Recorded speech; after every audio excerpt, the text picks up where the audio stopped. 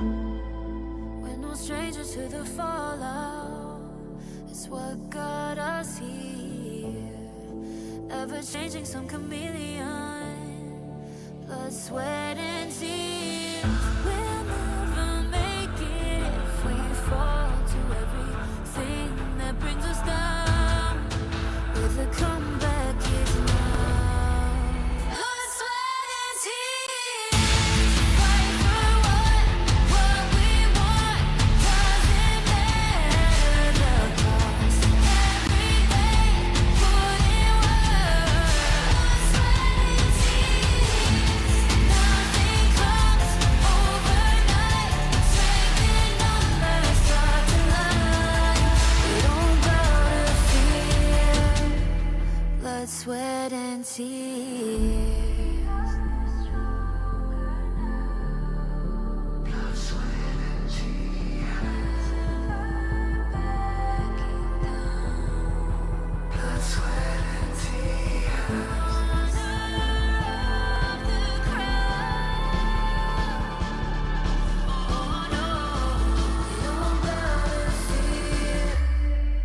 Blood, sweat, and tears.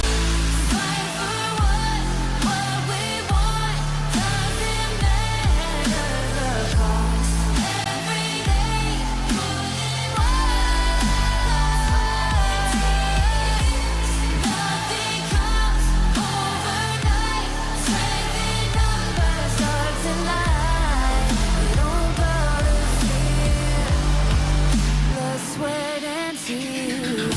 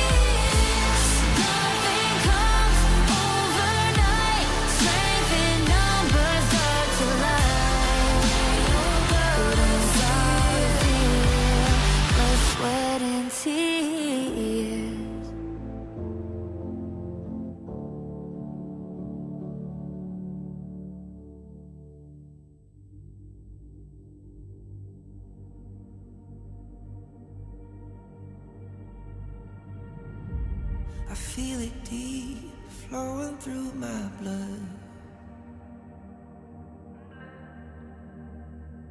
Rising up to become someone, and taking it all on my own. What a sweet victory. And taking all of my control, awaken something deep in me. Like flames, feel it burning inside. Take a hold in pursuit of the prize. I've been told ain't no way to survive, keeping all of this fire that's locked up inside. When this is the time, enter the ring. All those mental chemicals doing their thing. I got flashes of battles inside of my dreams. I was made for this moment. At least now it seems like it's time to come face to face with your fear. Been battling reasons for all of the years, and I learned how to fight them with style and grace no one's ever encountered. You say it's amazing, I'ma come out swinging when they open the gate. Go ahead, call passion, I'm calling it rage. I'm taking what's mine like I already own it. Watch but don't blink, going here to the moment. The sky rained down. Here's to the madness that's all around. Go on, tell 'em who you are, you are, you are. Go on, tell 'em who you are, you are, you are, you are. Here's to the moment. The sky rained down. Here's to the madness that's all around. Go on, tell 'em who you are, you are, you are. Go on, tell 'em.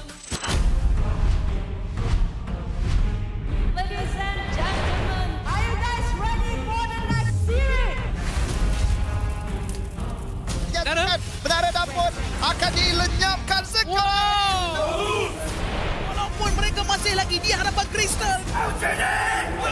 So today's match against LGD, obviously everyone knows that this is the team to beat. My mindset is always to try to be the best, and I do that to my players. And if I want to be the best, I have to beat the best. Esse evento sobre a LGD, a gente não jogou contra eles ainda, mas a gente sabe pelos jogos que eles vêm fazendo no campeonato, é um time muito forte. E eu espero um confronto bem difícil contra eles. Actually, Love give us so much surprise because they can beat Impunity like 3-0. This is unexpected, so we will pay more attention about this team. 我觉得我们要非常注意他们的打野，因为这个打野很猛。会比较多偷他的野怪，防止他发育起来。 Loops 这个战队我听都没听过，我希望明天可以让我见识一下你们什么实力。 Eu acho que eles vão enfrentar o adversário mais difícil que eles vão enfrentar no campeonato vai ser a gente, então é melhor eles tomar cuidado com a gente. Beberapa loncatan berlaku dan itu dia tinggal City Boy, kemenangan untuk tim Secret. Dimungkin Stars mencari yang terakhir, Seiko juga terjatuh. I think that Team Secret is a completely different story because they seem to have a very versatile play style. So I think it's going to be a very tough match. VKS 让我们看看你们 SC 冠军的实力到底在哪里，有没有水分。每个进到4强的都是强队，而且他们也是8C第一，我们当然是非常希望在4强碰到他们。 jogador da Team Secret que a gente tem que ficar meio atento é o Long. As rotações dele early game, ele pareceu um cara bem inteligente no mapa. Então vai ser um adendo a mais pra mim e um confronto bem interessante de se jogar. 他们的打野丹尼是他们整队的灵魂，针对他的话，基本上他们的队伍应该是报废了58%吧。很遗憾你们来到半决赛对到我们，是觉得你们晋级决赛的希望不是很大。E a gente vai provar que eles são apenas a sombra da LGD na Malásia. Team Secret, vocês serão próximos.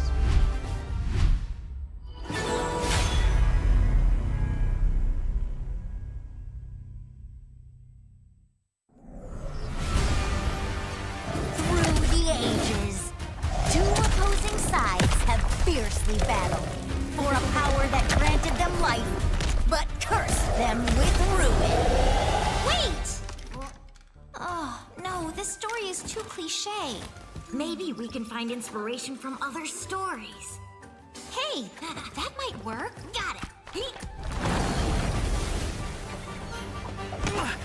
Woo! Oh.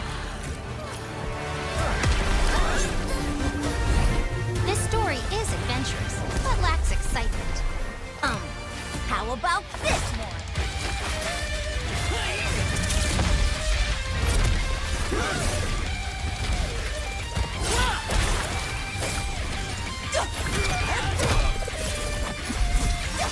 This is too much. It needs more fun. How about this?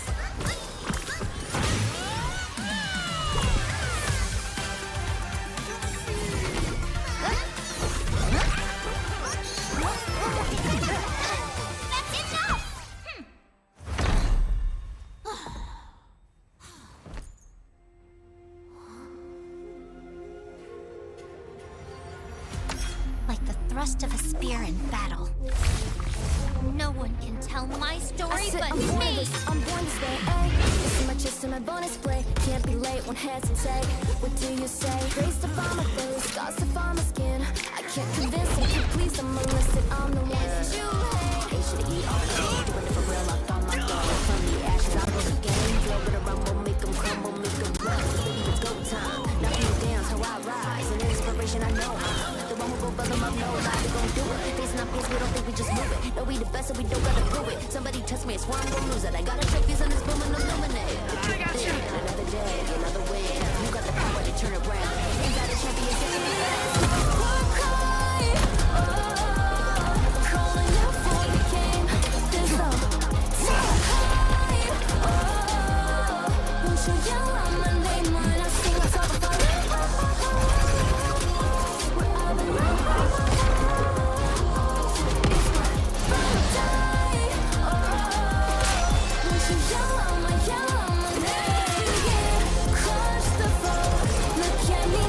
This is my story.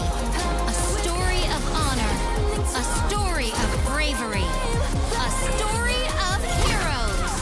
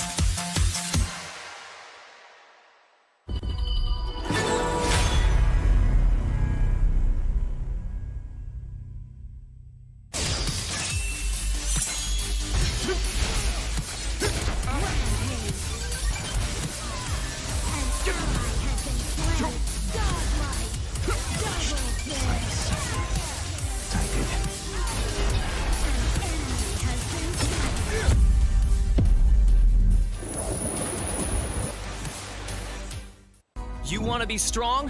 Learn from the pro now. When you're attacking a tower, you might accidentally target an enemy. Or when attempting a tower dive, you end up targeting the tower and minions instead. Professional players execute such impressive moves effortlessly.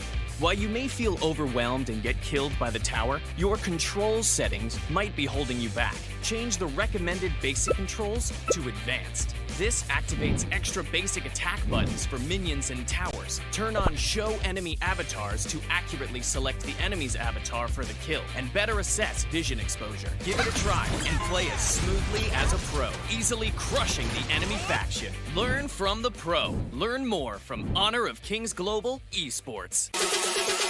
All I need is a target.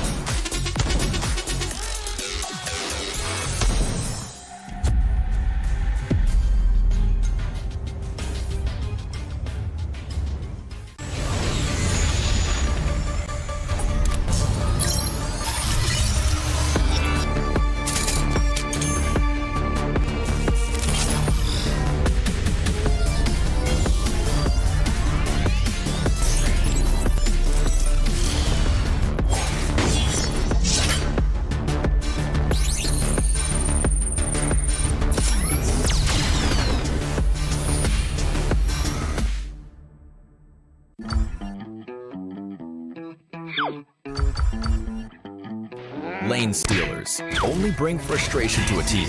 The team will be at a disadvantage and players will not enjoy the match. We are also players, and we know the problem doesn't lie with the good players. Therefore, based on feedback, we created the lane pre-pick system. Players will choose the lanes they want to play before looking for a match. The system will take these preferences into account and find suitable matches so that everyone can enjoy the game. To combat lane stealers, everyone has a chance to create a better gaming environment by reporting them and making the Gorge a better place. With this system, finding a balanced team is no longer a problem, but a practice in innovation.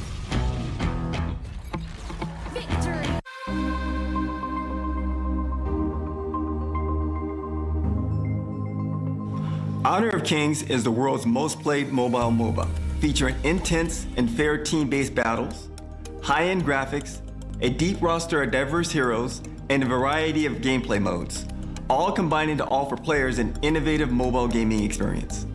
One of our main goals is to develop Honor of Kings for a global audience. To achieve this, we continue to add localized content to the game, such as collaborating with popular franchises to bring new regionally inspired heroes, skins, in-game events, and more to our worldwide community.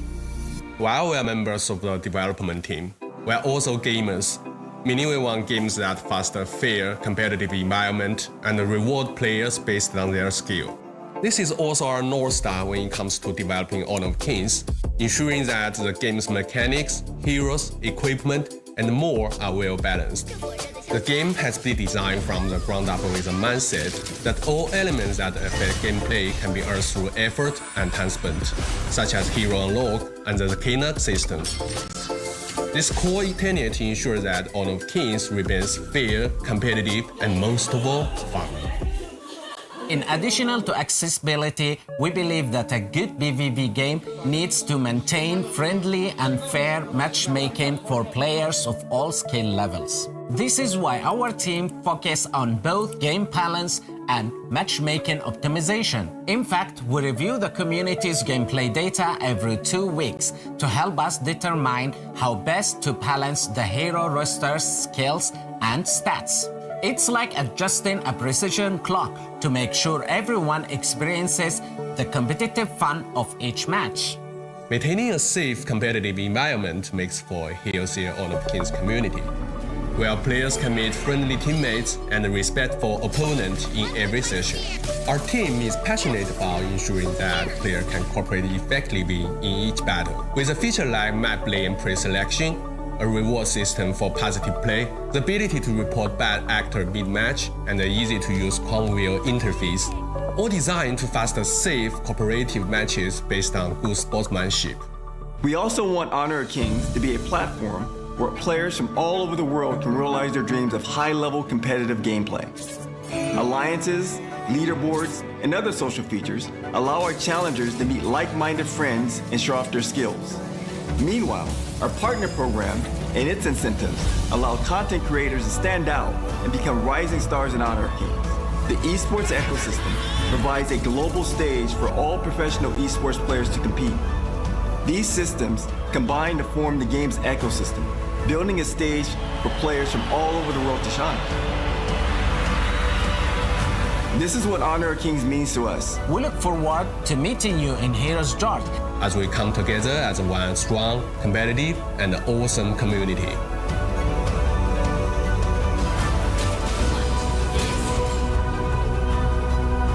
Welcome to Honor of Kings.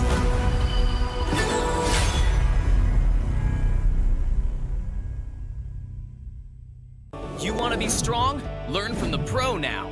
When you choose a long-range marksman to take down enemies in the distance, only to find the enemies constantly staying at the edge of your attack range. When you enthusiastically pick a high-burst mage, planning to crush the opponents, but the enemies keep sneaking outside your vision. The professional players have long been using the small tricks in their settings for smooth operations. Let's take a look at how the pros set up their game. Change the setting from fixed camera to camera shifts with skill direction. Your vision will move with the direction of your skills, allowing for a broader vision range. This not only enables more accurate targeting, but also gives you the upper hand to anticipate incoming enemies in advance. Come and try this practical secret that professional players are using. Play like a pro to dominate the enemy team effortlessly. Learn from the pro. Learn more from Honor of Kings Global Esports.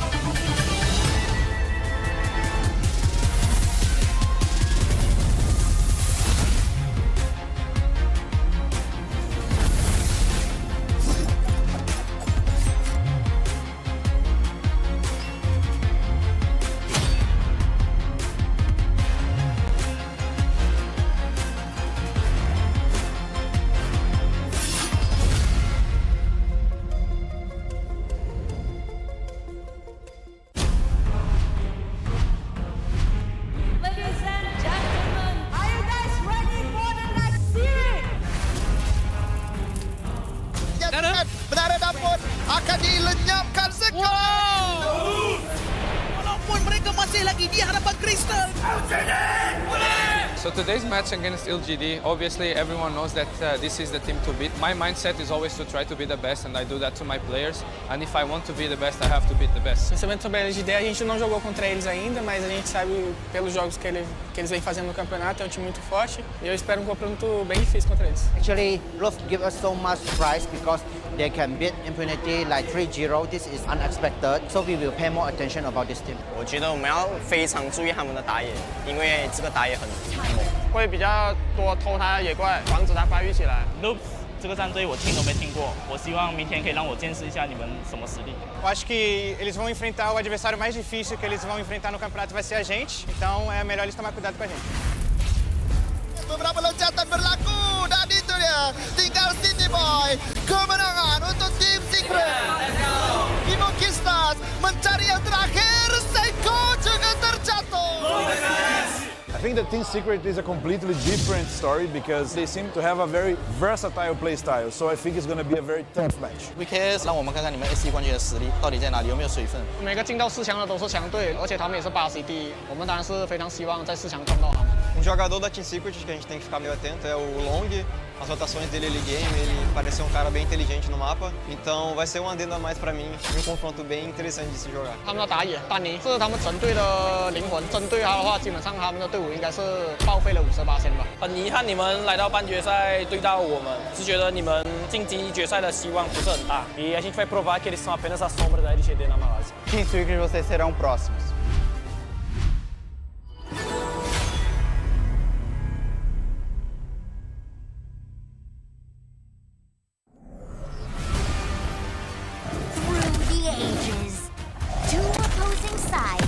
Fiercely battled for a power that granted them life, but cursed them with ruin.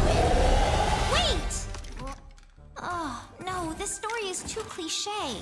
Maybe we can find inspiration from other stories. Hey, that might work. Got it. Woo! Oh. This story is adventurous, but lacks excitement. How about this one?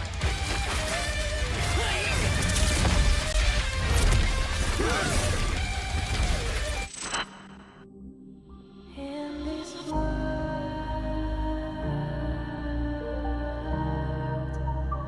only ones in this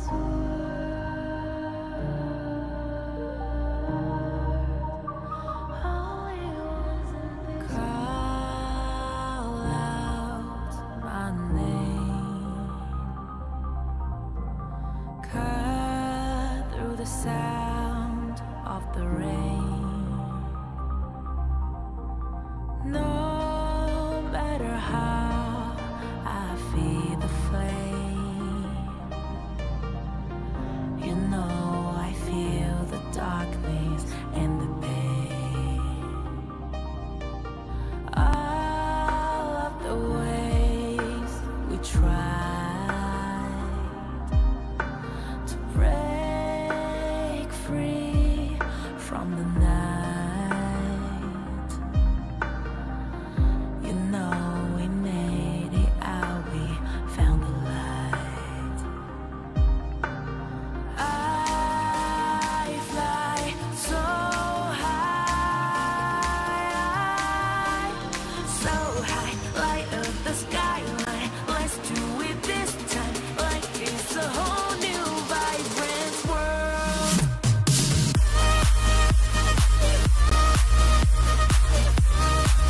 Like we're the only ones in this world.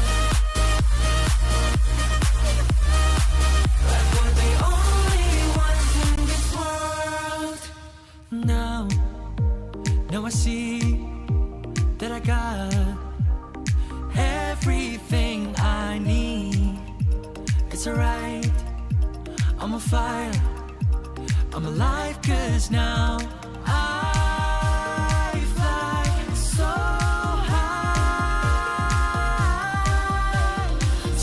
high, light up the skyline. Let's do it this time, like it's a whole new colorful world.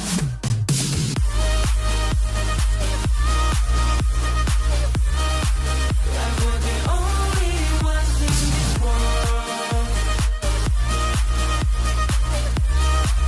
Like we're the only ones in this world. Never thought we'd get this far, burning like the stars. How we get this far, like we're the only ones in this world.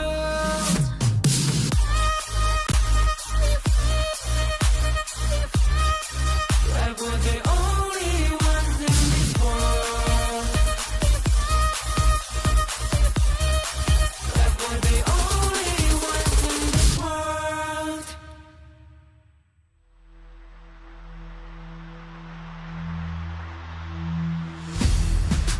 In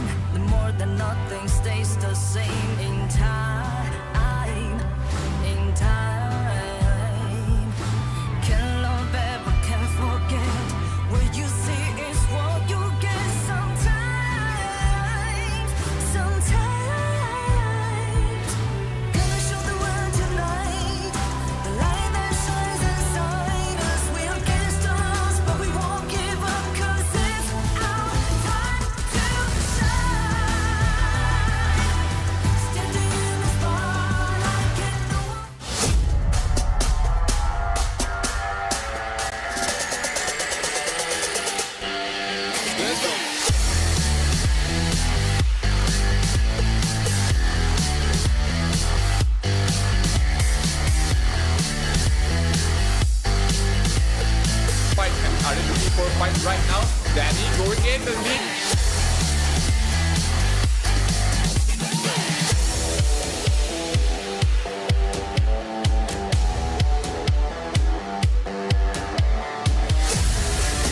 Well, opened by Fang. Fang doing the time damage from Danny as well, taking down the win sheet as well. Niap is looking.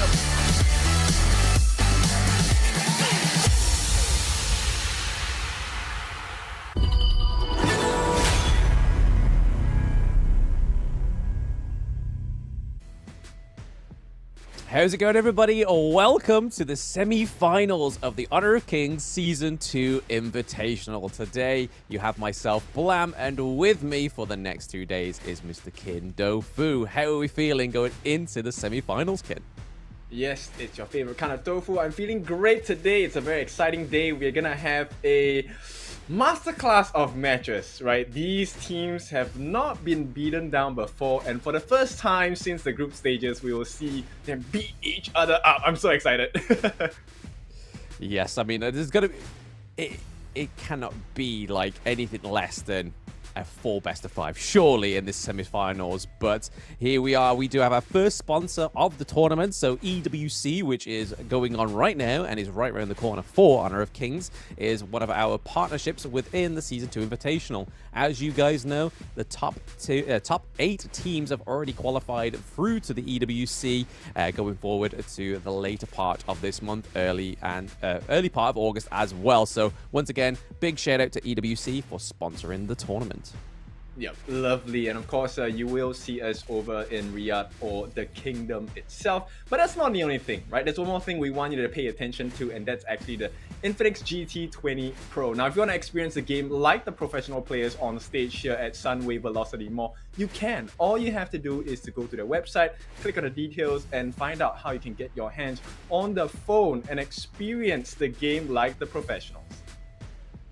I mean, with the lack of technical difficulties, I can imagine that the phone itself can hold up to Honor of Kings. But again, it has been a fantastic device. We've seen those player cams. It seems to be a very smooth gameplay on it as well. So is it going to be smooth enough to keep up with the fiery fingers of the semi-finalists going through today?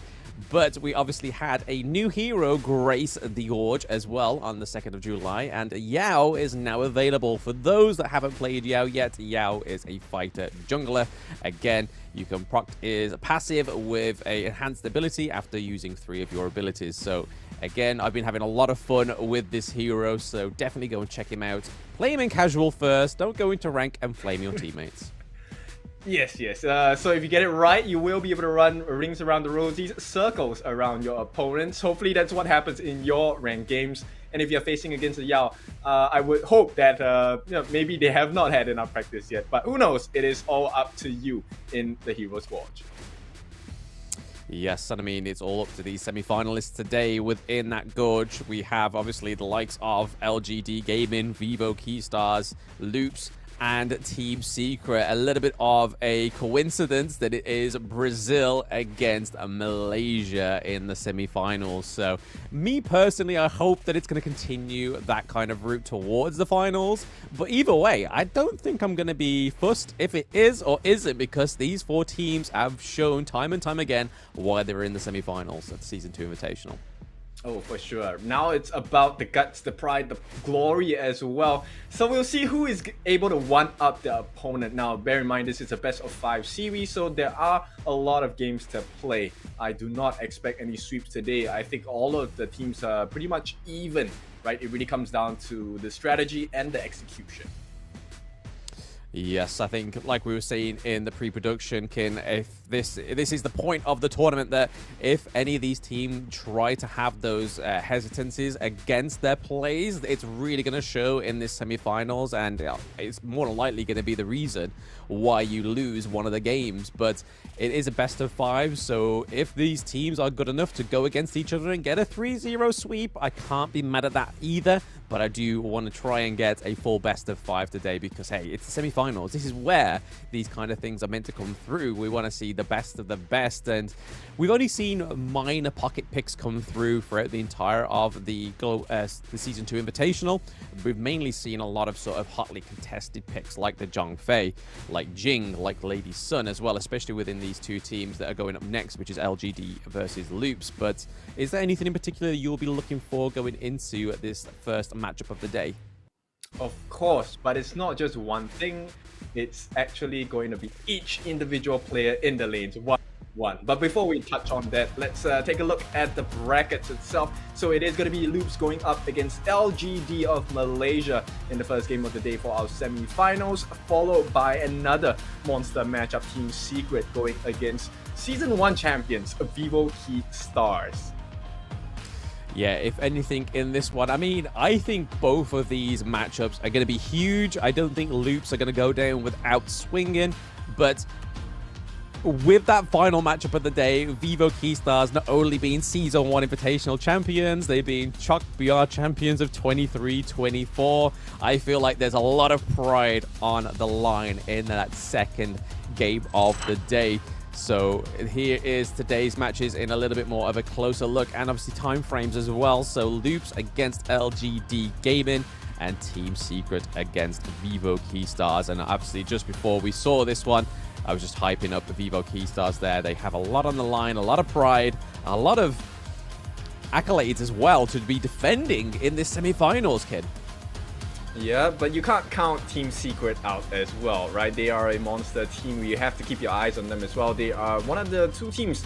Funnily enough, it's LGD Gaming as well as Team Secret that have pulled out the Fuzi combination with the Da Qiao. And I don't think anyone has been able to kind of tackle that yet.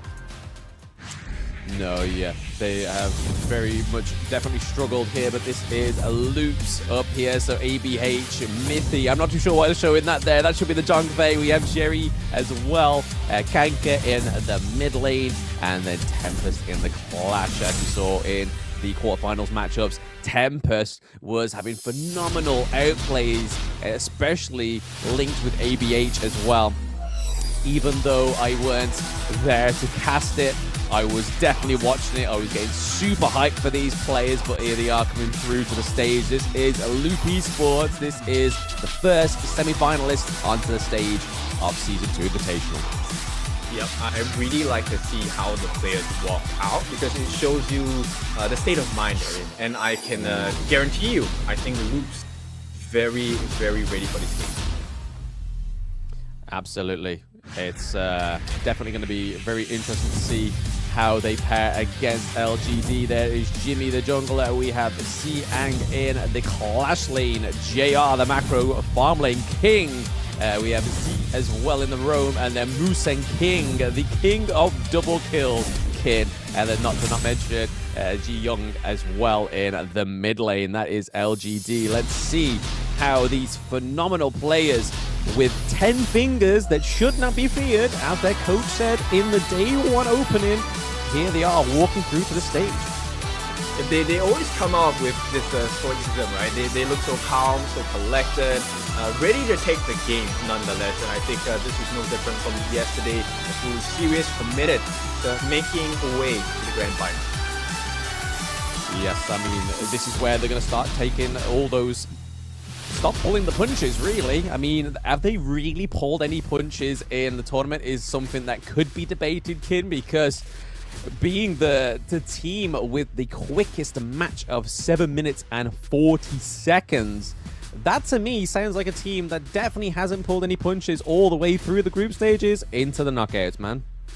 Yeah, you know what? That's the difference between someone who has practiced one punch for 10,000 times and 10,000 things for one time, right? I think they are very powerful, and it might not be the strongest position they've had yet. Now let's take a look at Loop's going to be represented by the 5 players here, all familiar names in this Invitationals of Season 2, looking to put their name across LGD's lineup. Yeah, no, like we've already highlighted, I think there's probably not been a match within the group stages to the knockouts now that none of these players have not shined. They've all really showed and tried and tested that they are here, and the reason why they're on this roster is the fact that all these are MVP worthy, and the outplay potential has been crazy from all of them. But here is their opponents, maybe their final opponents. I don't want to get too ahead of myself for Season 2 Invitational, but LGD Gaming here, we have seen them on the little teleprompt there with Siang, Musang King, Zhejiang, JR, and Zir in the Rome support lane. So again, this is LGD Malaysia, guys, and they are definitely representing with fire. Right, let's take a look at the stats for the head-to-head now. 58% team fighting rate for the side of LGD, a little less aggressive compared to Loops, who likes to fight a little bit more at 67%. But it's cool that both teams have similar average kills. This is 13 to 12.9 for both of these teams, and as well going to be equalized on the average damage per minute. The only stark difference here is the first blood rate, so you can expect a higher level of aggression, which is kind of funny when you put them against LGD, who has been so dominant. Yeah, I think LGD's early game is a little bit different to Loops's. So Loops you'll probably see going into this best of 5 with heavier rotations up into the clash lane or down to the farm lane. But you'll also see the LGD gaming really focus, especially their jungler, really focusing on getting as much farm as fast as possible and clean as possible. And you see it time and time again when LGD are in the matchup. You'd be like, what? Their opponents are ahead of kills. Their opponents have more turrets, but LGD are just sat comfortably behind. They're just like, yo, we got 3k gold ahead. We're all good, baby. Don't worry about it. And then they come back. So looking very fierce there, the Maying cosplay. Maybe we'll see Maying on the Gorge. We probably won't see Ying, however, but she is definitely a fantastic hero nonetheless. Well, she was kind of aggressive. She actually hit one of the audience members there. So. yeah.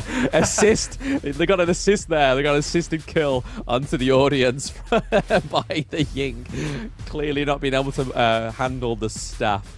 But yeah, this is going to be nothing short of a bangerkin. I mean, what are we thinking for the draft? Are we thinking it's going to be a little bit of the same old song and dance, the things that got them through to this stage so far, or are we going to see some brighter pocket picks that we haven't seen yet? Because on both of these teams, we've seen a few pocket picks come through so far.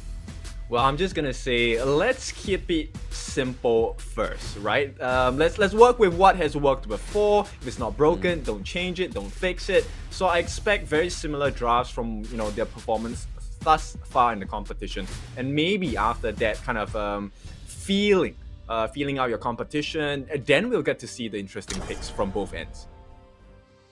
Yes, but I don't think it'll be long before we actually find out now, because we are into the bans and picks of Game 1. So this is a best of 5. Those that are now tuning in at home, you have come in at the right time. This is Loops Esports against LGD Gaming. Obviously, Malaysian team, not to be mistaken with the Chinese team. But we have already on the board some very familiar bans here, Kin. We have the Chow, we have the Dolia, once again, keeping up her 100% appearance rate, baby. She's there to stay. But interesting, they go for Mithy's pig pick, which is the Zhongfei. Yep, I like this because we actually spoke about this before the game. So they do identify that Mithy is a huge problem. But they release and open up the Mai, which is going to be snapped up immediately for Kank. Oh, okay, yes, so Mai coming through for Kanka in the mid lane. Again, this is a hero that we were speaking about pre-production as well. Not quite up for the side of Loops, but more so for one of the other teams. But the Lady Shen, again, coming through very strong. One of the highest win rates compared to her appearance as well. So she has one of the higher appearance of the whole of Season 2 Invitational. And she has one of the highest win rates as well. I believe it's something like 76%, I believe it is. Yeah, very high percentage for sure, right? And right off the bat, they're gonna equalize the picks first. So you're gonna have the Ma Yin and the Jing coming through for Loops. Likewise, we will have the Yu Huan joining the likes of Lady Sun and Lady Zhen as well. So there's a lot of iframes and huge bursts coming out from both ends, actually. Yeah, I mean, that Jing coming through, I feel like when I was doing a lot of prep towards this game, that I feel like the Jing was going to be a highly contested pick, and game one's already kind of showing that is going to be the case with Jing coming through in game one. But what rhymes with Jing is Ming, and Ming gets banned on the side of Loops Esports. But interestingly enough, they do ban out the Deranger and the Ho Yi on the side of LGD. So Lady Sun are retaken. We look over to the side of Loops. It's going to be really interesting to see what they go for in that farm lane, because those three... Actually, those four, because Ali banned very much towards the beginning part of the banning phase, Kin. It really slows down and shrinks that farm lane pool already. I mean, we could have like the Marco Polo come through, which we've seen very frequently, or you could get your Fang pick come through. But going into this team comp, do you reckon Fang would gel into Loops Esports team comp here? I think the Fang will actually do well in splitting the fight, right? That's one of the benefits, because it's huge burst as well. But yes, it's difficult because right now Zere is not exactly in a very safe position. They have quite a lot of potential bursts coming out, especially control, right? And this is going to come in the form of Charlotte. I like the fact they banned the Dharma, because we've already seen the performance by Snow yesterday. We know what a Dharma can do. A burst onto the backlines, killing off my Shiranui or even Zere will be horrendous for the side of Loops. Yeah, so Charlotte is one of the pocket picks I have down for LGD, because Charlotte has not been picked onto the side of Loops. It may be one of those heroes that they're not quite as confident with. We generally see the Mayin come through like we have, and there is a Fang. So Fang and the Mutsu coming through on the side of Loop Esports. Again, between these two teams, the Mutsu has been one of those heroes that has been not really contested. It's been something they both play. But the thing with the Mutsu is if you are playing on the back foot, it's a hard pick to come back from. Because if you look at LGD's roster, they've got such an aggressive roster here, and that's just going to be completely thickened out with the Lian Po with some fantastic engage potentials. Those triple knockups that you have from that ultimate, it's going to be really hard, especially paired in with the Hugh Huan in the jungle. That team fight's going to be lasting for quite some time, Kin. Yep, exactly. And his main role here is actually to soak up the cannon blast coming out from the Morton, right? And because he is anti-CC based every time he uses a skill, you can expect that he's going to jump the backlines as well. But he has one more very important job, and that is to keep the Clash lane under control, which is going to be Tempest on that Mayin, because Mayin should not touch the backline of LGD. It's going to be an instant melting of kills for the side of Loops if they get their hands on the backline. Yeah, no, that's probably the main goal there for the likes of the Lian Po, but then also for the Hugh Huan to try and just sustain that backline like you were saying there, Ken. But really interesting first game team comps here for both of these teams. A little bit of familiarity coming through for both of Loops and LGD Gaming as they go into game one. This is those new joining in at home. This is the first game of the semifinals. So that statement alone really shows you the gravity of what's at stake in this first game in the best of 5. Yeah, for sure. And LGD doing the typical fashion of trying to steal the first camp across the game itself. It looks like Xiang will be successful in doing so. So this is a benefit for the side of LGD's jungle. Yes, already massive benefits here, but you see that the Lian Po is already sort of navigating to that mid lane, because again, the Mai Shiranui going against the control utility mage like the Lady Chen is a really hard matchup for them to face, but you can't really be putting the Fang there in the mid lane against the Lady Chen, and then Mai going against the Lady Sun. It's a little bit of the same old song and dance, but there we go. ABH looking for the first blood, keeping it true and tested there with their first blood rate. Loop Esports coming in, Jing baby, taking down Musang King. Yeah, beautiful, and this is going to be a recovery attempt here. Kank actually gets out, what the heck?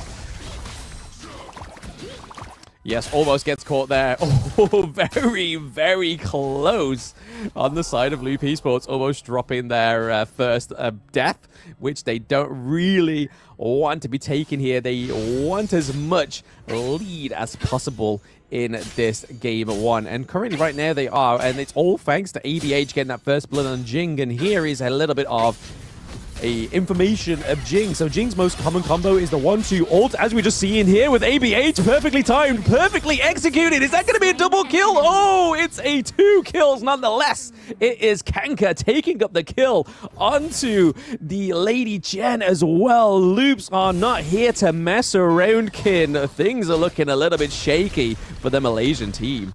Yeah, that's right. Definitely not what the Malaysians expected at this point. But Loops, we know their power and we know their strength as well. And Loops having a 3-0 lead in the first 2.5 minutes is a very, very strong showing of where they are at in this game right now. Yep, I mean, I was alluding to in the intro that LGD have not been the team to pull punches, but currently it looks like Loops have been pulling some punches throughout the entire of this tournament. They are definitely in it to win it. I mean, 3 kills ahead. This is nothing strange for LGD to be witnessing here, like a week early game. We know that they prioritize the farm. They like to get that gold lead, or at least try and sort of maintain the gold lead from not being so far away from their own. I mean, even though Loops is 3 kills up, they're able to still be sustaining a 1.4k lead. It's not massive at this point, but I think that's all down to the likes of the Musang King just getting that really clear, really fast jungle rotations. Yeah, at this point, oh, hang on. Oh, potential. Kanka going in with the first ability. Okay, Lady Shen going in with the ult there, but we see that Mai is into the back of the line on target ability. Comes through from Hu Huan, and she does be a little bit safe there, thanks to the untargetability of the Hu Huan skill set. Motsu coming in with that lung obnoxious stun, though, from that first skill, trying to set up some plays here. Fangs being a little bit too aggressive. Zeri almost got the kill onto the Lady Sun. I feel like the pressure and the appearance of the first Tyrant was the reason why Lady Sun was able to survive. Kanka looking pretty low, or denying the brawl onto the Tyrant. We do see the LGD are able to take the Tyrant in the first part of the game. Yep, interesting that happens, right? Because of the domination for the side of Loops. It looks like they will play more objective-based turrets here. They want to go for that T1 on the top, and looks like Zeri will take the tier 1 on the bot as well. So for the first time in the tournament, I think LGD being out macroed. Yeah, I mean, do we expect anything less from Loops? We've always said that Loops, the only time they generally struggle is closing out those late games. I mean, not quite to the extent of Osiris, but oh, okay, fourth kill going over to the side of Loops, and they're not done yet. We see the ultimate shell come through from JR, but then JR gets taken down by the Jing. That is a 2-1 trade for Loop Esports. That it was favorably and fantastically executed there by the Brazilian second seed. If this is how the second seed's playing against what we could consider as Malaysia's first seed, Kim, what's that got in store for Team Secret? I mean, if you look at Loops, right, they're giving LGD a taste of their own medicine, right? So at this point, this is what LGD has been doing to every single team that they've come up against. But Loops, for the first time, they're showing them, hey, this is what it feels like. Yeah, definitely doesn't like. I mean, what is it they say? Sometimes, is it bad medicine? I'm not too sure to say it. I'm going to muff it up here, so I'm not going to proceed that one. But Miffy gets taken down by Musang King, so we see that a second kill over to the side of LGD is taken by Musang King, and that is definitely the taste of bad medicine on the side of Loop Esports, losing the second kill already over to the side of the Malaysian team.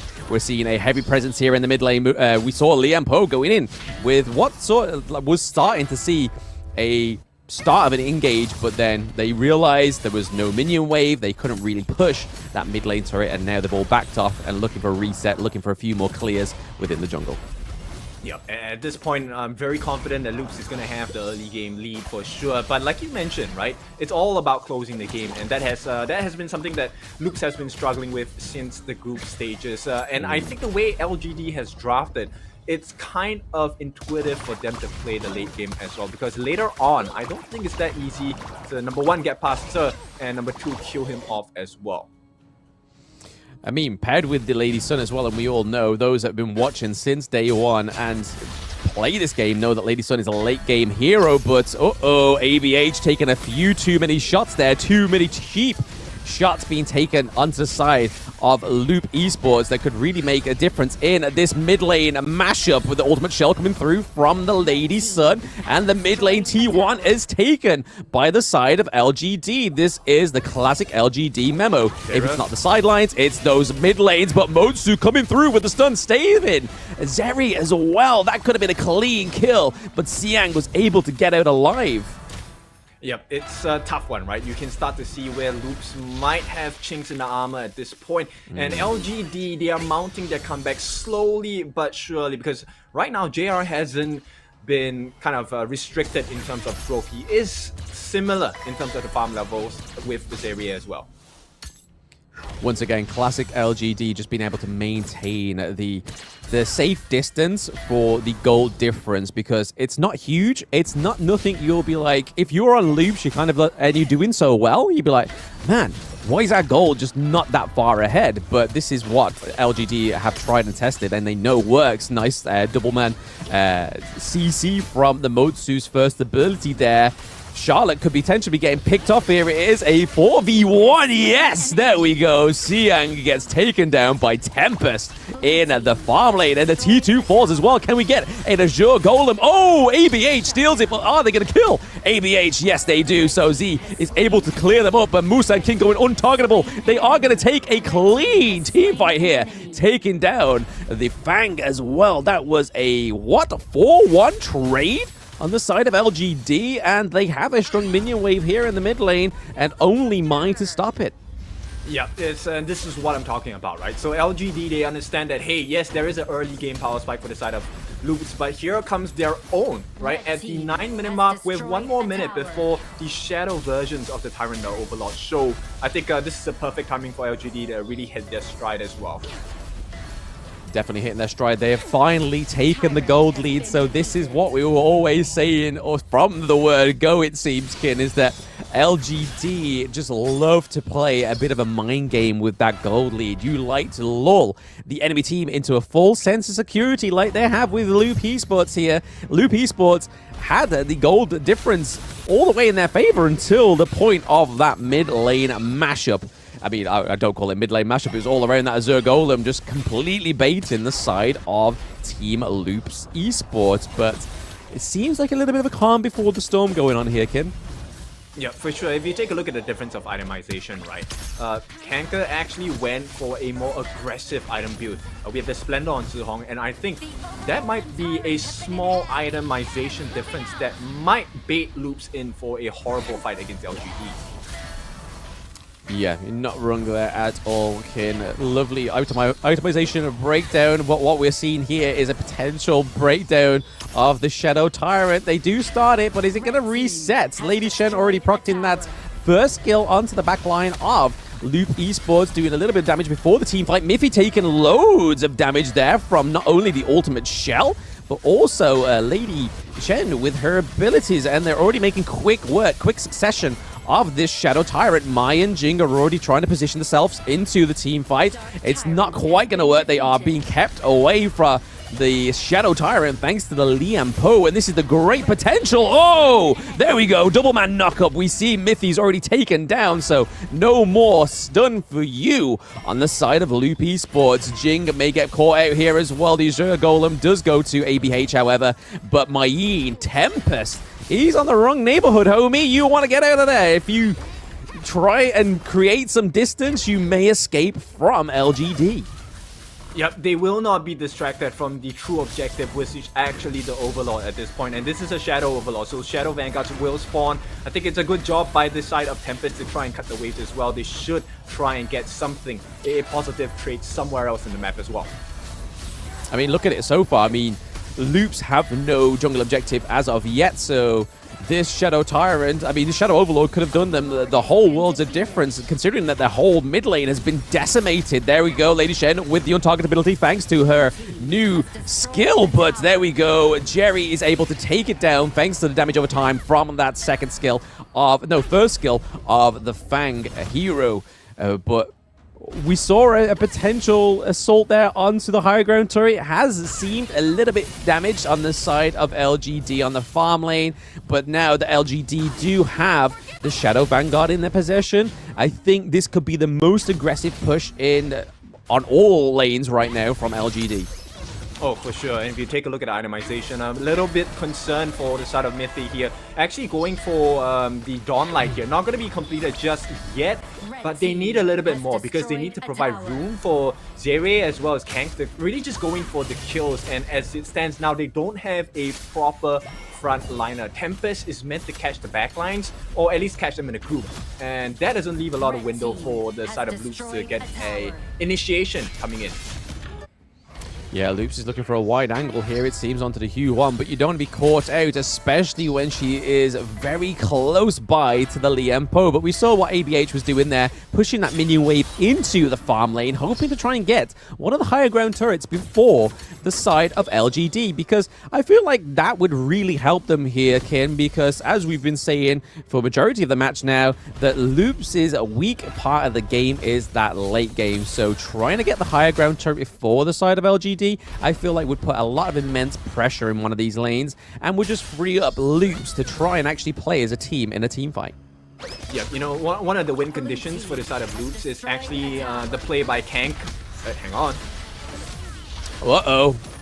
A little bit of deep water there. None to be frowned upon, but Liempo actually not doing anything. We saw a potential engage that seemed it could have been fruitful. It could have been fruitful if LGD were closer to the whole play.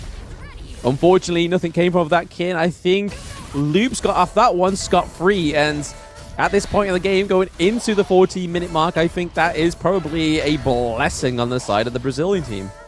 Yeah, for sure, because at this point, there isn't much to fight over in the map just yet. Maybe the Zero Golem that's going to be coming up. But, oh, hang on, Xiang catches two. Oh, yes, almost catching two. Liempo going in. They're all looking pretty low. Focusing the Fang. Fang is able to roll out with the second skill. Again, how many times are Loop's gonna be able to get out of these team fights scot-free without losing any of the heroes? I mean, yes, we've had to have a recall from ABH, which is not great, knowing that the Shadow Tyrant is up once again, and still Loops at the nil point of the jungle objectives. Kin, is this going to be where it all changes around? We see that Jing is aggressively going for it, but we see that LGD is able to pull the Shadow Tyrant away from them, but there's still a deny of access to the jungle objective once again. A great damage buff going to LGD. Yeah, as it stands now, I think Loops, they have about a 2-minute window before the next game-winning play. That's what we're looking at, right? So Loops, I think they need to make sure that Mithy and Kank do get something out of the next fights. They are the win conditions.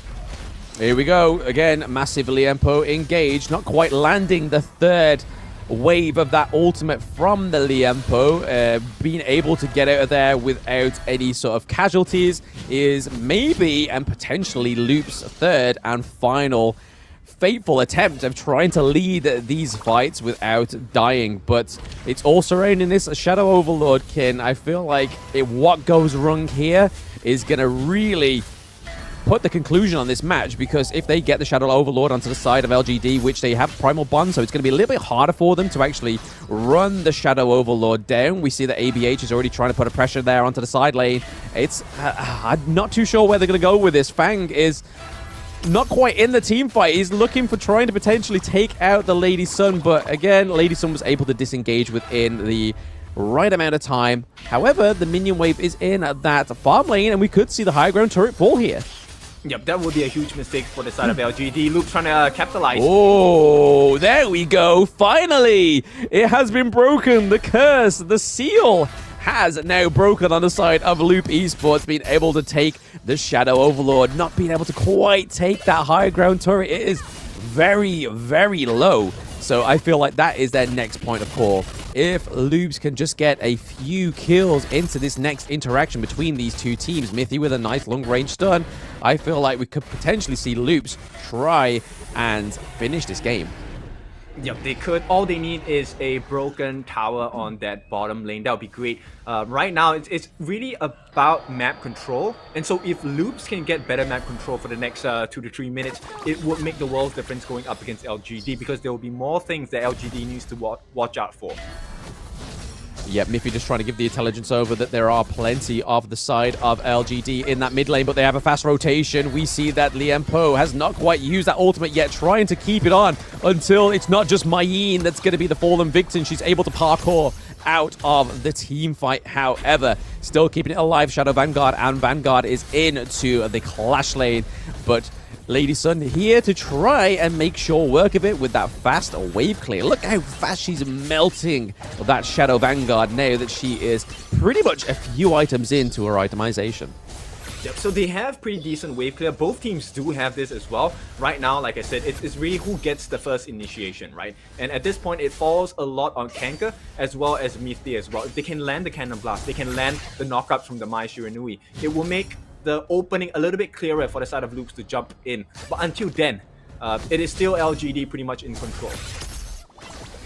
So, before we get the next sort of hype moment, Kin, what do you feel like's working here towards this mid to late game on the side of Loops, and what's not working? Me personally, I feel like because they have the Motsu now and they're playing on the back foot, it seems to be a little bit harder for them, whereas in that early to mid game, because they were ahead of the gold and just ahead of these rotations and being super aggressive, the Motsu definitely shined more then. What's your feelings on this one?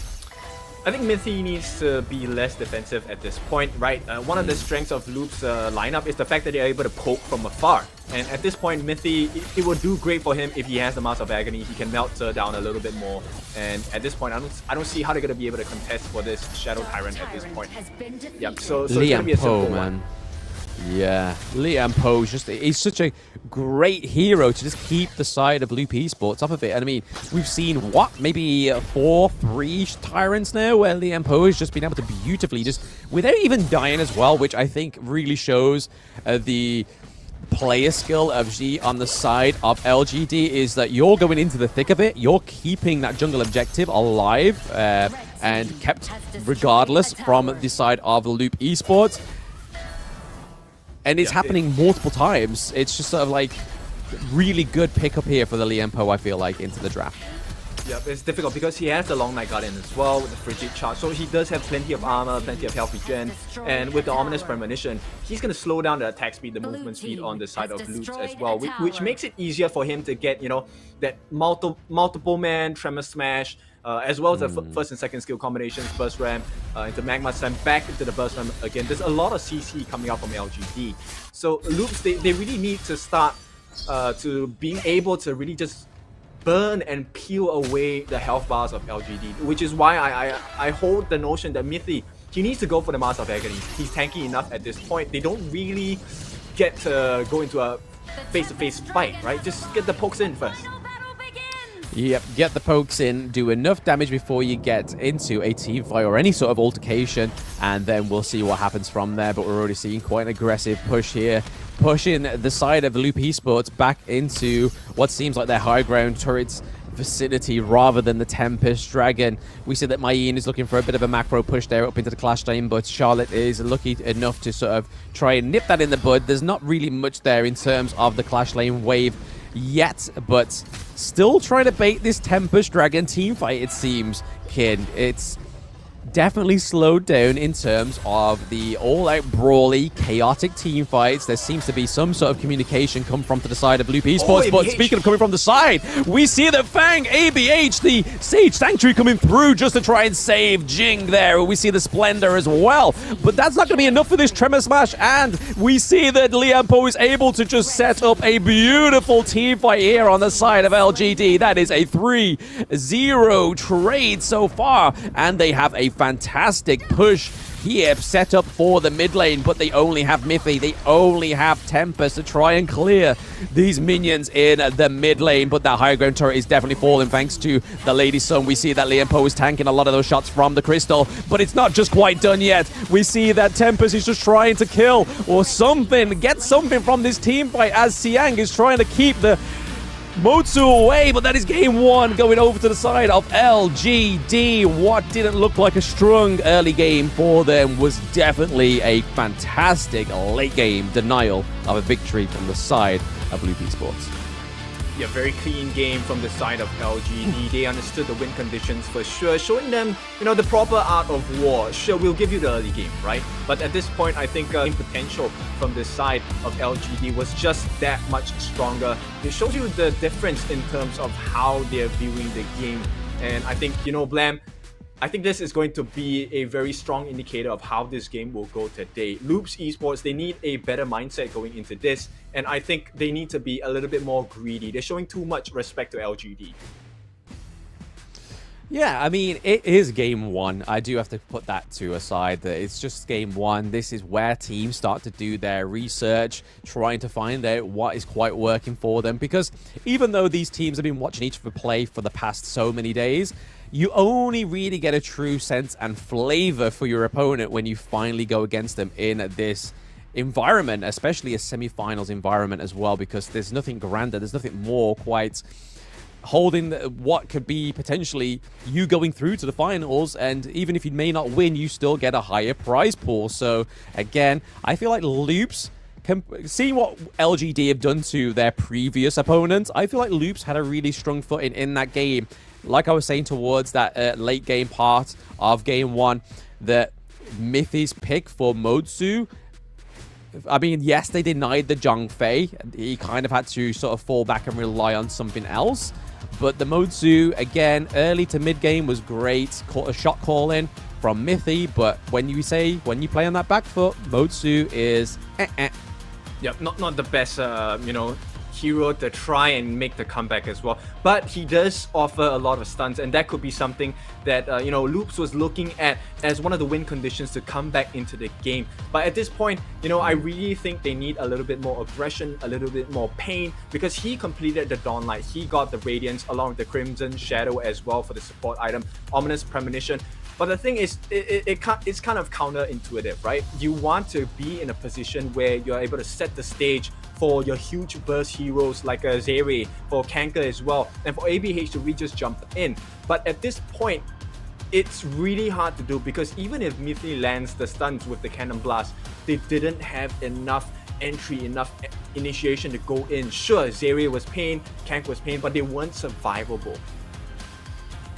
Yeah, I mean, the Fang generally shines a little bit more when you have a tank on your side, because it allows you to get into the nitty-gritty of the team fight. And we both know, Kin, that being big Fang fanatics, that you have to get stuck in there. You have to use that first ability to proc the amount of damage that you need to let this rodent just absolutely shine. But again, he was Zeri here was the 88.4k damage of the team, so only shy of 4k by the Mai Shiranui as well. So already showing that Fang did do the damage, but there just wasn't as much damage as we would like to come through, because again, Loops Esports were just lacking the tank, lacking the front line towards that late game. Yeah, if you take a look at the damage, it's pretty even spread across for the side of LGD. Zihong, of course, the person with the highest damage dealt across the board. But more importantly, right, if you take a look at Zeri, it's a hard game for him, because there literally isn't anyone that he's able to jump on consistently. Everyone has an escape mechanism. Musang King with his Unending Sorrow, so with the life points, JR with the Rolling Raid, Zihong with the Ocean of Tears, even with Splendor as well. So who could he get target sighted on? No one, right? And that speaks the stories and volumes about this gold graph, because once they hit their timings, it was all in LGD's favor. Yeah, again, we love to say it, but the gold graph always paints the prettiest and most accurate of pictures. So we were talking about LGD's roster being quite late game orientated, especially being activated towards the mid game, and you can kind of see it with that gold graph. We saw a great start from Loop, such an aggressive first blood from ABH onto the side of the Azure Golem, but then after that, it kind of just teetered away. Lady Sun came online, great engages from the Liampo, and the MVP is, as a Liampo fanatic myself, we love to see an MVP for Z on the Liampo for game one for LGD. Yeah, for Zhe itself, if you take a look at the damage, it's taken 127,000. That's one of the markers of a good Lianpo, right? Being able to soak in a lot of damage. But what makes the difference between a good Lianpo and a great Lianpo is the damage dealt. He was always in the forefront. He was always chasing them down, landing so many 3-man, 4-man tremor smashes, buying so much time for the team to come in, especially for JR to get the rolling raid. Yeah, it wasn't just that as well. It's the fact that this Lianpo was used as such a great denial of these jungle objectives that we saw towards the mid to late game, especially on the Shadow Tyrants, on the Shadow Overlords as well. Just being able to be sat in the back of the brush and then be like, yeah, what's the password? What's the password? Tell me the password and I'll let you in. And there was just unfortunately no way for Jing to get in, for the Mayin, for Mai Shiranui as well. And there was definitely no shot that we saw Fang was going to get in there, but I do have to keep reminding that the people watching at home that Loops had a fantastic early game. Like, honestly, compared to all the other teams that LGD have played against, I feel like Loops has put the most aggressive mark, maybe even got them shaken a little bit towards that mid game, because it wasn't until the point where we saw this fight around the Azure Golem where things really started to get heated for the side of LGD. That 4-1 trade? Hello? Yeah, for sure. And that's the marker of LGD, right? They never lose out in the trades. It's always a positive trade for the side of LGD. And you can be sure that once this Lianpo goes in, there is a very high possibility that LGD will come out with a positive win rate. Especially this, what a bait from Zhihong there, using the Ocean of Tears along the Splendor, buying time for Zhe to come in, and once they have built room for themselves, it was all over, because the damage dealers like Kanka as well as Zeri were all taken down, and with ABH out of the picture, easy smites, man, easy kills.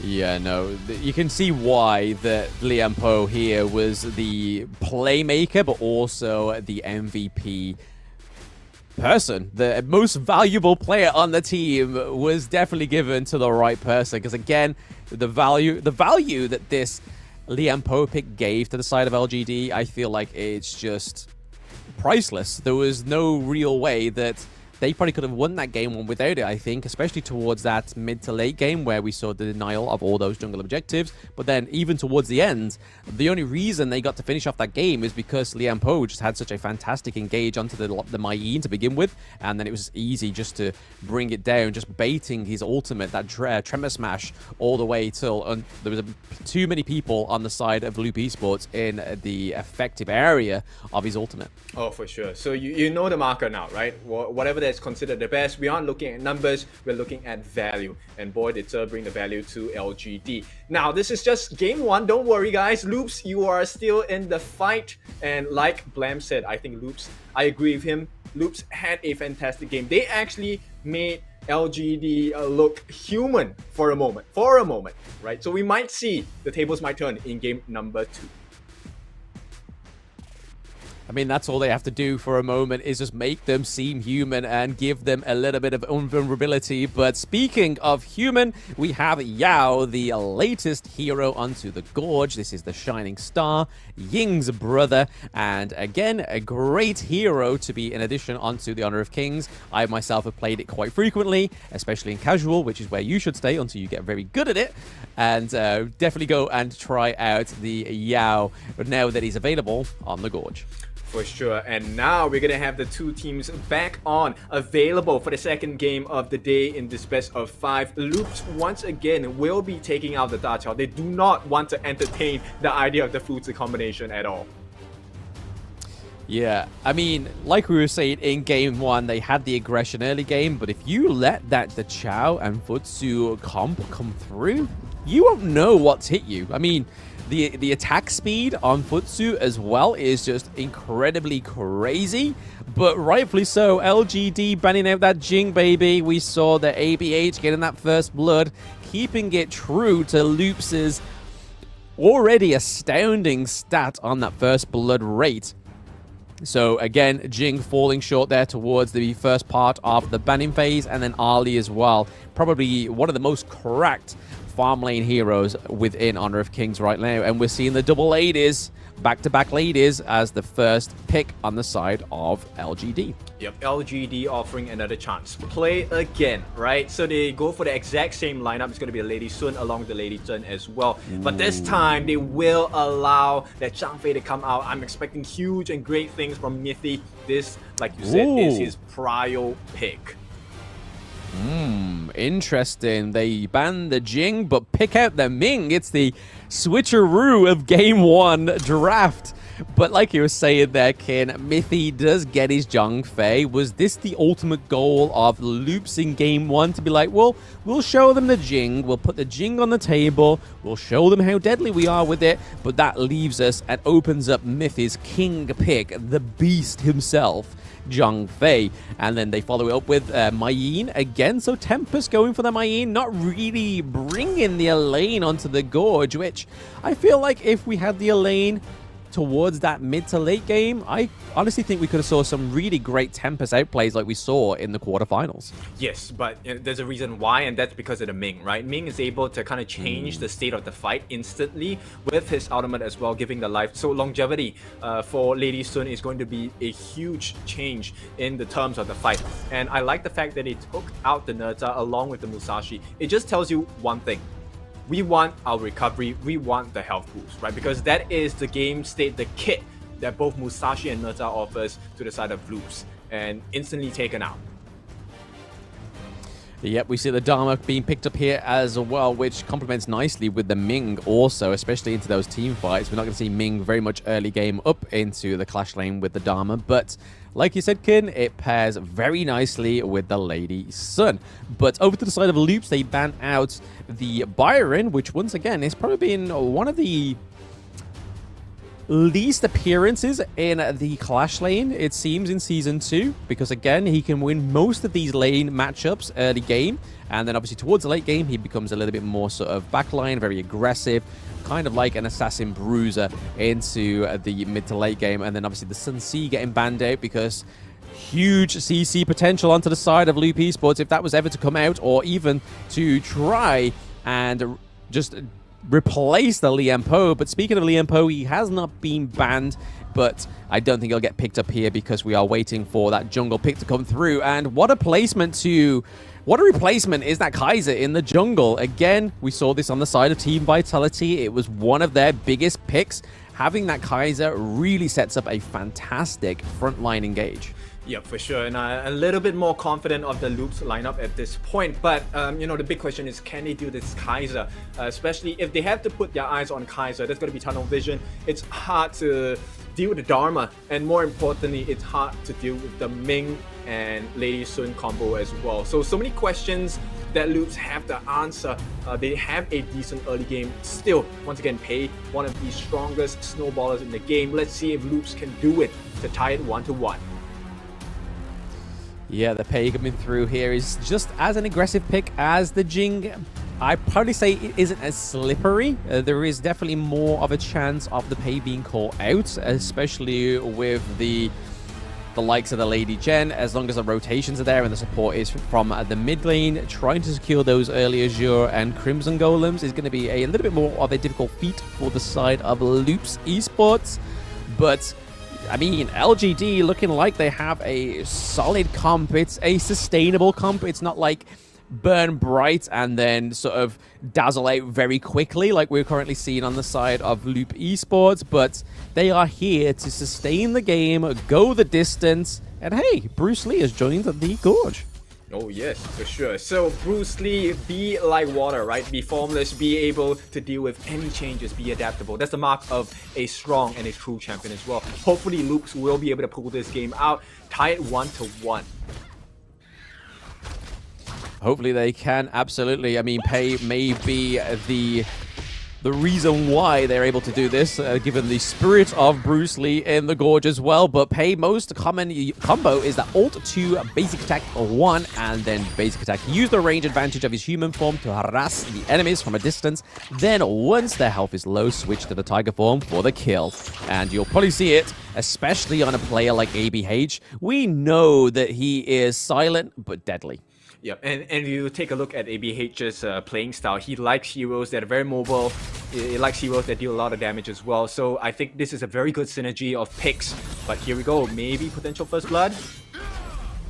Yep, no, Kanka able to actually dash out there alive. We see the familiar rotations here that we've been seeing for quite a lot of this in the Season 2, where we see... Oh, okay, Robert, let that go on the back burner there. ABH, we said silent but deadly, but he has been loud and clear with that first blood takedown. And then double kill over to Musang King. Like I said in his introduction, Musang King, the king of double kills, and putting some respect on his name in Game 2. Yep, we were waiting for the deadly, but at this point it's just silence coming out from ABH. Not his fault though, because at this point LGD, they have a pretty significant early game as well. This time when they allow the Kaiser to come through, the Invincible Warrior at level 4 makes a huge difference in the way that they can fight. And I like the fact that they put Suhong going up against Marco Polo, similar to yesterday's games, right? You want AoE against most of these farm lanes. Oh, hang on. Oh, 3v1 into the clash lane. We saw that getting set up for quite some distance there. We saw that Lady Song was with the rotation. Siang dashing over the wall for the Dharma. That was just beautifully played by the side of LGD. But this has really made me consider that Game 1 really shook up LGD, because they pick out a pocket pick like the Ming and they're playing so aggressive into Game 2. They're like, oh, we can't pull any more punches, guys. We're in the semi-finals of the Season 2 Invitational. If we doubt the second seed Brazilian team for a second, we could be looking at an L in the semi-finals, which, when you battle it so well this far into Season 2 Invitational, you kind of don't want to go out knowing that you didn't do your best. Well, actually, there's one positive thing you can take a look at Loops, and which is they managed to pull the respect of LGD. Now they're taking it to the next level. Oh, okay. Speaking of next level, that we could be having another next kill up into the clash lane, but Tempest being able to kick away Dharma, because Pei being quite close by as well. I feel like that 2v1 would have definitely gone into the favor of Loop Esports in the clash lane, and Lord knows they need a kill on the board, because LGD are up with 3 kills there.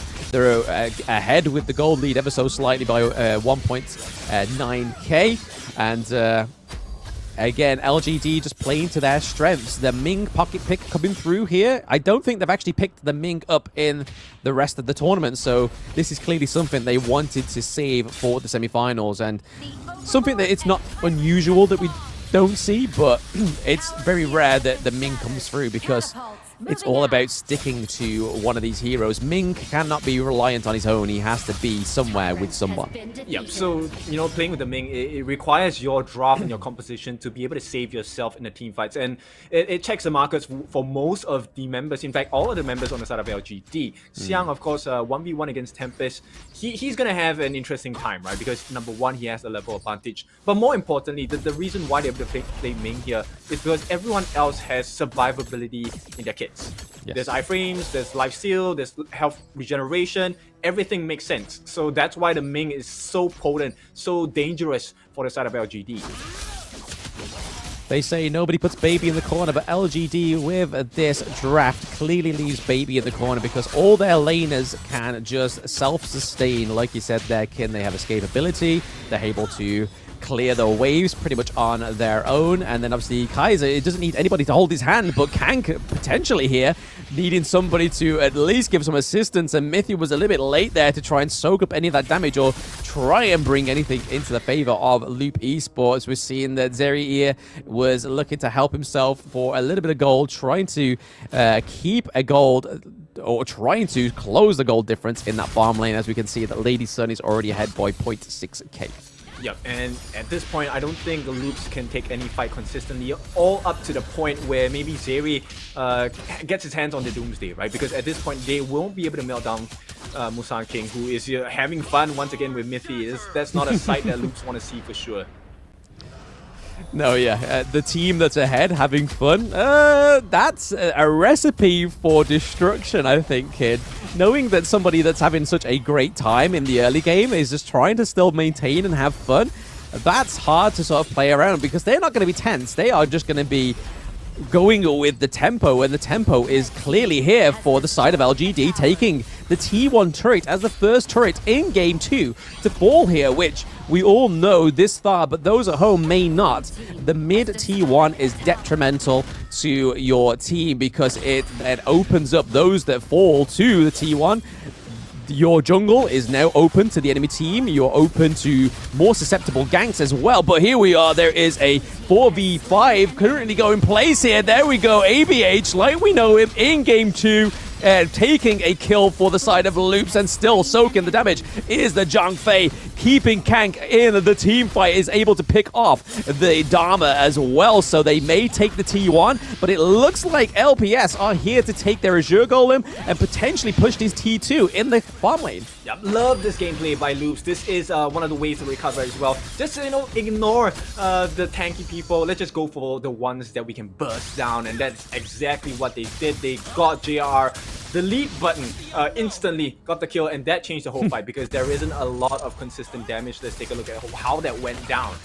Yes, look at this beautiful replay. Just keeping Musan King away from the squishier heroes on the side of LGD. Loops just know how to navigate this. They have the satnav. They have LGD's coordinations, and they know how to navigate that team fight. And that was clearly stated by what we just saw there in the replay. So I think Loops just need to offer a little bit more of that. Some more of that spicy Brazilian flavor of that team fight will keep them definitely considered in this best of 5, but they are going to lose that T1 up into the clash lane. Musan King going in here as well. We're already seeing to the back line of Pei, trying to take down one of their high damage dealers, but we see that Miffy is able to give some support. It's all going around. This Azure Golem, they were able to take it though. So Loops not actually losing anything in that team fight, not even an Azure Golem.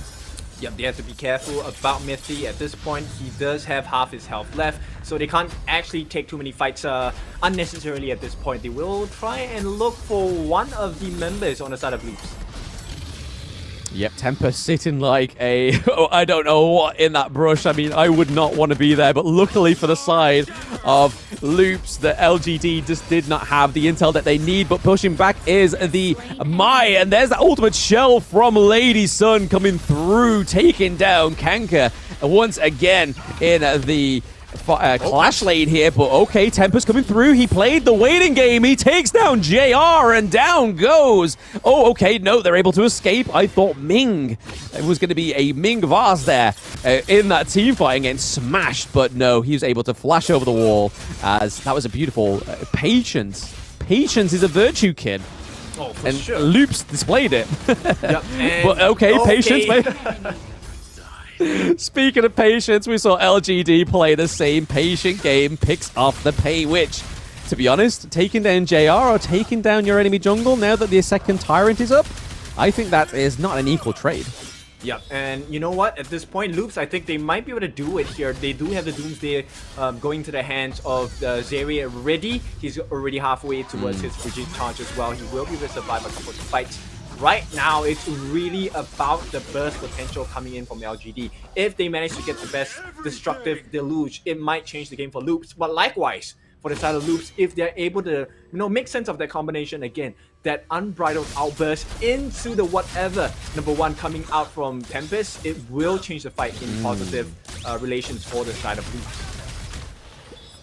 Yeah, I mean, already showing into game 2, I feel like the Mai Shiranui may be something they might want to like relax on, because it seems like the Mayin's basically taking the function of the Mai Shiranui. Yes, not as much damage, but able to sort of like separate the team fights.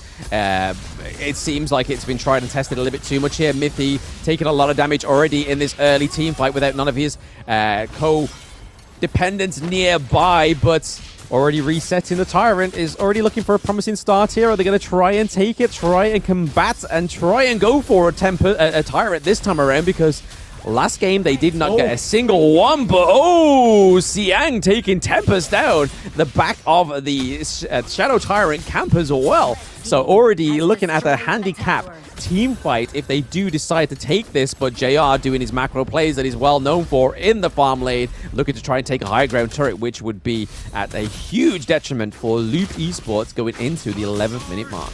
And this is why LGD is so scary, right? They always make the check checkmate plays here. Yes, you know what? We take a look at Miffy's ultimate. Unbridled Outburst still up. We don't commit, right? We don't commit for the Tyrant. We win the fight, we go for the tower. Oh, you're coming for the tower? No worries, we'll go back and take the Tyrant. It's always one step ahead of loops at this point for LGD.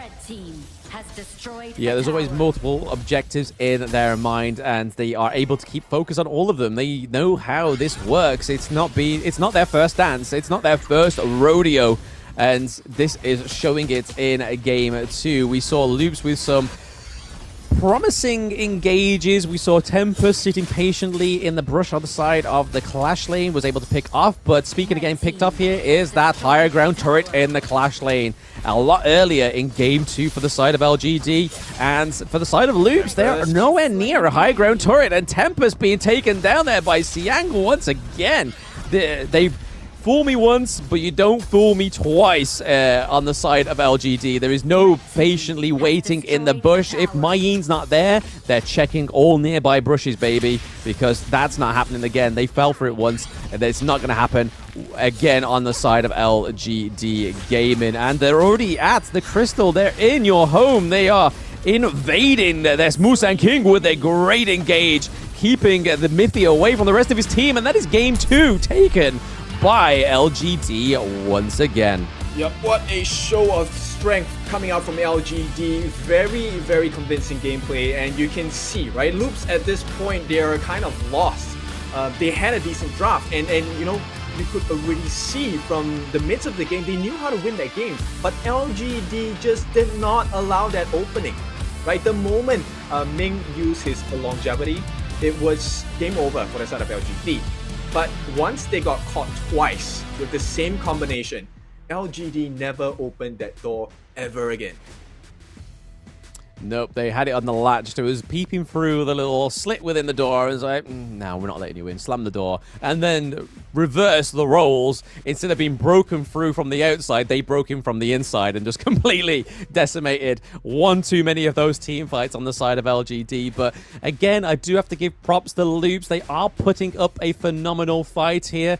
Game 1 looked a little bit stronger for them, especially in the early to mid game. And then towards game 2, we saw a glimmer of hope in the mid game, but nothing from there, because it seems like they lacked in the macro. There wasn't really much presence in the lanes, it seems, this time around, but the team comp wasn't really orientated in that way, I feel, on the side of Loop Esports. Yep, I think they were more focused on trying to win the objectives, right? Miffy's Zhang Fei looking for the Unbridled Outburst. At the moment where Tyrant was going to fall low, they would have secured it. ABH doesn't miss his smites for sure. But nonetheless, I think LGD already were in their heads, so it's pretty clear what they were aiming for. Yeah, I mean, for them to bust out the Ming in the second game really shows that Loops were in their heads, and they played a fantastic game 1. Game 2, however, like I said, just a glimmer of hope, but nonetheless, LGD just absolutely taking it once again. And it seems like the red side, especially LGD, that is, they love locking in the dual ladies. The dual ladies just able to sustain the lanes their own. They have escapability, like you were saying, Kin, in the match, and that leaves open the possibility for the Ming pick. And showing that it is such a triumphant pick, Ming really shining through there, not dying once, because he's always latched to a hero, but there was just no way that either the Mai, the Pei, or even the Mayin was able to just keep Z away from JR or the rest of the team. Yeah, for sure. If you take a look at the itemization, he went for the Crimson Shadow straight into Guardian, right? Which I love. That's a lot of shield. He also has the Dawnlight, so he gives two times a shield, and probably building towards the Twilight Stream because of his glide, right? So glide, when he connects to the opponent, will be able to damage them as well, lowering their magic resistance and increasing your magic pierce. So I expect a pretty even damage output coming out from the side of LGD. As you can see, yes, it is equal across the board, and all they had to do was to really just walk them down. It was like a lawnmower. You're cutting grass, right? You're mowing them bit by bit, and once the vice grip was on the throats of Loops, there was no recovery, because you're stifling the growth, you're restricting the movements. Everything went into the favor of LGD. Yeah, it's really funny that we saw those early, well, the pre-game stats about the team fight rate, and it already shows here, tried and tested, that Loops are very much sort of like a band of brothers when it comes to their team fights, because 100% and then 66, 66, 66. And then over to the side of LGD, it's kind of just like, hey, we trust you to roam. Don't worry. We will be there for you if we need to. We'll get to you. Don't worry. We will always be there in your mind, in the spirit, whereas Loops is definitely more of a physical, be-together band of brothers, and it shows there within that team fight rate. But the goal graph, baby, showing a completely different picture, but nonetheless a very accurate picture for Game 2. Oh, for sure. Now the big question is, for Loops, should they change the play style? Should they change the style of strategy for winning? Because Loops, as we have already seen, they have displayed that they love to fight. They want to win the game through the fights. But LGD knows this, and they pick their fights very carefully against Loops, winning each engagement. So should Loops take a look at trying different things, trying it a different style? Yeah, this is the thing I picked up with my my preparation for this match, is that obviously the Lady Jen was a highly contested pick between both of these teams, and the pocket pick for Loops this far was obviously the Mai. But speaking of the MVP, we are going to be seeing that it is the Dharma pickup this time around. So it's swapping from side lane to side lane. We see that Xiang with those fantastic backline engages from the Dharma, only dying once but dealing 31.4k damage, and only literally slipping out there with only taking a little bit of a bump on the chin with that 13k damage. And then obviously the 8k gold. I'm not going to go into 0.9 gold. That's a little bit more charitable, but the 8k gold there on the side of LGD, Xiang giving him MVP of Game 2. Oh, for sure. He did a very good job of controlling the opponent and counterpart clash lane. You're going to see that gameplay as well. LGD just being an absolute unit. Absolutely indeed. And we are seeing here these first blood replays from the side of LGD, because Loops in Game 1 was able to successfully take them down in the Game 1 first blood, but LGD was like, hey, we've got your number, baby. We are going to call you, and that call is going to be the result of first blood. But here is where we saw that glimmer of hope. It didn't really do much for them on the side of the gold graph, because it wasn't dominant enough, or there was no sort of after effect for Loop Esports from that great engage onto the side of the Azure Golem. But it was a glimmer of hope, to say the least, for them. But I'm not too sure what they can do drafting into Game 3. Like I was saying, the Mai was normally their pocket pick, but because Lady Shen on the side of LGD is getting locked in with those first two picks on the red side, it's kind of hard for them to go and sort of try a different mage in the mid lane. Thinking of the Princess Frost, the Angela, it just always seems to be the Mai.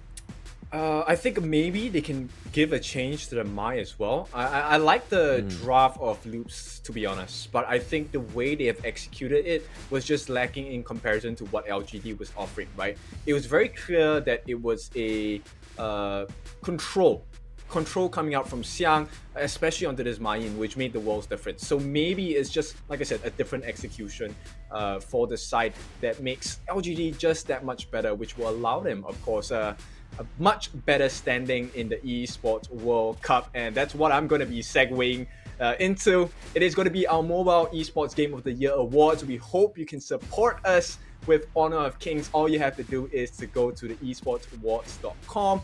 Bear in mind, every vote that you cast is not just helping the game, it's helping people like us as well, like Blam and myself, because you'll make us a little bit happier, make our day. Absolutely. It gives us a better standing in the Esports Awards, and I definitely got a few people to do it yesterday as I was watching the game, like, go and support it.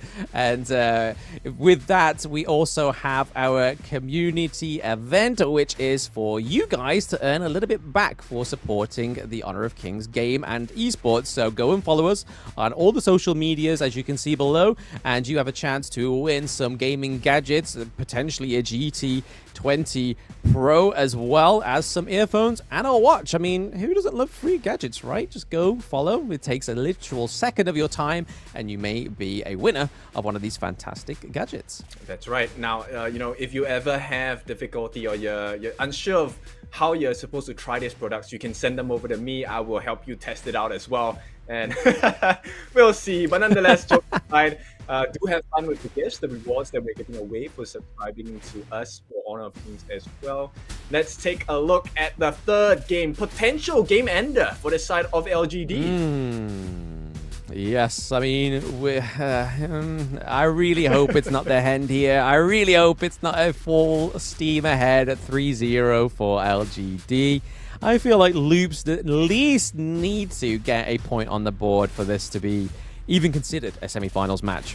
But that's not to say that LGD are not the it team. I mean, they are a fantastic team, and they've showed it for all of the Season 2 Invitational as well. Let's take a look at the heads-to-head. ABH against Musan King. It is going to be a slight difference in terms of the KDA. Musan King, obviously, with the number of games that they have played and how clinical they have been. 12.8 KDA for the side of Musan King against ABH. GPM-wise, gold per minute, I think they're pretty much even, right? And damage per minute as well. And they have shown 6 different heroes till date. So what do you think about this, Blam?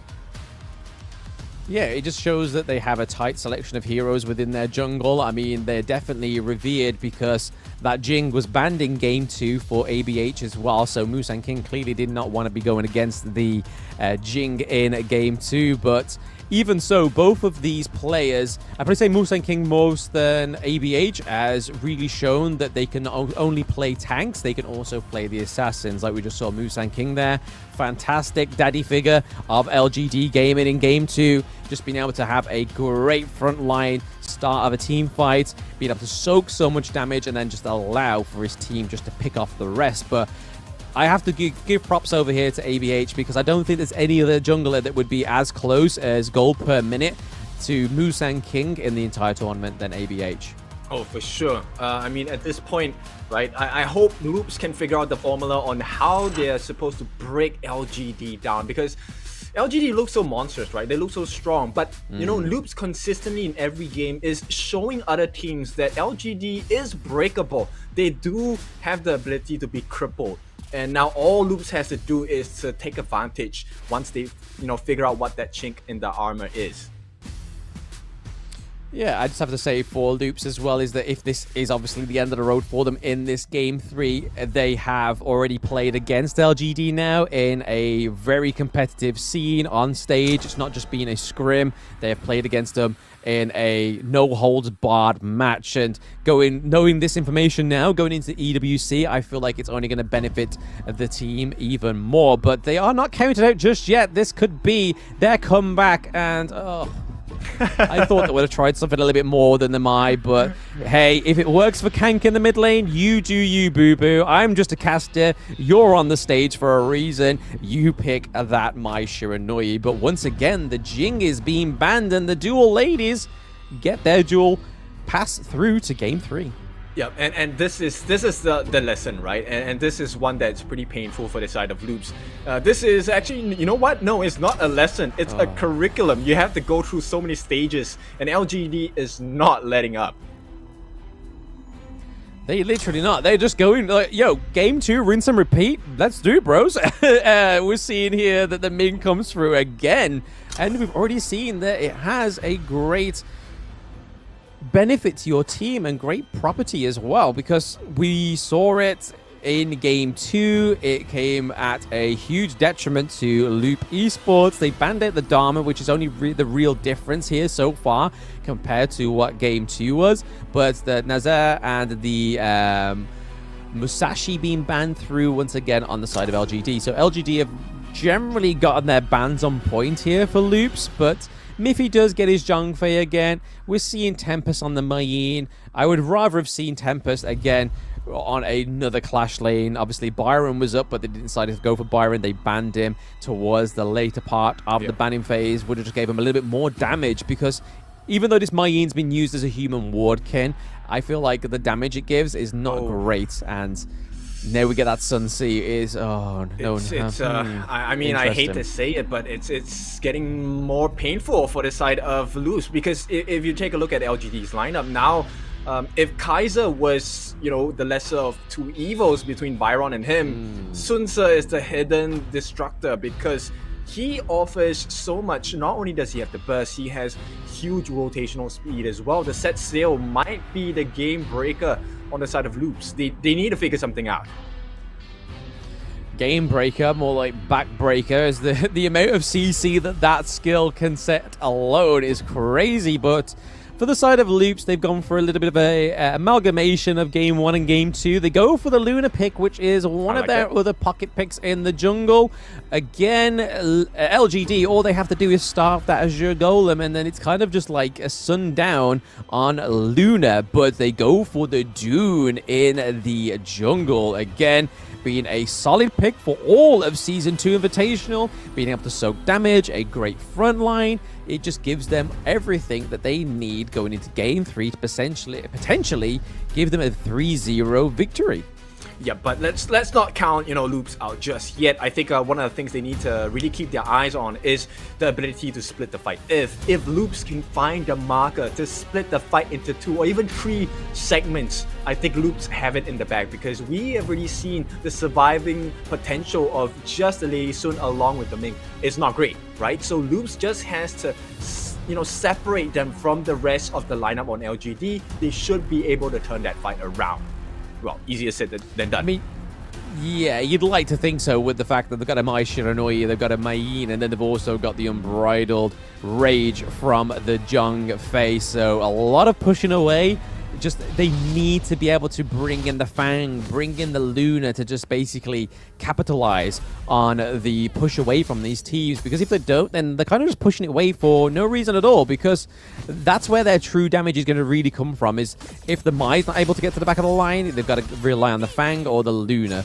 And this is Game 3. Those watching at home and those newly just tuned in, this could be the upset of the century for Loop Esports after a promising Game 1.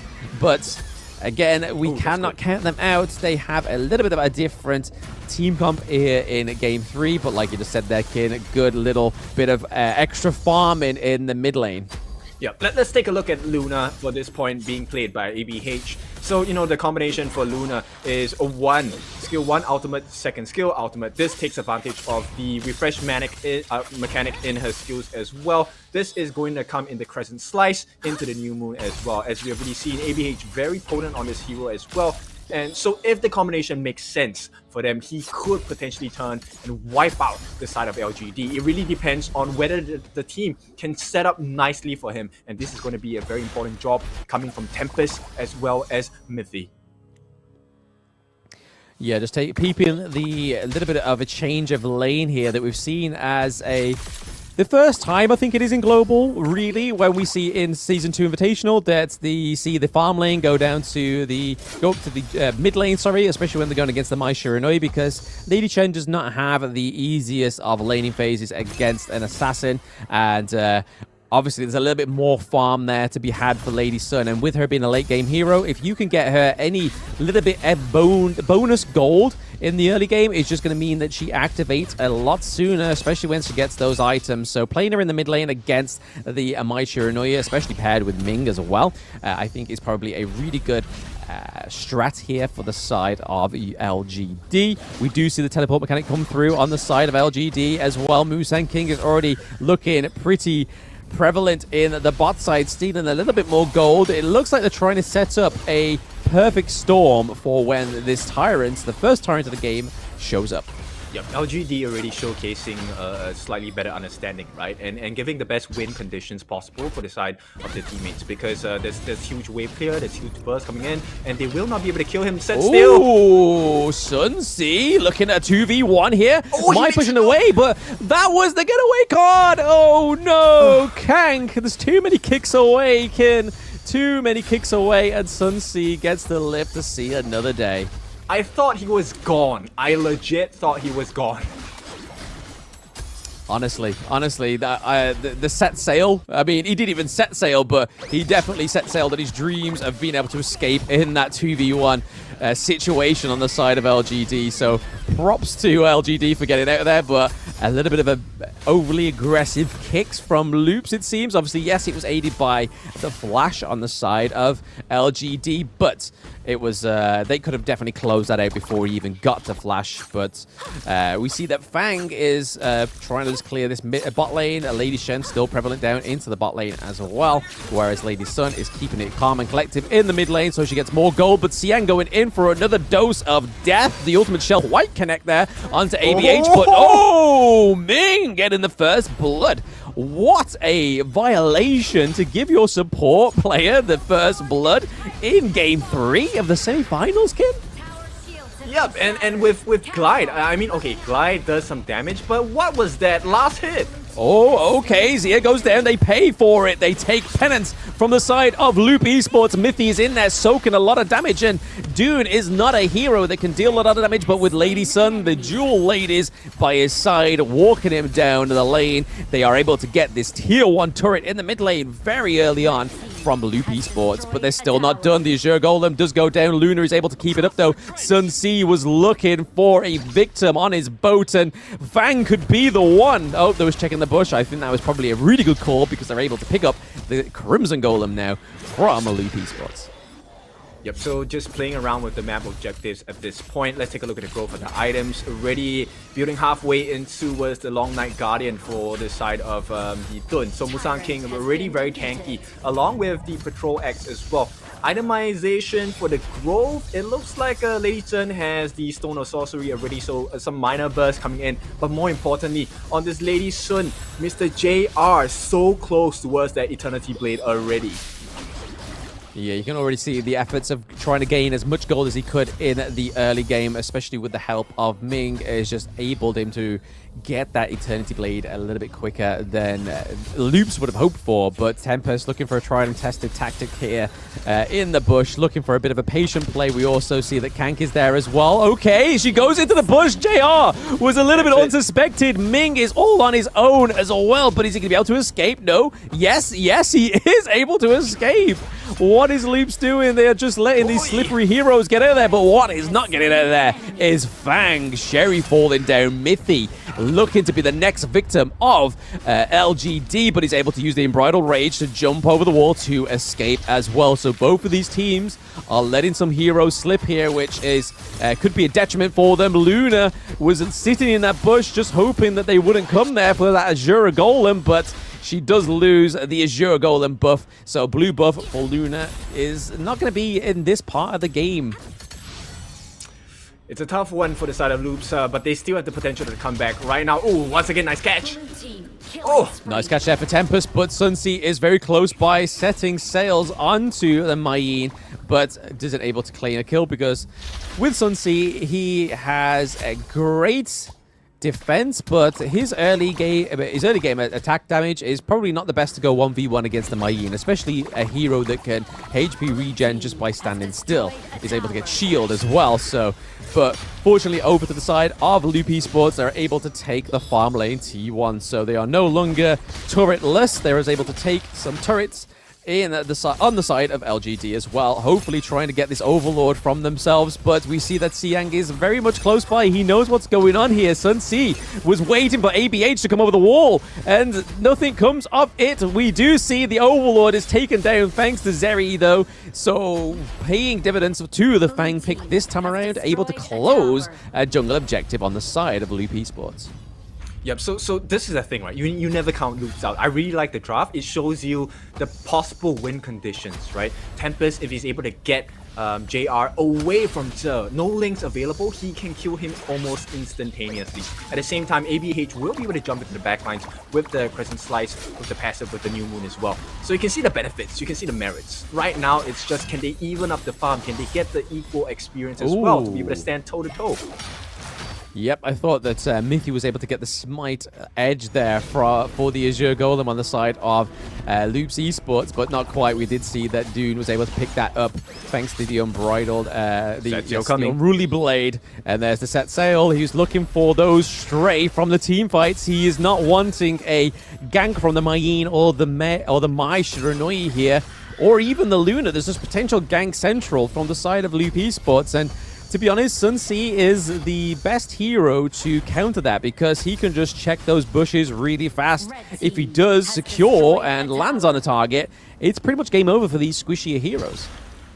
Yep, and it feels like we're already in the late game status of the game, but it's only 8.5 minutes, and it feels like, you know, LGD just have such a strong lead, even though it's just 3,000 gold ahead. And, you know, one of the things that I put as a marker is, can they force out the longevity from Zhe? And so far, in this game, Loops have not been able to force that hand yet. And that tells you volumes here, once again, 101. 1-on-1, Tempest in the Clash lane, not really going anywhere with that one, but we've seen it once or twice, the 1v1s against Sunsi and the Mayin, and it's not quite as fruitful as we'd like it to be or action-packed. But speaking of action-packed, we do see that the Tyrant goes over to the side of Loops. They do lose the Clash lane T1, however, for the trade of the Tyrant, but I suppose when you've gone from such weak jungle games from game 1 to game 2, getting those Tyrants is going to make LGD sweat a little bit more because of that damage output. We see that JR is putting a lot of pressure onto Tempest and looking to try and take this T2. So the Tyrant trade for T2 into the Clash lane, I don't think that's becoming a positive trade for LGD right now, because that high ground turret is now open up to LGD. Yep, so definitely not fair, right? LGD looking so strong at this point. And yes, they are strong, but Loops, they still have one entry point, right? So the benefit of playing against a Ming and Lady Sun combo is probably most of the time they will be together. If they can set up ABH as well as Kanka to really come in at the same time, catch both of them, it could be an instant melt, right? So I'm hoping to be able to see that from Loops. We'll see if they can find that positioning, and that opens up the doors for Zeri to really try and split the fight, get the kills on maybe, you know, the Lady Sun as well, maybe even Xiang. Yeah, Musang King out of the picture at this point. Yeah, look at that gold difference across the board. All pretty much go in favor of LGD bar the Clash lane. It's very close in the mid lane and very much close in the farm lane as well, but the jungle is definitely where it separates. But look at, speaking of melting, they melt the Shadow Tyrant and they're melting the T1 in the farm lane as well, looking to aggress this higher ground turret, but Fang's ultimate is able to just clear out those minion waves without getting a little bit too close or caught out. Onto the side of Loop, there's the Unbridled Rage from Miffy. Is there going to be a bit of a connect? But no, Loops does not decide to push or play for that team fight, and Miffy's fallen here. This could be a huge detriment to their team fight and their base. Now that they lose the higher ground turret as well, we have a full strong force of LGD. Sun Si to the back line as well, trying to just push and put pressure into the base. Luna is looking pretty low. She goes down. ABH is down. Kank is down. We see a 4-1 trade for the side of LGD. LGD looking to take a clean 3-0 from the side of Loop Esports. They have no minions here, but they are hoping that Doom can tank the crystal enough, and he did.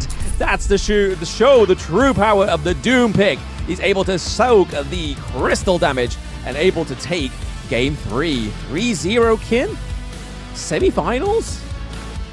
Yeah, not what we expected here, Bland, but for sure, this was such a strong showing from LGD Malaysia, and you can see finally the emotions have relaxed. They're smiling a little more. And let's throw it over to Choo Choo in a quick bit, because I mean, this interview is going to be crazy, right? We expected a more even matchup, but LGD just broke all of the rules here. Absolutely, but we're going to hand it over to Choo Choo for, it looks like, the losing interview. Thank you, Carlos. We're back on the live stage here in Sunway Velocity Mall, which is going to be the Honor of Kings semi-finals here. And we have, unfortunately, for the Honor of Kings Invitational 2024 Season 2 journey, this is going to be the end of journey for the side of Team Loops. But it's not the end of everything yet for them, because you guys still have EWC in Riyadh. Now, coming up from the teams, thank you so much for such a performance. But what do you have to say for all your supporters and your mamas and moms out there that's been supporting you? Bom jogo, foi muito bom e não acaba tudo aqui, né? Tem a competência IWC agora fim de mês, né? Vai continuar. E aqui o pessoal quer saber o que você quer dizer para todos os seus fãs e para suas mães que estão vendo você jogar aqui desde a Malásia. Uma mensagem final. Eu quero agradecer a todo mundo que está assistindo, acompanhando a gente, porque querendo ou não foi uma carreira bem boa pra gente, sabe? A gente demonstrou o nosso potencial e poderia ter demonstrado mais, mas enfim. Quero agradecer a todo mundo que está assistindo, acompanhando, quem se tornou também torcedor da Lopes agora nessa carreira. O pessoal do Brasil que está assistindo, muito obrigado também. É de manhã lá, todos os jogos estão sendo de manhã, então eu agradeço de coração mesmo todo mundo que está assistindo. E é isso, agora vai ter a WC, a gente vai estar, se Deus quiser, melhor para chegar lá e obter um resultado melhor. E acho que é isso, sabe? Want to thank everyone in every single time zone for their support.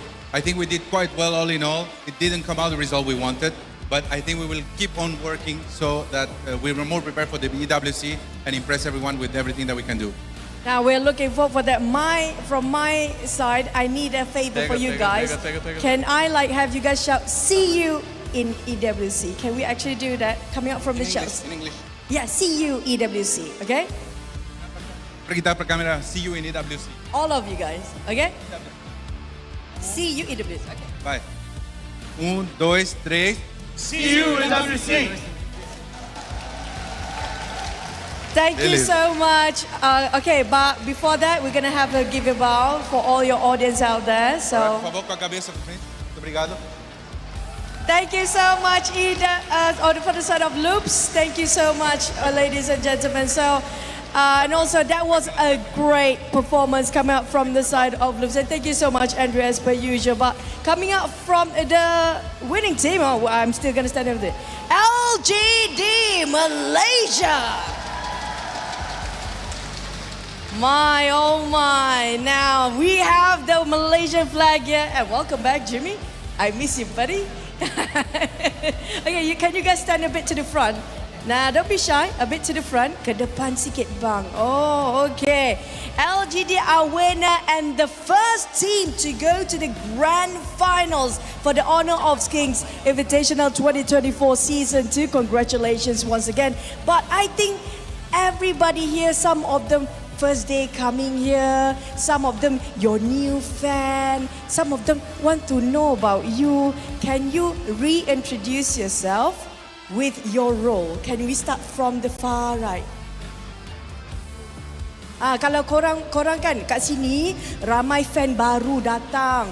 Ada yang tak kenal lagi, ada yang baru nak kenal. Boleh tak you bagi tahu nama you apa, role you apa?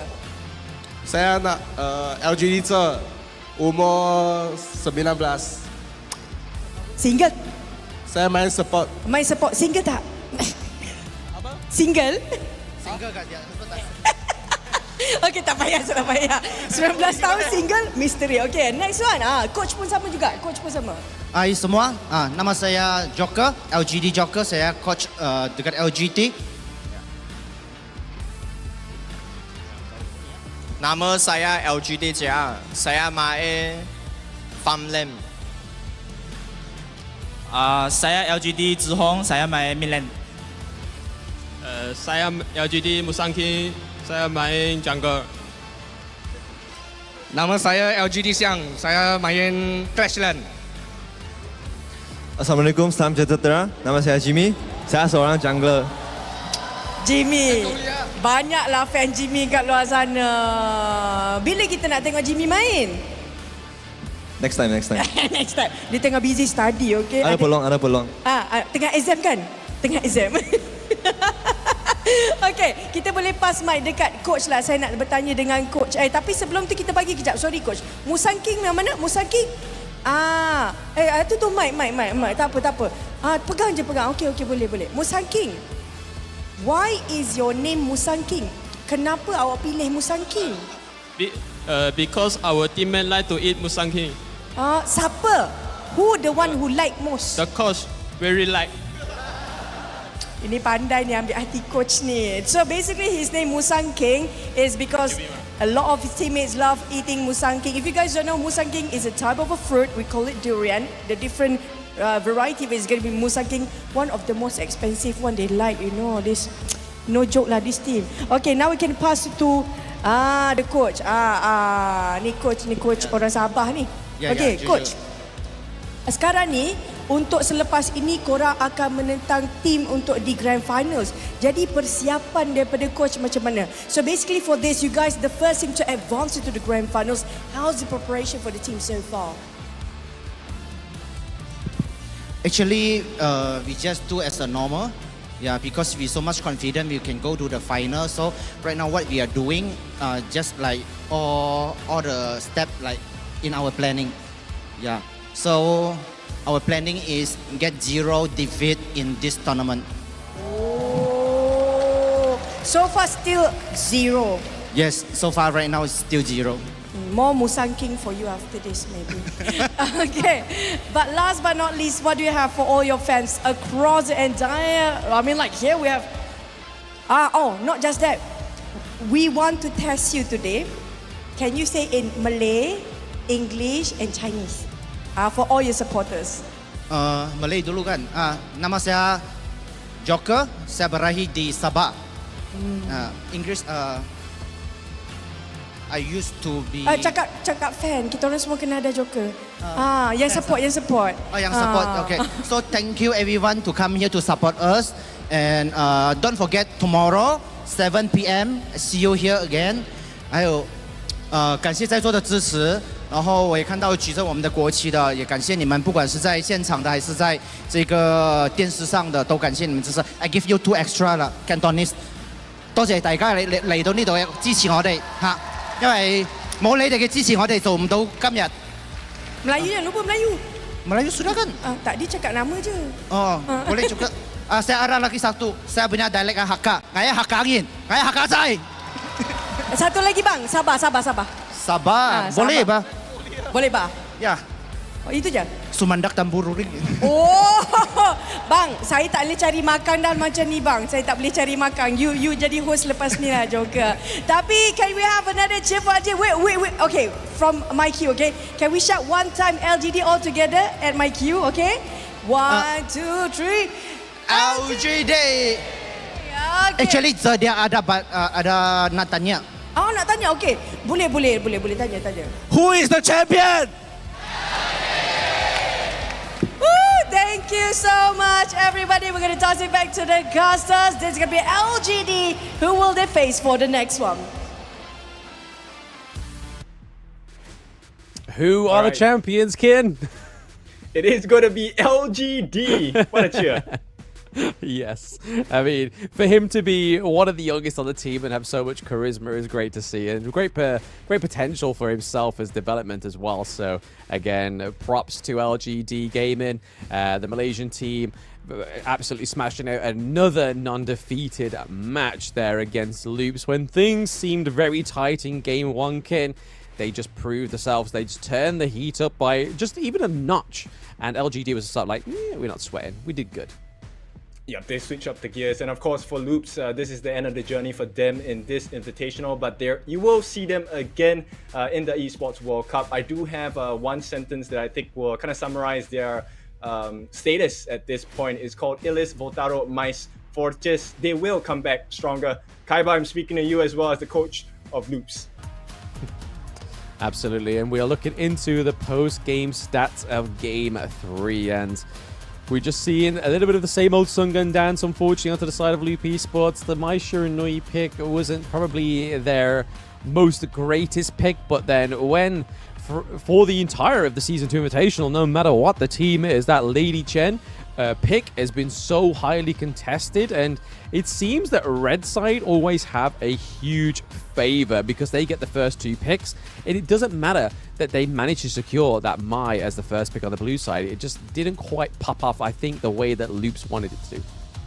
Yeah, because there was no entry point, right? And I think one of the things that we have to point is how Zhe has been playing so well. He actually switched up his itemization this game, went for the breakthrough rope instead. And with the Crimson Shadow going into the Radiance, it actually slowed down the movement speed of Loops as well, which hindered the potential combo of ABH and Kanker coming in. The last moment of the fight, we saw them going the combo. It was beautiful, but it was just not enough because they were so far behind in terms of gold as well.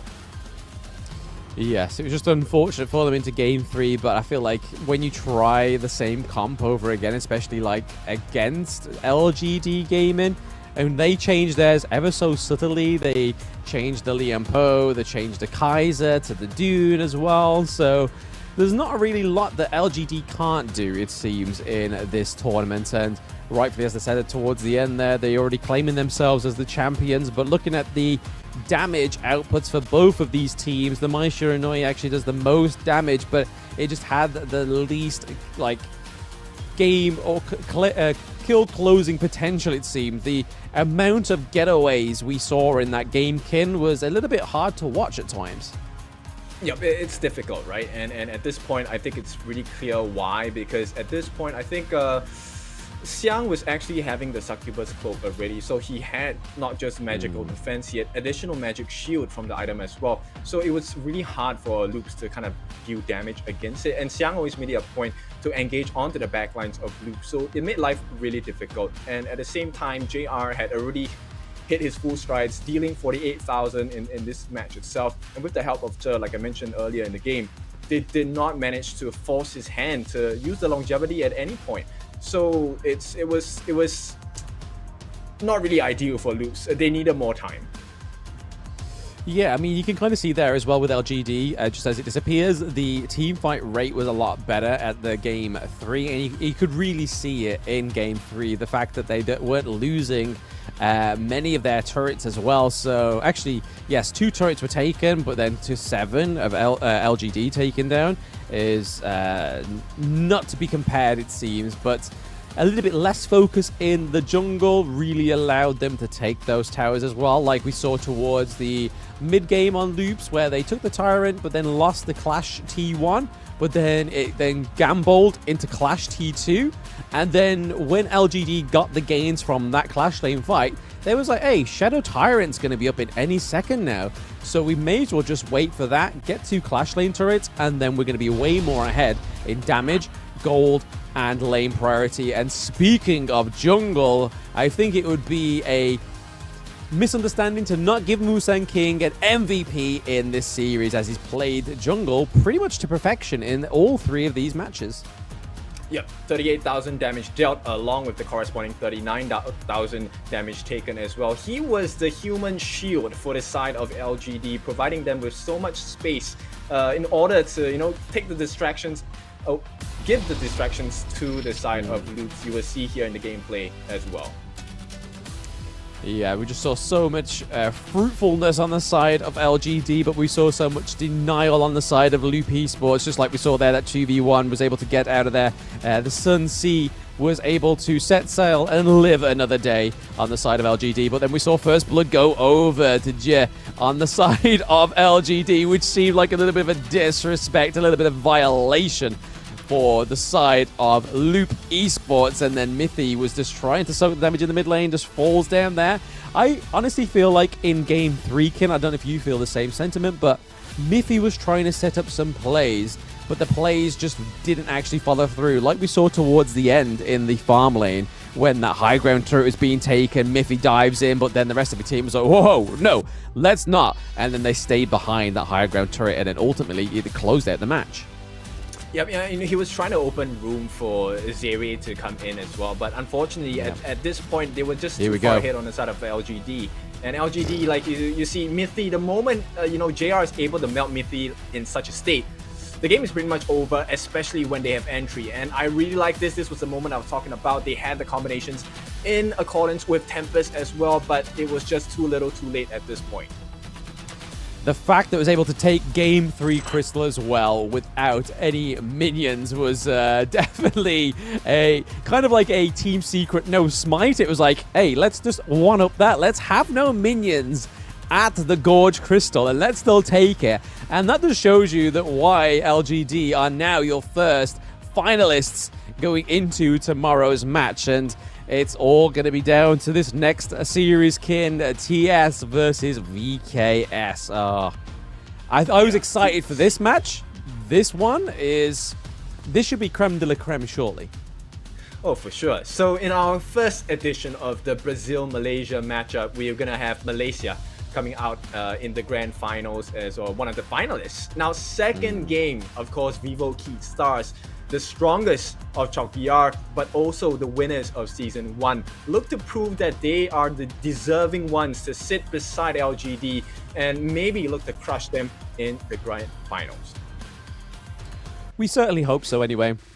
I mean, a Brazilian versus Malaysia team in the grand finals would just be a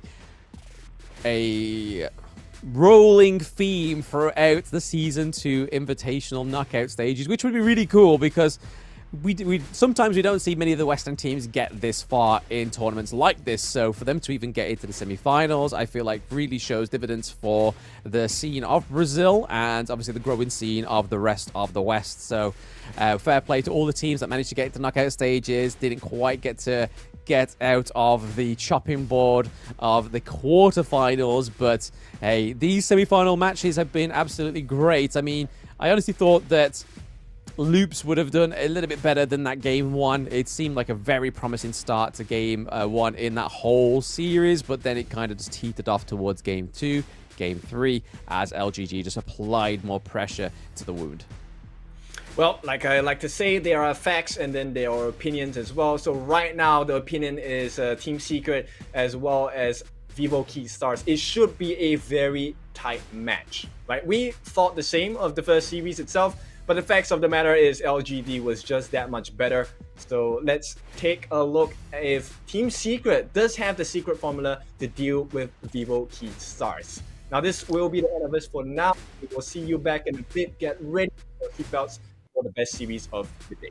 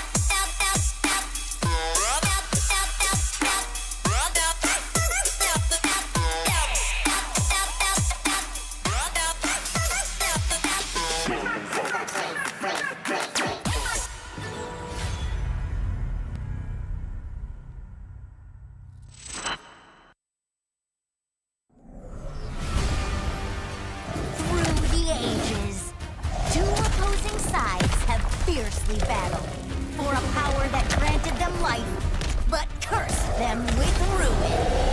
Wait! Oh, no, this story is too cliché.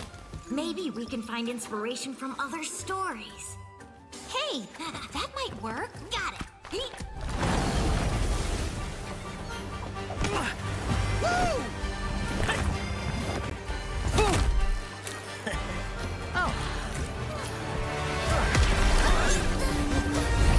This story is adventurous, but lacks excitement. How about this one?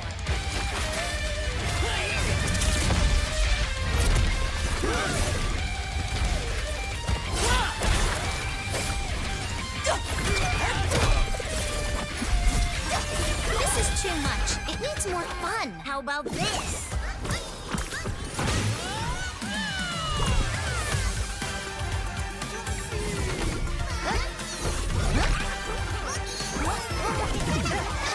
That's enough!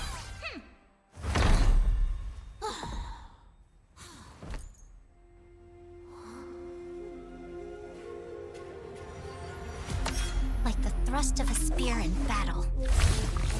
No one can tell my story I said, but I'm born me. this, I'm born this way, ayy. This is my chest and my bonus play. Can't be late, won't hesitate. What do you say? Grace to find my face, scars to find my skin.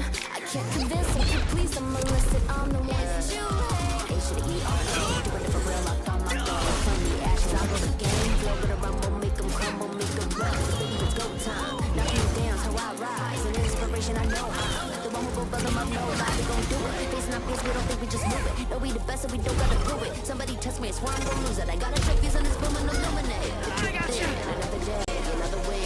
You got the power to turn it around. Ain't got a champion, get me last.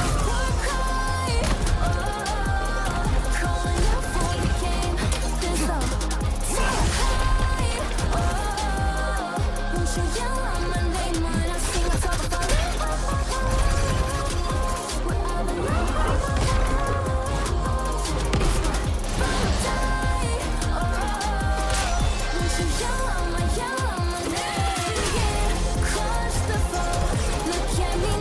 This is my story. A story of honor. A story of bravery. A story of heroes.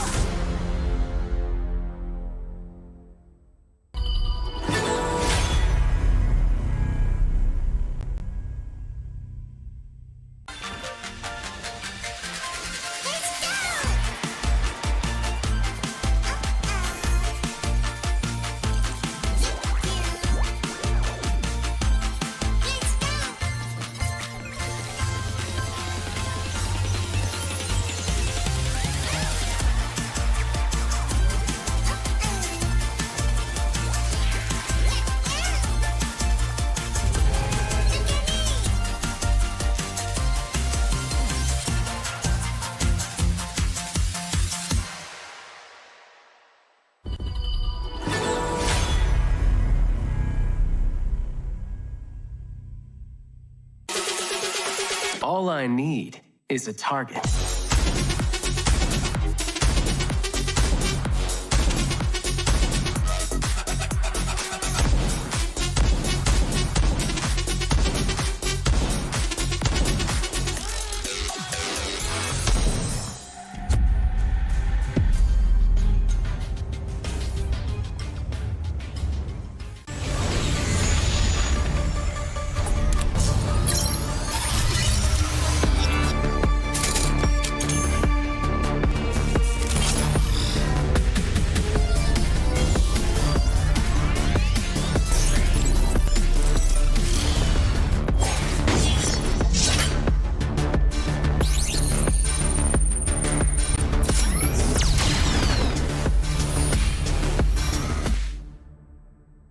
You want to be strong? Learn from the pro now. When you choose a long-range marksman to take down enemies in the distance, only to find the enemies constantly staying at the edge of your attack range. When you enthusiastically pick a high-burst mage, planning to crush the opponents, but the enemies keep sneaking outside your vision. The professional players have long been using the small tricks in their settings for smooth operations. Let's take a look at how the pros set up their game. Change the setting from fixed camera to camera shifts with skill direction. Your vision will move with the direction of your skills, allowing for a broader vision range. This not only enables more accurate targeting, but also gives you the upper hand to anticipate incoming enemies in advance. Come and try this practical secret that professional players are using. Play like a pro to dominate the enemy team effortlessly. Learn from the pro. Learn more from Honor of Kings Global Esports.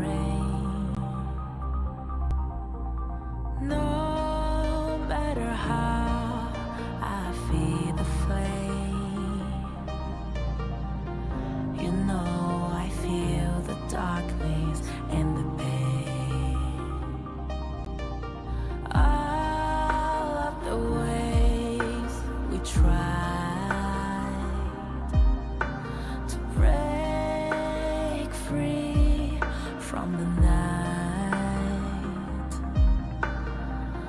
You know we made it out, we found the light. I fly so high, light up the skyline. Let's do it this time, like it's a whole new vibrant world.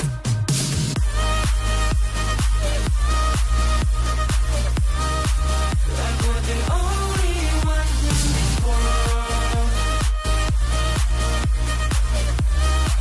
Like we're the only ones in this world. Now I see that I got everything I need. It's alright, I'm on fire, I'm alive, 'cause now I fly so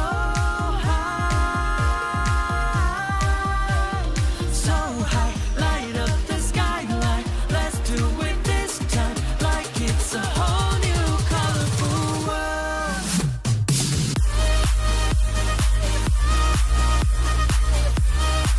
Like we're the only ones in this world. Like we're the only ones in this world. Never thought we'd get this far, burning like the stars. How we get this far, like we're the only ones in this world.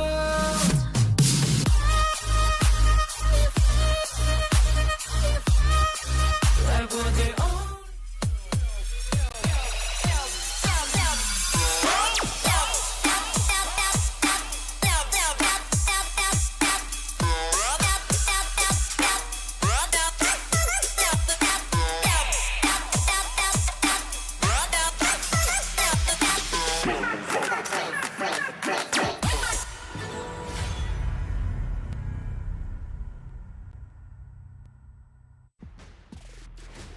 Welcome back, everybody, to the semifinals of Season 2 Invitational Honor of Kings tournament.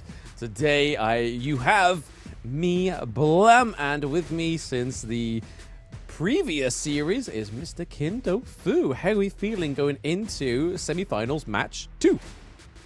Great. At this point, we're hoping that it's going to be an exciting match between the two teams, and of course, there are very huge expectations, right, coming out. VKS, of course, as we all know, the champions of Season 1. But Team Secret, no slouch either. They have been showing off pretty significant strategies and execution. So I think we have a pretty intense match in our hands. Oh, yes, definitely. And it's getting only more and more intensifying with these matches, because when this tournament ends, our next one will begin very shortly, and it is none other than the Esports World Championship, MSI. And obviously this is one of our sponsors for the Season 2 Invitational, so those that have been here since day 1 of Season 2 know that the top 8 teams get to go through to EWC MSI, where they will hopefully compete against the KPL Dream Team, which is going to be super duper interesting to see how these teams fare against the KPL Dream Team. So once again, thanks EWC for sponsoring. Yep, that's right. So this won't be the last time you see them as well. Now, there's another thing I want you to pay attention to, and that actually is the Infinix GT20 Pro. So you pay attention to the game, right? But do you pay attention to the frame rate? That's actually one of the benefits of the phone. You will be able to play the game at 120 FPS. That's one of the smooth transitions of the game. So every time you get a kill, every time you get an assist, you will see it crystal clear with the smooth frame rate as well. Yes, everything's been smooth up until now, so again, really this shows the potential of the GT20 Pro from Infinix. And smooth gameplay has what the semifinals has all been about, it seems, Kin, but not quite as smooth for Loops, as they did lose 3-0, but very, very smooth for LGD. Loops, however, did make them shake a little bit, especially in that game 1, but it seems like LGD was just level-headed. They knew what they had to do to up the ante if game 2 and game 3, and just clearly took their way to a 3-0. But That's not the only Brazil versus Malaysia matchup we have today, is it, Ken? Yep, it is going to be Team Secret going up against VKS, Vivo Key Stars. At this point, we're looking to shake up the arena over at Sunway Velocity Mall. And at this point, it really is who can stand their ground in all of this quaking. Absolutely. I mean, I don't really want to call it just yet because we don't want to cast a curse, do we, Kim? We don't want to do any of that for these next two teams. I mean, Team Secret have had a little bit of a more interesting journey to Season 2 because they lost against LGT in their normal qualifier, but then they had the C last chance qualifier and they came out top of all the teams, king of the kings, and all you can see is these players here really showing some respect onto their name as they've made it this far into the semi-finals. And if it wasn't for any singular one of these amazing players on the side of Team Secret, I don't think they would have gotten this far. Indeed, hey, they've proven without Smite, they have still the fight, what it takes to get this far into the Season 2 Invitational. So here they are coming through onto the stage. A little bit of a trip there, unfortunately, for one of the players onto Team Secret. Let's hope that's the only trip for them in this best of 5. Yeah, for sure. So they will be represented by the 5 players here, looking a little bit shaky on stage already. But as we all know, Tian X, one of the core members of the team, will make it better for them.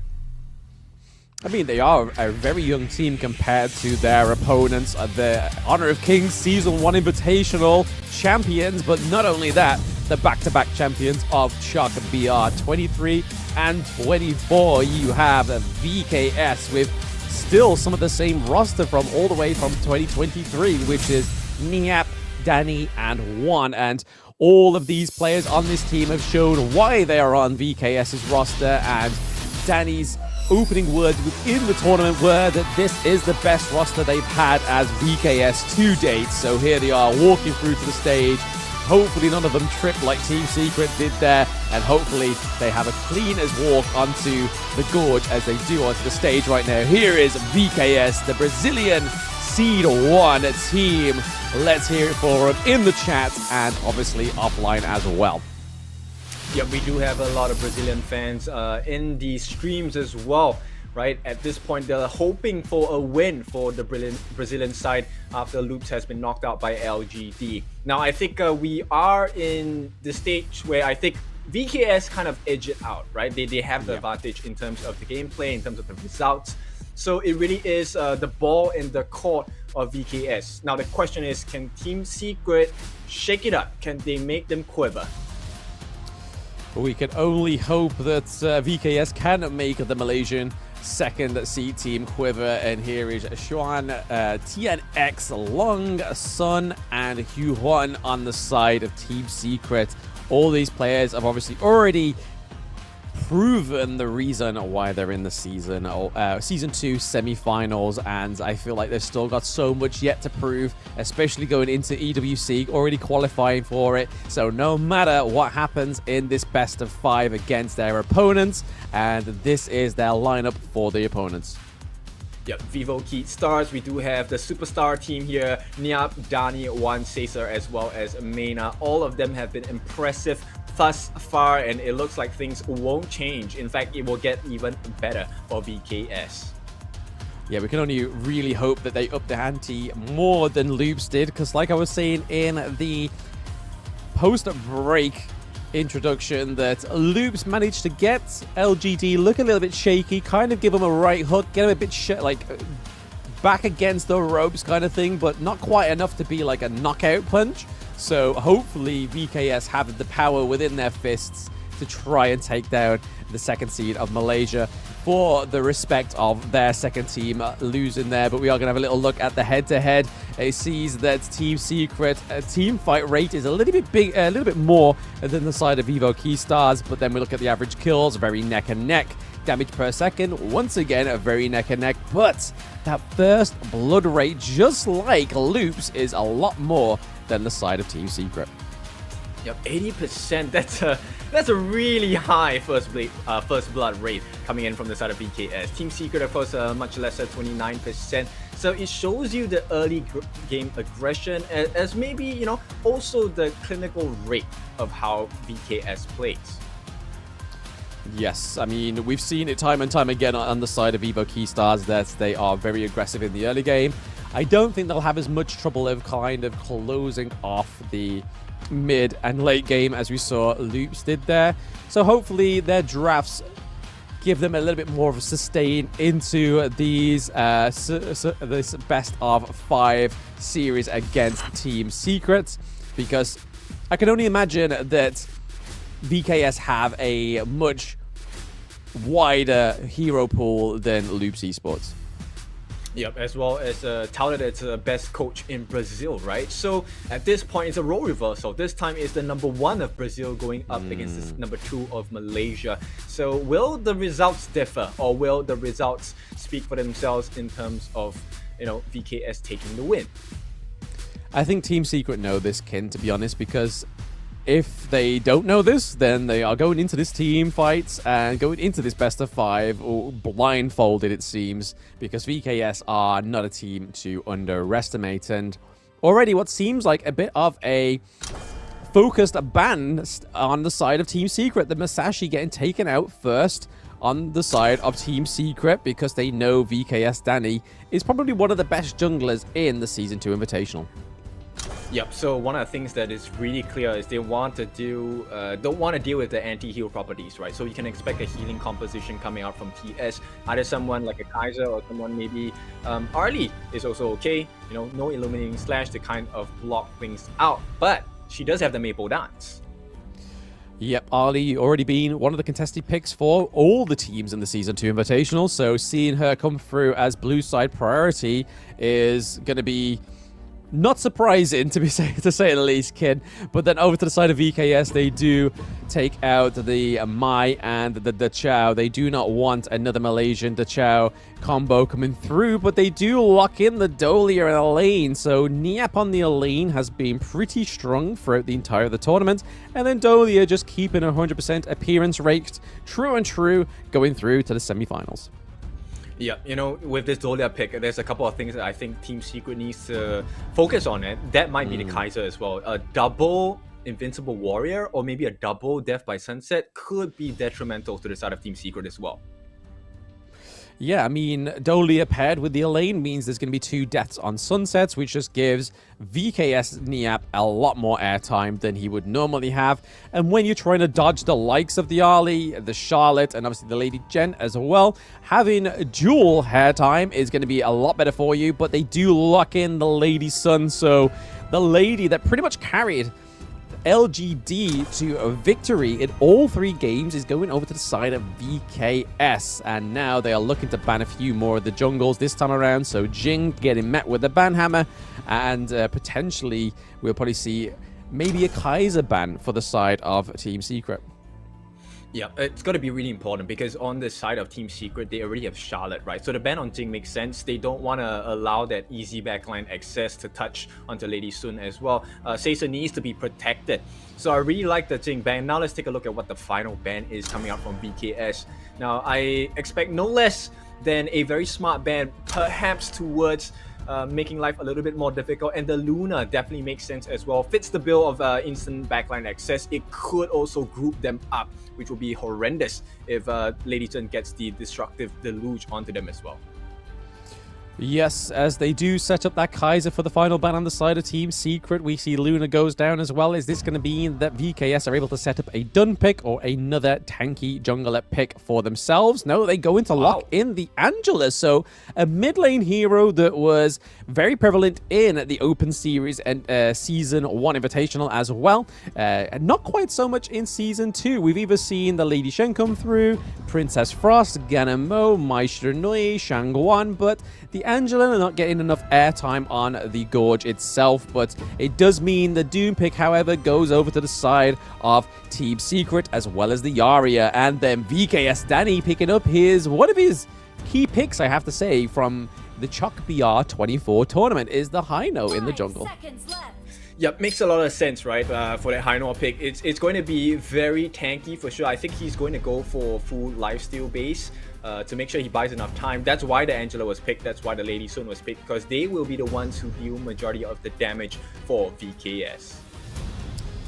Absolutely. We're kind of looking over here at the overall KDA of the teams as well. So VKS currently at the top of the leaderboards with 132 kills, but also 80 deaths. But then if we look over to the side of Team Secret, they only have 100 kills, but only 45 deaths. So the difference between the kills and the deaths, I kind of feel like it balances itself out with both of these teams. So it's going to be really interesting to see if VKS are going to be as aggressive as they normally are. I feel like with the Hino in the early game, it's not going to be that aggressive for game 1. What do you think, Ken?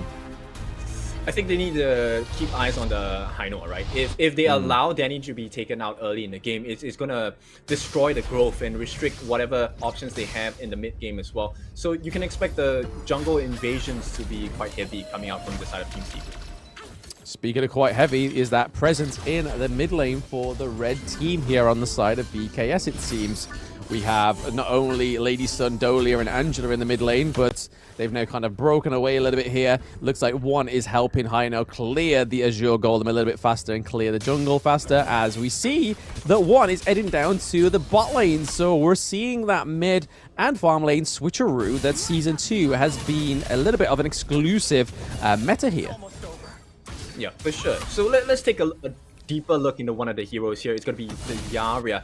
So Yara's passive will allow her to transform into a deer. At this point, she is also able to give crowd control, right, to the opponents, so she can refresh her skill cooldowns, right, once she gets into a deer form. And Yuhan will be the victim of the first blood here, which means VKS keep up that 80% first blood rate.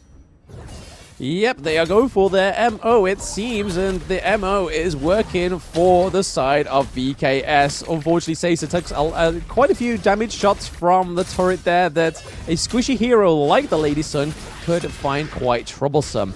But quite a bit of action here into the clash lane. Could we see a potential 2v1? No, they're just looking to just mitigate the lane itself and just make it go even Stevens in the clash lane, as we see a bit of a rotation down into the mid lane. Yep, they will try Xuan one-on-one against Niap, and at this point, it's really just peeling them down, right? They want them to TP back to the base. Mayna gonna get the ult onto Sun as well, but the Maple Down's gonna help him out for a little bit. Oh, what a nice block there. Nice block indeed, and we are seeing again Mayna and Sessa are currently putting a lot of pressure down into the bot lane here. They've switched around the roles. Okay, Kid? Yep, one-on-one. TNX will move out of the way. They will secure the Crimson Golem for themselves, and Team Secret not looking too good in the early parts of the game. They will try re-engage as well. Sun able to deal some damage. TNX, he is going to try a 3v1, but Dani is just too strong at this point. VKS maintain their lead. Yeah, it seems like that invade was more of a mental mind game rather than a acquisition of the Crimson Golem, because we saw that Sun actually got it. And okay, he's falling Kid? a bit low. Yep, he will not be able to make it out that well with a lot of his health left. They will get the TP as well, but Team Secret just unable to find an opening yet again. It seems like the Brazilian team are the slippery ones this time around, doesn't it, Ken? Because they are able to get out with no loss of life within the past 2 engages from Team Secret. But already looking at a very stable, very neck-and-neck goal difference between both of these teams, which has been really interesting. Team Secret currently just taking it ahead by 0.5k, which is not a lot. You cannot write home and your mother be proud of you for having 500 gold difference right now going into the 4th minute when we see Tyrant and Overlord prop up. Yep, it would be nice to make your mom proud of that, but at this point, Dani once again getting the level advantage, right? 1 level ahead of TNX. Yeah, 1 level ahead. This is just classic Dani, and we know that Hino is just able to clear these jungle camps a little bit more effective than the Dune pick. Dune normally needs a little bit of assistance here, and speaking of assistance, the Yari is coming through trying to assist something here in the farm lane, it seems, Ken. Yep, they want to make sure they peel them down, so this will be an ideal fight for the side of VKS. But I think TNX is already looking at what's happening here. The Tyrant's going to be falling low, but Dani gets the steal instead, and it's going to be a kill coming in as well. Xuan flashes, tries to get out, and there will be no victims, but just the Tyrant at this point. It's just VKS all over the map. Can we really call it just the Tyrant there, especially after a crucial kill, Fefkin? I mean, that is definitely a favorable outcome for the side of VKS, is to claim the first Tyrant of the game, but not lose any lives as well. That normally comes at a great cost, as obviously as alchemists, it's the law of equivalent exchange. It's normally one thing for another. But VKS, however, was able to completely deny that rule for now. Yep, exactly. It's a good trade, but you know, Team Secret, they're doing well for themselves, not getting killed off at any of these engages as well. We see a fierce push here down into the bot lane for Team Secret, playing a bit more macro than the side of the Brazilian Titans, but that is going to be soon answered to the Clash Lane T1 falling for Team Secret. So yes, they were able to get the farm lane T1, but that was soon answered for VKS. And this is one of the things I really enjoy about this team, Ken, is the fact that they are quick to respond to anything. But Ken, we may have something going on here. The Fate Rewind going to be dropped down, nothing too much at this point. It's all about the top lane. Pincer in, Xuan gets vision here. They're calling them to move back. Kinect still pretty healthy at this point, but it's really about the map control. Right now, you can see VKS have a little bit more map control. They're delaying their potential Overlord take as well. I think the one thing they got to kind of just maybe peep going into at the 6-minute mark is the fact that the RLD has the Doomsday as well. So not only the attack speed boots, she's gone for the Doomsday, which just boosts her basic attacks, which are already pretty much hit like a truck, it seems. For somebody that has a Parasol, it definitely seems a lot more deadly ever since that last buff onto Arlie a few weeks ago. But a few singular items being built here, a few burning capes to obviously counter the healing on the side of VKS, but Maino almost getting knocked up there and could have been pushed upon by Team Secret. Team Secret still having the gold lead ever so slightly as well. You really like the Doomsday pickup, right? You know, they're not exactly very tanky on the side of VKS as well, so this gives potential for Sun to really just change the state of the fights instantly as well. But we'll see a rotation coming in. Can they catch them out? Get spotted out by Sun as well. It is going to be the knockup onto Xuan, but it's going to be Yuhan who gets the first kill of this skirmish. They make it out, Team Secret. Can he get more? Danny, caught in no man's land. 1v4, uses the Fate Rewind. He will get out, and it's still a win for the side of Team Secret. Yes, I think that was very clutch play there by VKS, Danny, but unfortunately for the side of Team Secret, they was able to take back what they wasn't able to exchange for the Tyrant earlier on. Was a kill on the board for themselves, and it already looks like it might be an engage here for them. Both teams here for VKS and Team Secret. Not quite, Ken, not quite. There's a lot of hesitance between these two teams, it seems. Yeah, we can see the tangle, right? So at this point, the important thing is really establishing some wave management, so they will be able to get the neutral objectives as well. So 45 seconds before the next neutral objective in the form of Tyrant. I think VKS don't want to give away too much.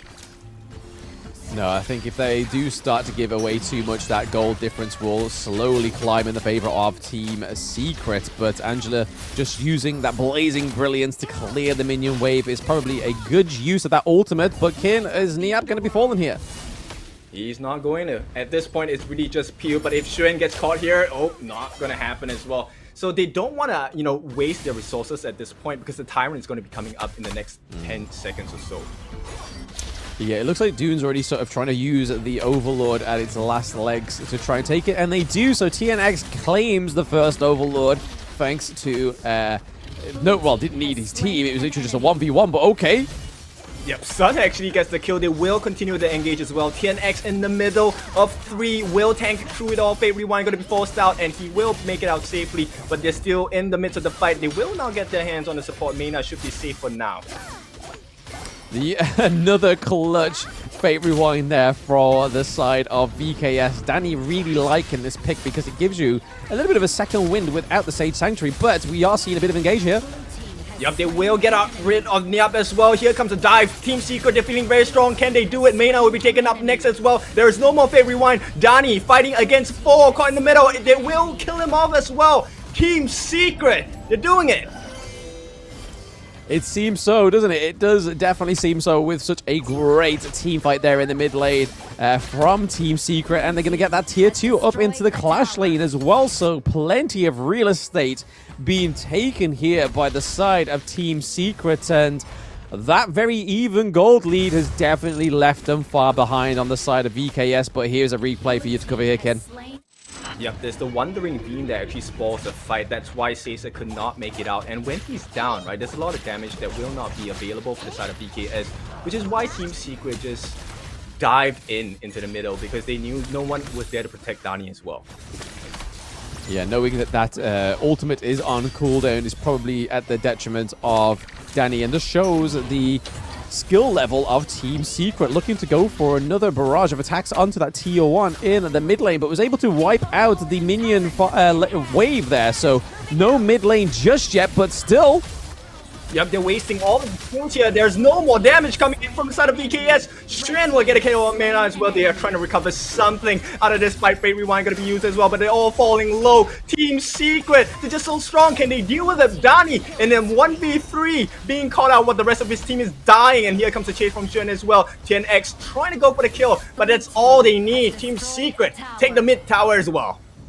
VKS had some really good positioning there, especially from the sides of Niap and Juan, but it was unfortunate that Juan was able to go through to the top part and take Niap 1v1 whilst we saw that VKS Dani was just onto the brush to the side of the T2 turret in the mid lane, was hoping for a more effective blazing brilliance come from VKS1, but it didn't quite fall through, as we're seeing that tankiness come from the Dune right now. And let's have a little quick look at the gold difference. So Clash lane already looking a very favorable lane for the side of Team Secret, whereas the jungle is very neck and neck. Mid lane is definitely going out of the grasp of VKS1, which is very unlike VKS1. He normally has a very strong performance in these tournaments. And then for the farm lane, very neck and neck once again. Yeah, I think they're a little bit too preemptive about throwing their skills at this point, and it's costing them the fight as well. We might see an engage here. TNX going to lay down the Wind Slash to nothing at this point, because right now they have the debuff with the Primal Bond, so they won't be too aggressive with this. No, yeah, they can't take it too much, but again, having that Tyrant is going to be a huge advantage for the side of Team Secret. That extra damage is also just going to help these team fights even more, and it's going to be meaning that Dani's able to get whittled down, but that Fate Recall gets caught out. Oh no! Yep, Dani will be taken out. What a huge mistake here, and Team Secret might capitalize on this. They feel so strong. There is an open objective in the map as well. Yeah, I think that was a bit of a miscalculation there by VKS, it seems, because Dani got caught pretty much. They had his number, and it looks like they got more here. Oh, Xuan just diving in against 4. He's so confident about this. Gets to kill a Rampage for the side of Team Secret as well. Credits to the team, and they will be looking to end the game at this point. Can they get the kill? Death by Sunset will be put down. It is going to be a deterrence, but Niap is not going to be alive for much longer. TNX gets the kill. Team Secret, they're on the base, but they will be pushed back for the moment. I think that's the only thing they can really hope for here on the side of VKS is now that Team Secret have access to their base. They've got to play even more careful. They can't have their cake and eat it, per se, because if they're too aggressive, they could be falling victim to a backdoor mechanic by the side of Team Secret, but they can't be too defensive, because if they just chill and play to the back of their base, all it takes is another fantastic team fight from Team Secret, and they're able just to capitalize on their crystal. And honestly, VKS is not having a strong game one, I have to say, Ken. Yeah, it could be tournament jitters, right? This is grand final slot. Speaking of grand finals, is this going to be a grand final fight? Yeah, is it gonna be? Because Xuan is gonna try and catch out the back lines as well. Sun gonna get rid of Caesar. That's a lot of damage gone from the side of VKS. They are turning it around though. That's 3 knockups in that space itself. 10x gets out. It's gonna be a 1-for-3 trade. VKS, they fight back. Yeah, I mean, even after a successful team fight like that, just having a 3-1 trade, it's just showing that they can't get to the Charlotte, and Charlotte's just basically provoking them, and you can see here that she's just able to provoke them. Skills wasted once again. So I think it's a bit scary, right, for VKS.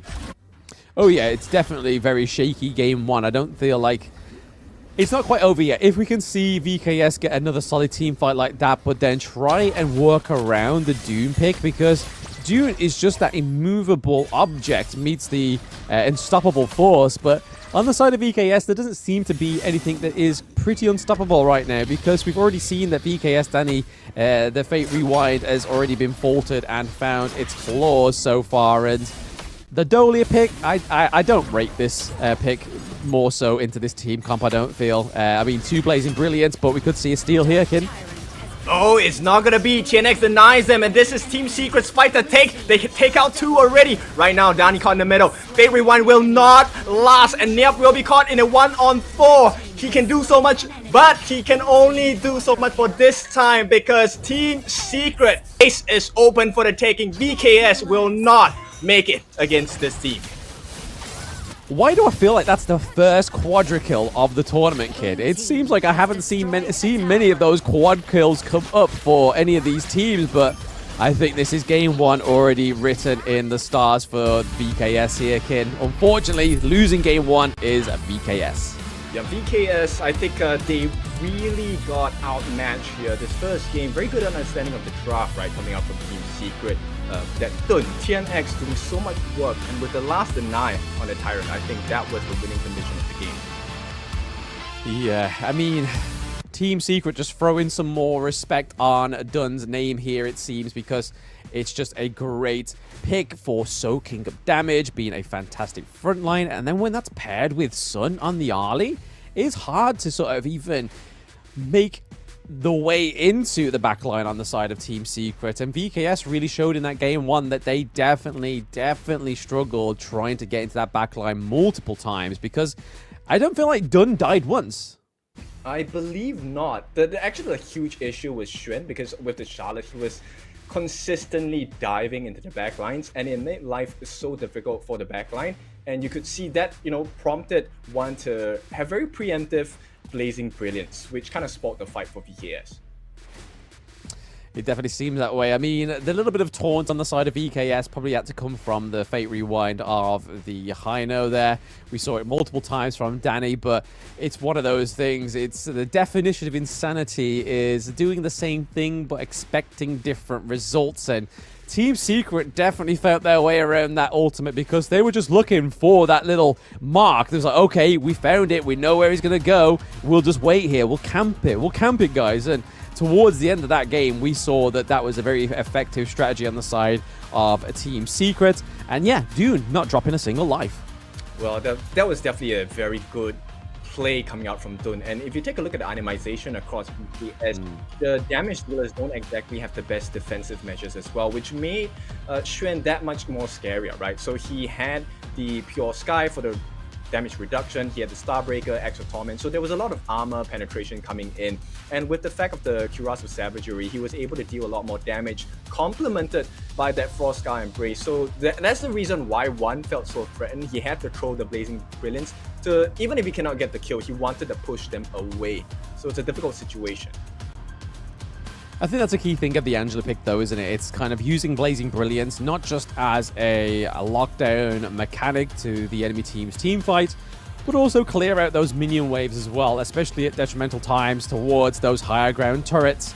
And you can kind of see it with the, like you said, the itemization. The damage just was not there for the side of EKS. We saw that Elaine had more damage than the Angela, which is a little bit scary if you think about it, and then even more damage than the Lady Sun, but I suppose that's Vivo Keystars playing the hero that's pretty much on a time restraint, and if you don't have that early successful game, that Lady Sun doesn't become active as soon as you want it to. It's very much sort of like, oh, she's not live yet, she doesn't have the items that we need, and at that point, you see TS Sun with 142k damage, Kin. Yeah, and for good reason as well, right? So right before fights start between Team Secret and BKS, you always notice that Sun gets out of the way and starts looking for Caesar. And once he has his eyes on Caesar, he goes in for the kill, complemented by Yuhan as well, right? So the Verdant Protector and the Wandering Beam, actually quite a devastating combination for Caesar, because he could not rolling rate out. No, yeah, you're completely right here, and let's have a look at what the gold graph does suggest this time around. And yes, we saw the first blood, and we saw that VKS was only ever to get like a sliver of gold difference in their favor. But then as you see that Team Secret was able to then put it into their stride. And then once it was in their stride, they did not let go of it. Just look at that. It was a steady sort of like bumpy road. And then you just go in straight from the bumpy road, trying to get up to the Mount Peak. And then we saw towards the end, it kind of teetered off with that fantastic team fight that we saw from VKS, but it just was not good enough, Ken.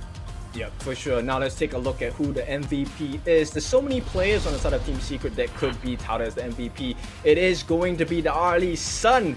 My goodness, what a game. 142,000 damage dealt, taking actually quite a healthy amount of damage, 59,000, but it's fine because he does have the Yaria with the Verdant Protector as well. I mean, I heard you play a lot of farm lanes. 11,000 gold. How does that sound for you, Blam? Hey, that's a dream game. That's a dream game, baby. Having that much amount of gold, having that many kills, KDA-wise, and just having a very competent support player as well would be really nice, kid. Really nice in my ranked games. But say, TS Sun, I mean, when we saw that damage graft, it was definitely a sold MVP performance from this farm lane player, because he was here, there, and everywhere, and really making some of these plays just even a potential for the side of Team Secret. Yep, and you can see the kite away, right? They keep zoning the players of VKS out, and that's what Xuan is trying to do, and that allows a lot of room. Sun is just free hitting at this point, and Dani, no matter how tanky he is, you can't go up one-on-one against Sun. No, you cannot, and it seems he's a slippery one. He's a slippery one, and we saw towards the beginning of the game that we thought that the Brazilian team were going to be the slippier ones this time around, but it just was not the case. They were able to get caught out, and we saw it there, like from the Charlotte, just dashing over the walls, just keeping a backline assault, a open opportunity for the team of Team Secret. And again, Hino's damage soak ability is nowhere near as good as Dune, just having that fantastic front line, but paired with the Charlotte, the aggression, the Arlie, and then obviously the Lady Chen as well, is just, it's a match made in heaven with this team comp, it seems. It was a much more favorable team comp going in from the draft, I think. Oh, for sure, because there's so many options they can take a look at, and more importantly, it buys a lot of mindshare from the side of VKS, right? There's so many things to consider, and at this point, the moment Charlotte, Mr. Xuan, is on the backline, there's nothing much you can do. Niap, I like his recovery into this game, but when you're isolated against 4 different members on the side of Team Secret, it's no secret that's a bad fight for you. No secret at all, with no bad with bad puns intended there, Mr. Kin. But I feel like Niap probably would have shined a little bit brighter if we had something like the Liam Poe. Again, another fantastic front line. We've already seen that LGD played this already, and I feel like it's kind of like an overlooked hero, because every one of these competitive players wants to be super flashy. They want to get the kills. They want to be the playmakers, but sometimes you got to take the back seat for your team to flourish. And I feel like that's what VKS's whole lineup was there was a lot of flashy plays. The Hino was meant to be the tank, but it didn't quite come through. But unfortunately, obviously, they did lose game 1 there, Ken. Yep, so definitely they want to look to create more opportunities in the game itself. But here we go, there's something else you can create as well. If you want to be a creator for HOK Honor of Kings, you can join us for the creation party. All you have to do is to key in HOK Creation, HOK Studios, sorry, and come in, join us, and you will be rewarded for your efforts as well. Now we're looking for all types of contents, especially contents that cover Honor of Kings Invitational Season 2. So if you fancy yourself as one of the content creators that will be recognized within the scene, give it a try. Key in your code and you will be recognized by all of the different members on the side of Honor of Kings. Yep, you support us, you give us content, we give you the tools to succeed as content creators. But here we are going back and looking at the players on the stage, and they look all pretty confident. But head to head, let's look at Sun against Seiza. So the average KDA, we're looking at 7.8 to 5.0, which is quite a margin. And then teamfight rate, again, Sun known for great macro plays up into the clash lane. We saw that he was able to take a few turrets in that game, whereas Seiza, with the main on the big support picks like the Zhongfei, kind of have to be within that team fight to make use of it. Gold per minute, not a huge difference, but then hero pool, Seiza clearly having more heroes than Sun, but it's one of those. Are you a jack of all trades, a master of none, or are you a master Sun like he is on the early?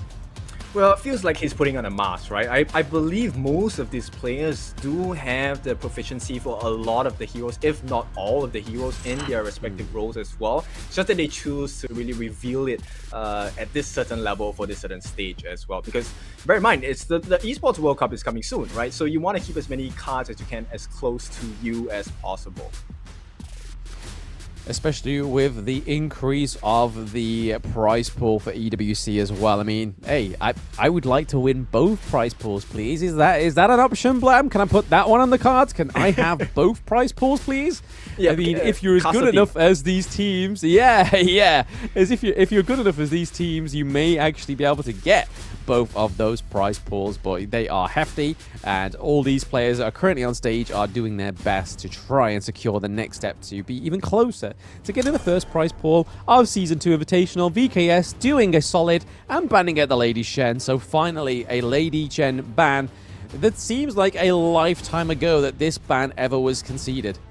Yeah, I think they're very comfortable playing against the Lady Sun, which is why they allowed it in Game 1 for the hands of VKS as well. It looks like that trend is going to continue, right? Early doesn't seem like something that Team Secret is comfortable dealing in the second game of the set. So I think it opens up a few doors for the side of VKS. Yes, it definitely gives a little bit more room for VKS 1 at least, because when I was watching VKS 1 yesterday, it wasn't his best performance, wasn't his strongest performance, but still, it was a classic VKS. He was able to sort of claim, I believe he had a crucial kill theft at one point, and that was really sort of like changing my mind for his quarterfinals performance. But going into the semifinals, the Angelo was good, but it's just that Team Secret had a much better early game and was able to just keep that goal difference away from the side of VKS. But it looks like they're going to go try the Elaine pick again. I don't think they'll match in the Dolia once more. I'll be very shocked if they do go for the Dolia. But the Chow is on the board, and it looks like Team Secret aren't going to go for it. I feel like that's a bait play, right? Will they actually allow it? Knowing how this composition, works. And looks like Team Secret will not take the bait. They will take up the Angela instead. Yeah, maybe VKS was trying to get them to put into a trap, like you said, Kim, but locking in the Zhongfei is a good pick, and especially paired onto the side of Team Secret. We've already seen how they navigate with the Dune pick. Zhongfei is just going to have a little bit more capability, but speaking of Dune, he does make another appearance in this best of 5, but it does go over to the side of EKS paired with the Dolia. We are seeing it again with the Elaine, but maybe with the Dune, this is what they needed in Game 2. What they needed in Game 1 is what they are definitely focusing in Game 2, is just having that strong Dune front line, but it does mean that Danny has a slower jungle. Yeah, but I do like this draft, right? This composition from VKS. They're very tanky. They're able to deal damage over time. The longer the fight goes, the more it makes sense for VKS, right? The only thing now is there's a potential of actually pulling Team Secret into unfavorable fights where, maybe the lane is low and they want to try and get the kill. With the death at Sunset, it could pull the side of Team Secret over where Dun is waiting, right? Where Dani is ready to unleash that unruly blade. We never know. Yeah, paired with the Marco Polo, we see that it's going to be down in the bot lane with the Zhongfei. We see Lady Sun being banned there. They do not want Seiza to pick up the Lady Sun. Arlie's been banned as well. Marco Polo has been picked up. Will we see the DRNG come through on the side of VKS this time? Because I think out of all the available marksmen right now, I feel that would pair quite nicely. Or unless they go for the Ho Yi with the double Blazing Sun Arrow, which could still be another potential across the map plays, being able to stun for a long duration depending on how far that arrow travels. You know what? One of the considerations I have actually is the farm, right? I think Whittle Away, it could be quite potent against the likes of Team Secret, right? If Marco Polo comes in with the Fever Barrage, he can just, slide away. He could indeed slide away. He can get away like a slippery person he is himself. But the Atta does go over to the side of Team Secret, and the DRNG does come through with the Princess Frost. So great zoning potential here for the side of VKS. One is no stranger to this pick in the mid lane, and however, it is being fleshed out onto the side of Team Secret. They're going for the Luna, but will we see VKS look for a starving Azure Golem play to counter the Luna? And just a little bit more of a remark on the Atta. Early game, he's not so hot, but late game, he is a tanky hero. Yep, you can expect a lot of rotations coming with the Angela as well, right? The ghost ship coming out from the Atta will be quite potent. I think it's going to be very dangerous for the side of PC, the side of VKS, so they need to take good care of that as well.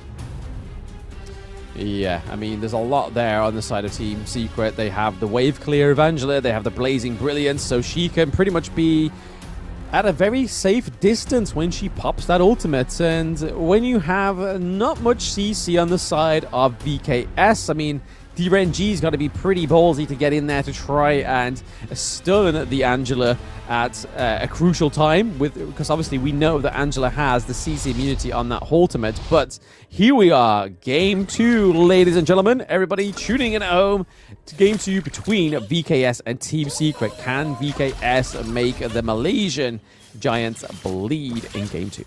Yep, they definitely need to, because at this point, I think there's a few markers we need to watch out for. Very nice wave clear, of course. The one-on-one, Xuan going against Nyap, and Nyap is not having the best time already. Yeah, no, taking a lot of damage and not dealing. I mean, they're both left away with half health, but this is the thing with the Atta pick, is that he's able to just HP regen. That health that's missing, that little grey bar, that just gets replenished, and he doesn't have to go to any kind of fruit or healing mechanic on the map. He can just go, you know what, I'll just heal over time, don't worry about it. I'll just keep hitting my minions, get my levels up. Don't you worry about me. But Team Secret was looking to try and take the Azure Golem there from the Dune, because obviously Zhongfei, having a second smite on the side of Team Secret, was trying to upset the rhythm of the night on the side of VKS. Yeah, he didn't steal it, right? Didn't manage to? No. No, all right. So a little bit unfortunate. At the same time, Team Secret, they do protect the jungle camps at the bottom as well. So I think it's a good recovery from Team Secret with the lead that VKS is trying to establish for themselves. But you know what? We have one more skill set that we want to, common spell we want to talk about. Blam, maybe you want to take this one. Yeah, so Sprint, we don't see it very often. We mainly see it on, obviously, the picks like a lane when you need to get into a team fight and you need to sort of make the difference. There you go, he activates it for me. We did not re-edition this, and that was not organized as well. That first blood coming through for Team Secret. Taking down Danny. The Dune is not that heavy soaking at this point in the game, Kin. He needs to just wait before he can soak that damage. Yep, it's not the ideal situation for VKS, and you could expect that this game is going to turn Ori for the side of VKS very quickly, because they're going to be able to take a couple of things across the map, and this is going to be the jungle camps as well. You can see Loong already positioning himself, ready for the next invasion coming in. Oh, yeah, nice it's kind of hard to watch, knowing that TS just know their timing so well that they're preparing their ganks before you even know. But Kid? Yep, Sun will not be able to get it. Sesa looking for the final hit as well, not going to be able to. But one may change the effect. They don't know he's around. Shattered Ice could be it. Here comes Winter is here. Can they get the kill? They're still surviving. Roaming Gun with the freeze. Ooh. Purify used as well. Sun is still surviving. In this 2v3, how are they doing it? Team Secret finally falls. It is VKS. What with the double kill? And it's instantly countered. Here comes the next set of skills as well. Mena gonna be taken down. Anchor smash lands on the 2. One is caught in no man's land. Can they get the kill? The rest of the cavalry is here. Xuan still chasing into the backlines. They will get the kill on 1. That's a good start for the side of Team Secret. They recover. So it's a 2 for 2 at this point. I feel like a little bit too early of a congratulatory there by the side of VKS, because we was clapping, we was like, yo, double kill coming through, and then we was like, oh no, the red team coming through from the rotation in the mid lane, and it looks like Team Secret are just going to maintain that tempo, and we could be seeing a potential fight in the mid lane and between Tyrant now that it's going to be spawning in about 12 seconds also, but here we go. Oh, the jump. Loom gets caught, and it's going to be a kill. It's going to be 3-3 now. Finally, VKS reply. They do reply, and I think that's probably a good pick-off going into the Tyrant and Overlord spawn, because we know that these players can steal without having smite, and Angela's definitely one of those heroes that isn't able to do that from a very safe distance. Just pop that Blazing Brilliance at the late part of the Tyrant, but they are able to secure it. First Tyrant goes over to VKS Danny. Yep, TNX, you know, definitely going to be prioritizing the Azure Golem a little bit more. He needs the cooldown, he needs the mana regen as well. Going to try and look at the counterpart here. Actually takes the steal. TNX, what a thief. Yeah, I mean, this is the whole point of Luna, right? It's those Azure Golems. If you don't have it, you may as well just be a minion with a nice little dress and 2 blades flashing around, because you don't have the cooldown that you need on the Luna when you don't have the Azure Golem. We already see that VKS are looking to try and take the Overlord, and they did. So 50-50 split in the first phase of the jungle for this game 2. How are things looking so far for yourself, Ken? I think it's pretty even at this point, right? 5 minutes in, they will lose the T1 on the bot, but I think it should be traded out soon enough once Team Secret finds, you know, the momentum. And I think they might be looking for a kill here. Danny may have taken a step too far. No, they will not pull the trigger just yet. Trigger discipline, here we go. They're looking for the backlines instead. Yeah, a little bit close for call there with the very close combat brush check we saw from VKS Danny. There was no range to be used or casted into those brushes, but hey, if someone's going to sacrifice themselves, it best be Doom, because he can soak that damage. Niap may be in trouble here, but there's also potential of that mid lane fight. Yeah, the pincer, Loon going to be caught out, going to be used, forced to use the flash at this point. That's a huge common spell, going to be on cooldown for the side of Team Secret. Niap, of course, being pressured by Sun, but as it stands now, I don't think they want to pull the trigger just yet. Wave Walker are going to be committed by the Arta Xuan, just looking for an opening. Yes, I mean, again, we're seeing an assault on the Azure Golem. Oh, Luna, Danny. hello, Kin. Yep, he's going to be caught in the middle of 4. They want someone else. Caesar going to be caught in the backlines as well. The freeze comes through. Can they make it? 2-on-1. He's doing so much work. Niap pushes them away. This could be the turnaround for VKS, and Team Secret have to be on the run. They will get pushed away. They'll get pushed away, but it looks like they may get the T1 turret in the Clash lane. It's the Vanguard still there. There we go. They are able to get it, but okay, hello. 1-on-1. It's going to change into a 2-on-1 here. No death at sunset for Niap, but he will make it out safely. Yeah, again, it seems to be the same old song and dance with loops with the Mayin in the first match of the day. It just seems to be what they keep playing the same pick. And it's not got the damage it needs, but speaking of damage, look at this double kill replay. Yep, the timing was just nice though. The Leaping Savior, he waited for that last moment to use the Shattered Ice. Beautiful gameplay, good understanding of what the opponent players are trying to go through. And at this point, right, it's once again trying to whittle down the health on the side of Team Secret, right?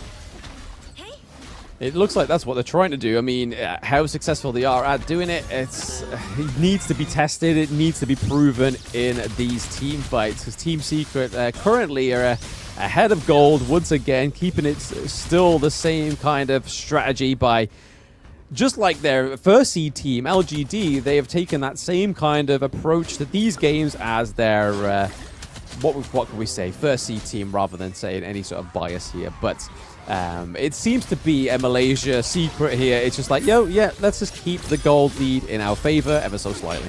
Yep, PNX going for the backlines as well. Gonna force the ultimates out. Danny is gonna be taken down with the Blazing Brilliance. Loon catches them on. All of them are caught out. It's gonna be VKS taken out. Team Secret, they clearly wipe out and have a stronger start to this game. A very, very strong start to the game there. We saw Kin, but it's not going to quite be that 7 minutes and 40 seconds finish that we saw from LGD. I feel like that was the hopes of this game too, is to show the LGD that they can close out the games just as quick, but they are happy just to take that higher ground turret, take a few kills on the board. Not quite getting that quadra like they did in the first game, but a triple kill nonetheless. Yep, looks like a Brazilian kryptonite, right? It's really just a macro game. I think they've done a little bit better. Right here, Lung, eyes on Lung on the right-hand side of the screen here. He actually catches the backline as well. Kills off Dani, a huge one, so no tank. And with the proc of the passive onto the jungler, 10x manages to clean up the entire team here will be going for a second fight. This time, TNX not looking too good. They want to jump on him as well. Death by Sunset committed, but he will make it out. Here comes the returning damage as well. Wave Walker catches on the 2 with the anchor smash. Can they get more damage? Niap is down. This is not looking good for VKS as well. They get pushed out. They get pushed back. Can they get more kills? Team Secret gonna settle for a little bit more at this point. Just the tier 2 will be good enough.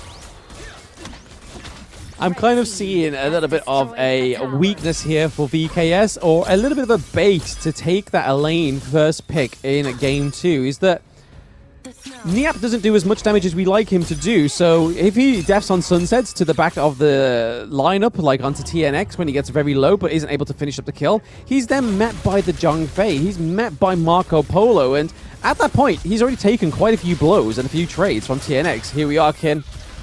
Yep, it's not going to be too much spiciness coming out from Team Secret, right? They just want to clear the waves. At this point, you know, Sun is doing a very good job of farming, right? The Doomsday doing so much work against Dani.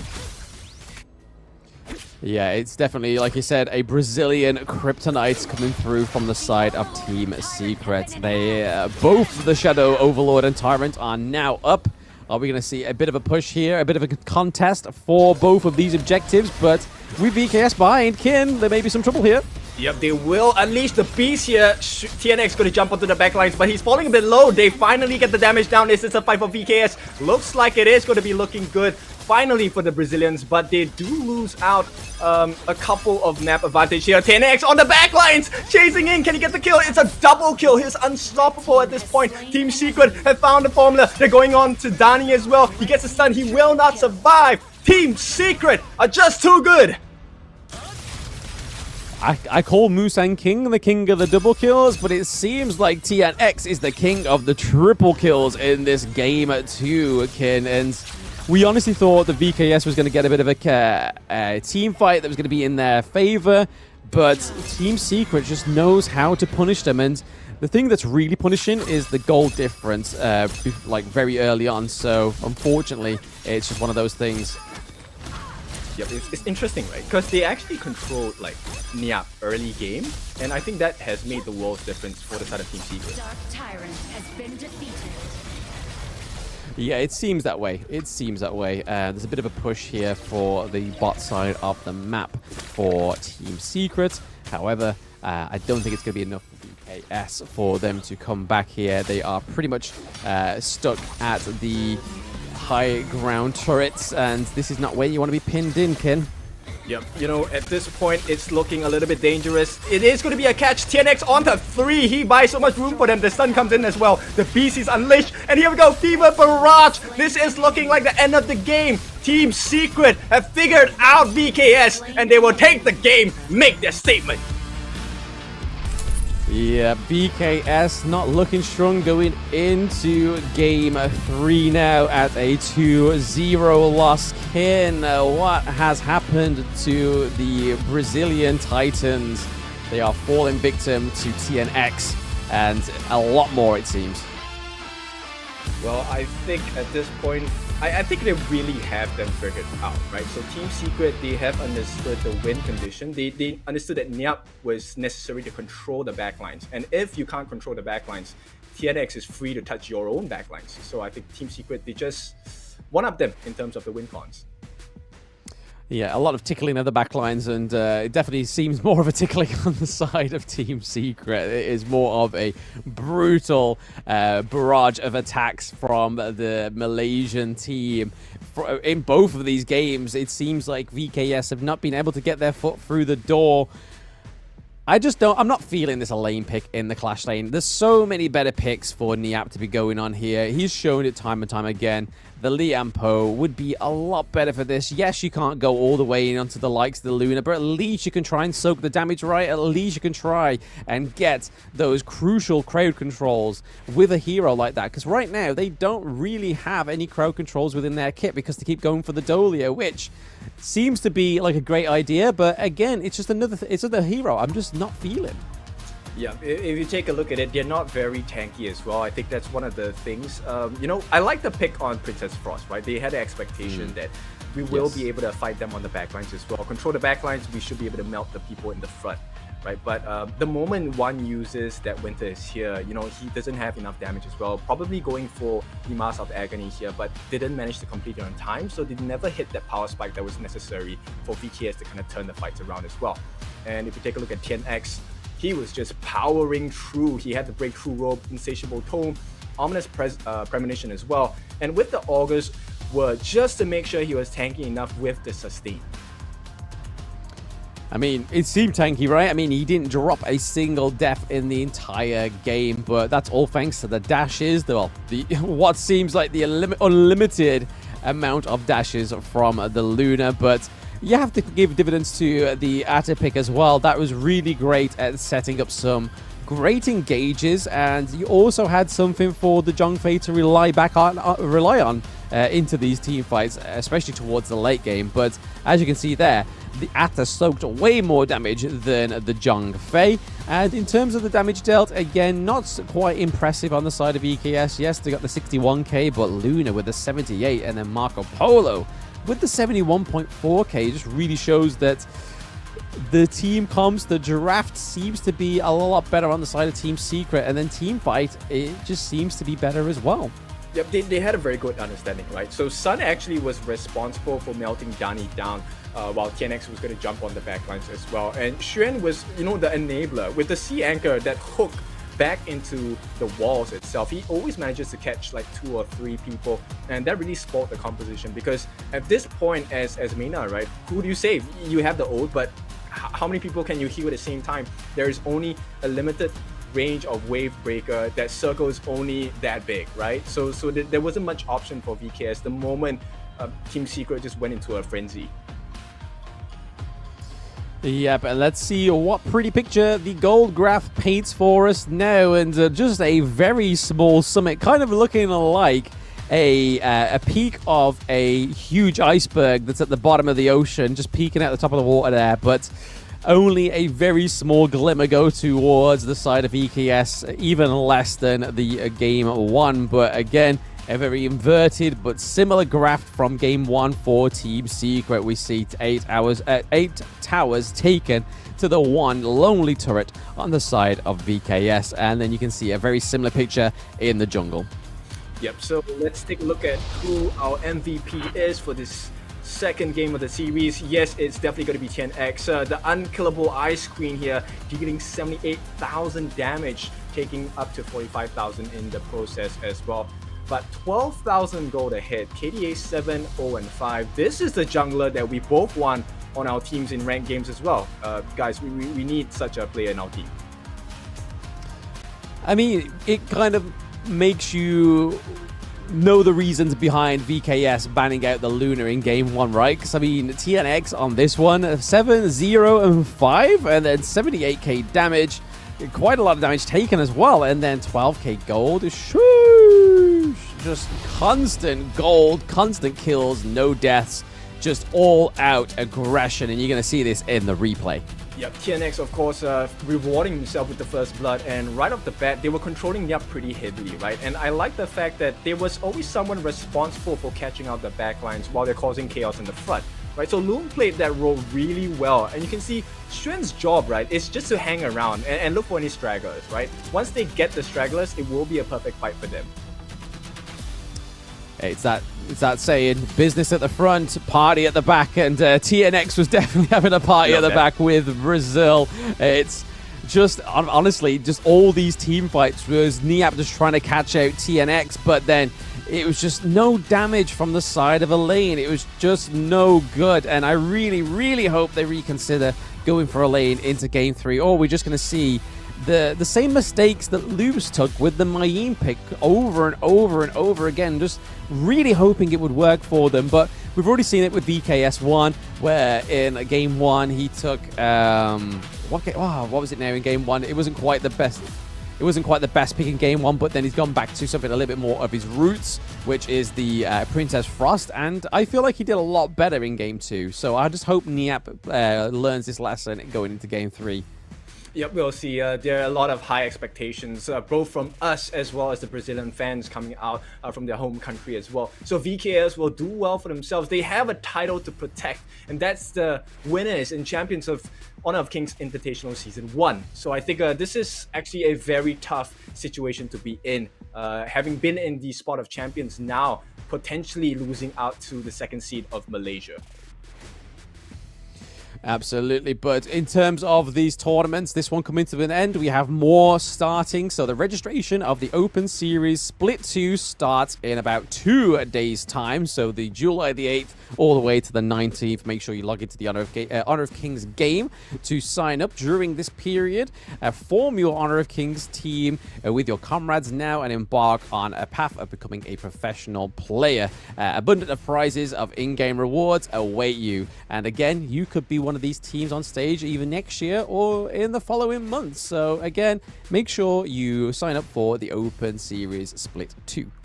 That's right. Do remember, you are already on the way. The moment you have logged into this game, you have started the journey of potentially becoming a professional player, right? The journey is never easy. So we hope to see you. Hopefully we can get a shoutcast for you, shout your names on screen, and see your fabulous plays as well.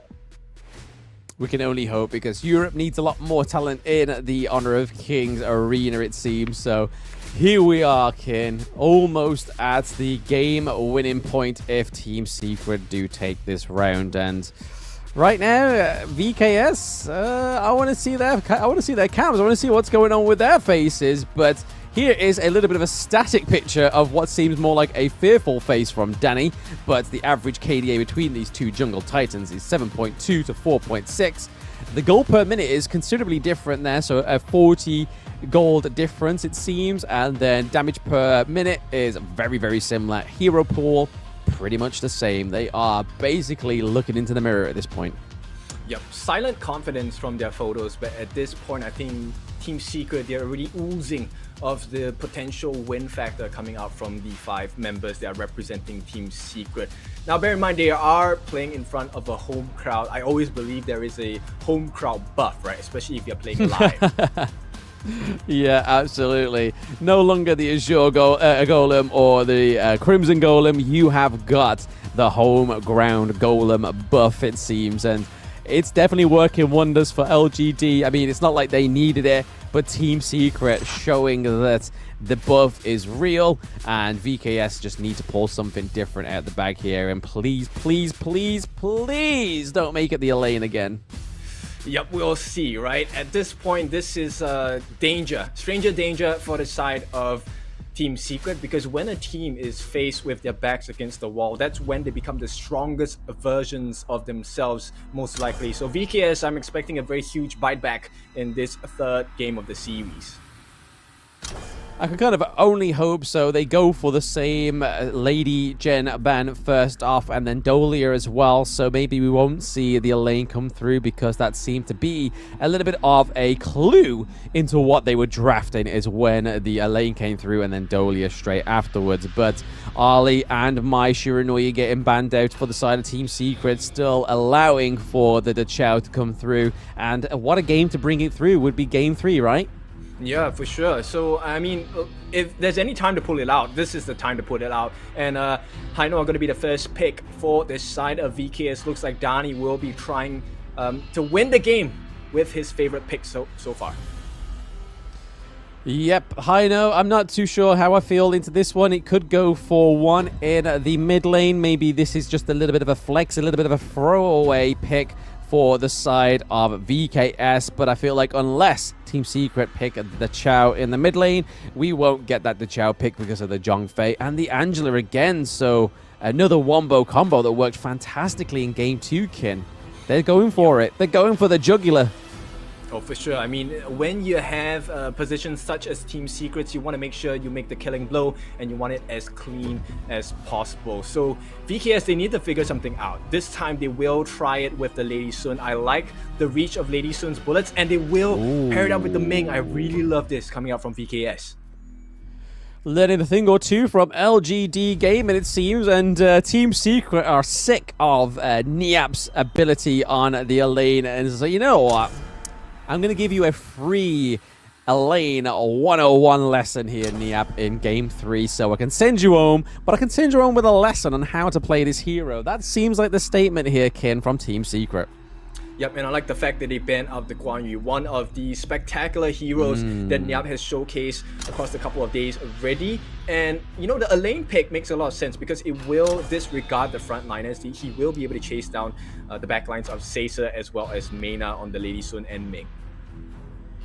Yep, the Kaiser ban coming through as well, so Tenki Jungle go bye-bye, and then Luna and Jing are getting banned through on the side of VKS. So if they're going to play a flashy hero on the side of Team Secret, they might want to pick something soon before VKS Danny picks it, unless that high note is already going to be Danny's go-to jungle pick. We are yet to see that because, again, mid lane is still up for grabs, or we could see that it's a real throw-up and it's a throwback over to the KPL, and that high note goes into the Clash lane. Maybe this is something the Brazilian team's been hiding out within their champion pool and within their strats. But TS Sun already looking for the Yukio Tachibana coming through on the side of TS, and this is not the first time we've not seen it.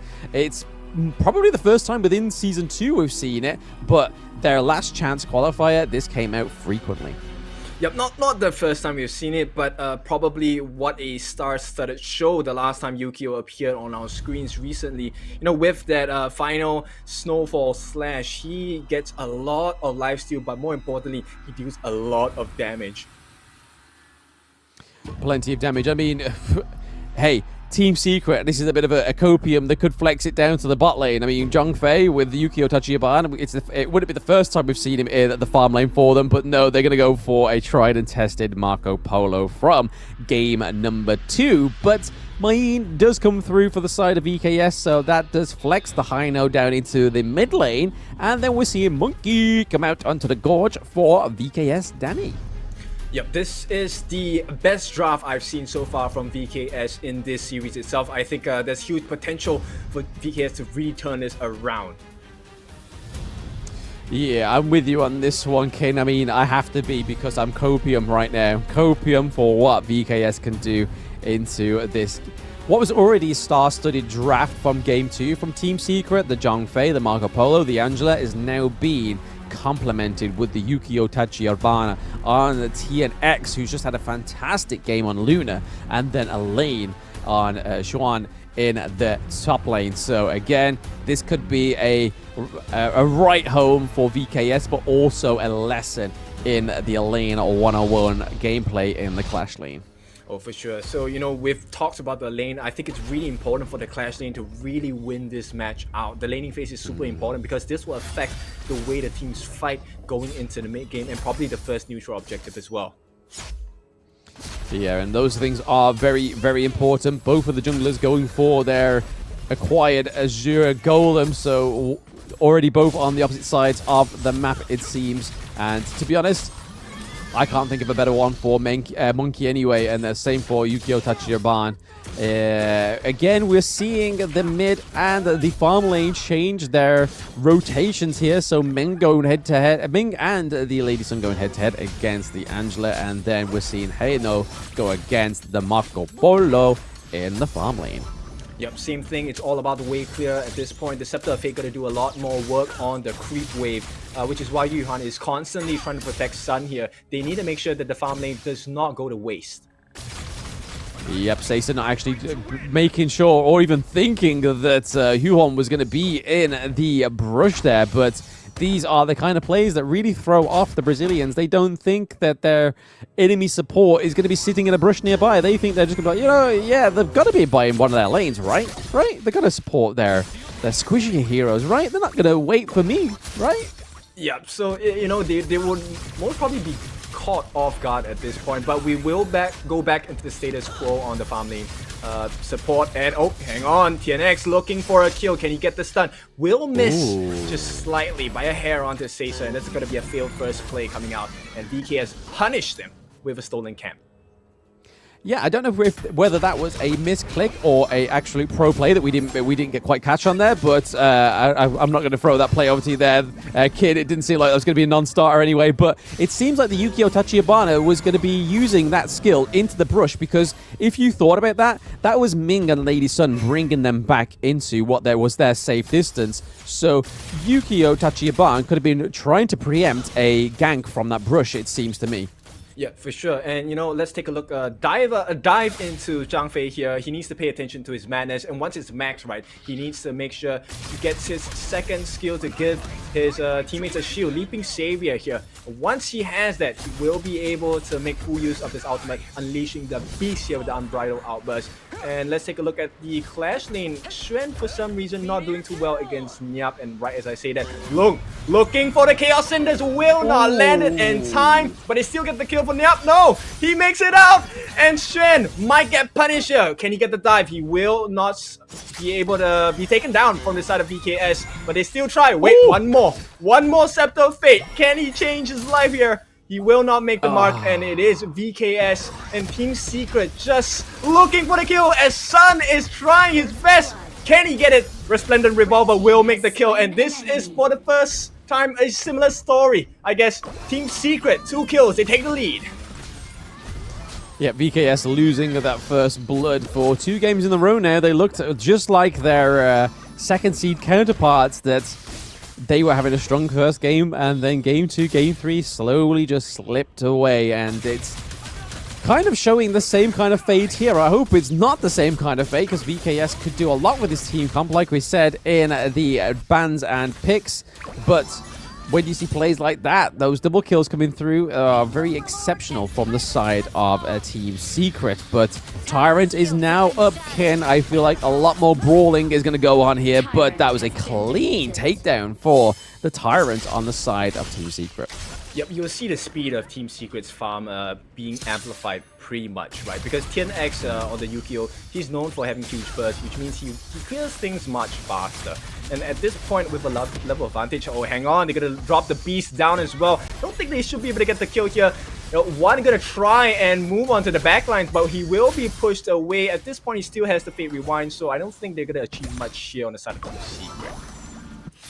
No, yeah, the rotations just aren't really amounting to anything on the side of VKS right now, which is a shame, because they're definitely getting the rotations in. It's just the execution of these rotations just aren't falling through for them, which going into the 5th minute is probably not what they want to be seeing, and they are only about 1k gold behind, which isn't a lot, but this is Team Secret's secret sauce, is making your enemy team think they're not that far behind, but then when it comes to it, the realization a few minutes down the line is that they're a few k gold ahead, and then by that point, it's very hard to play to. But Monkey here, looking for a phase check in the bush. Danny's able to soak that damage.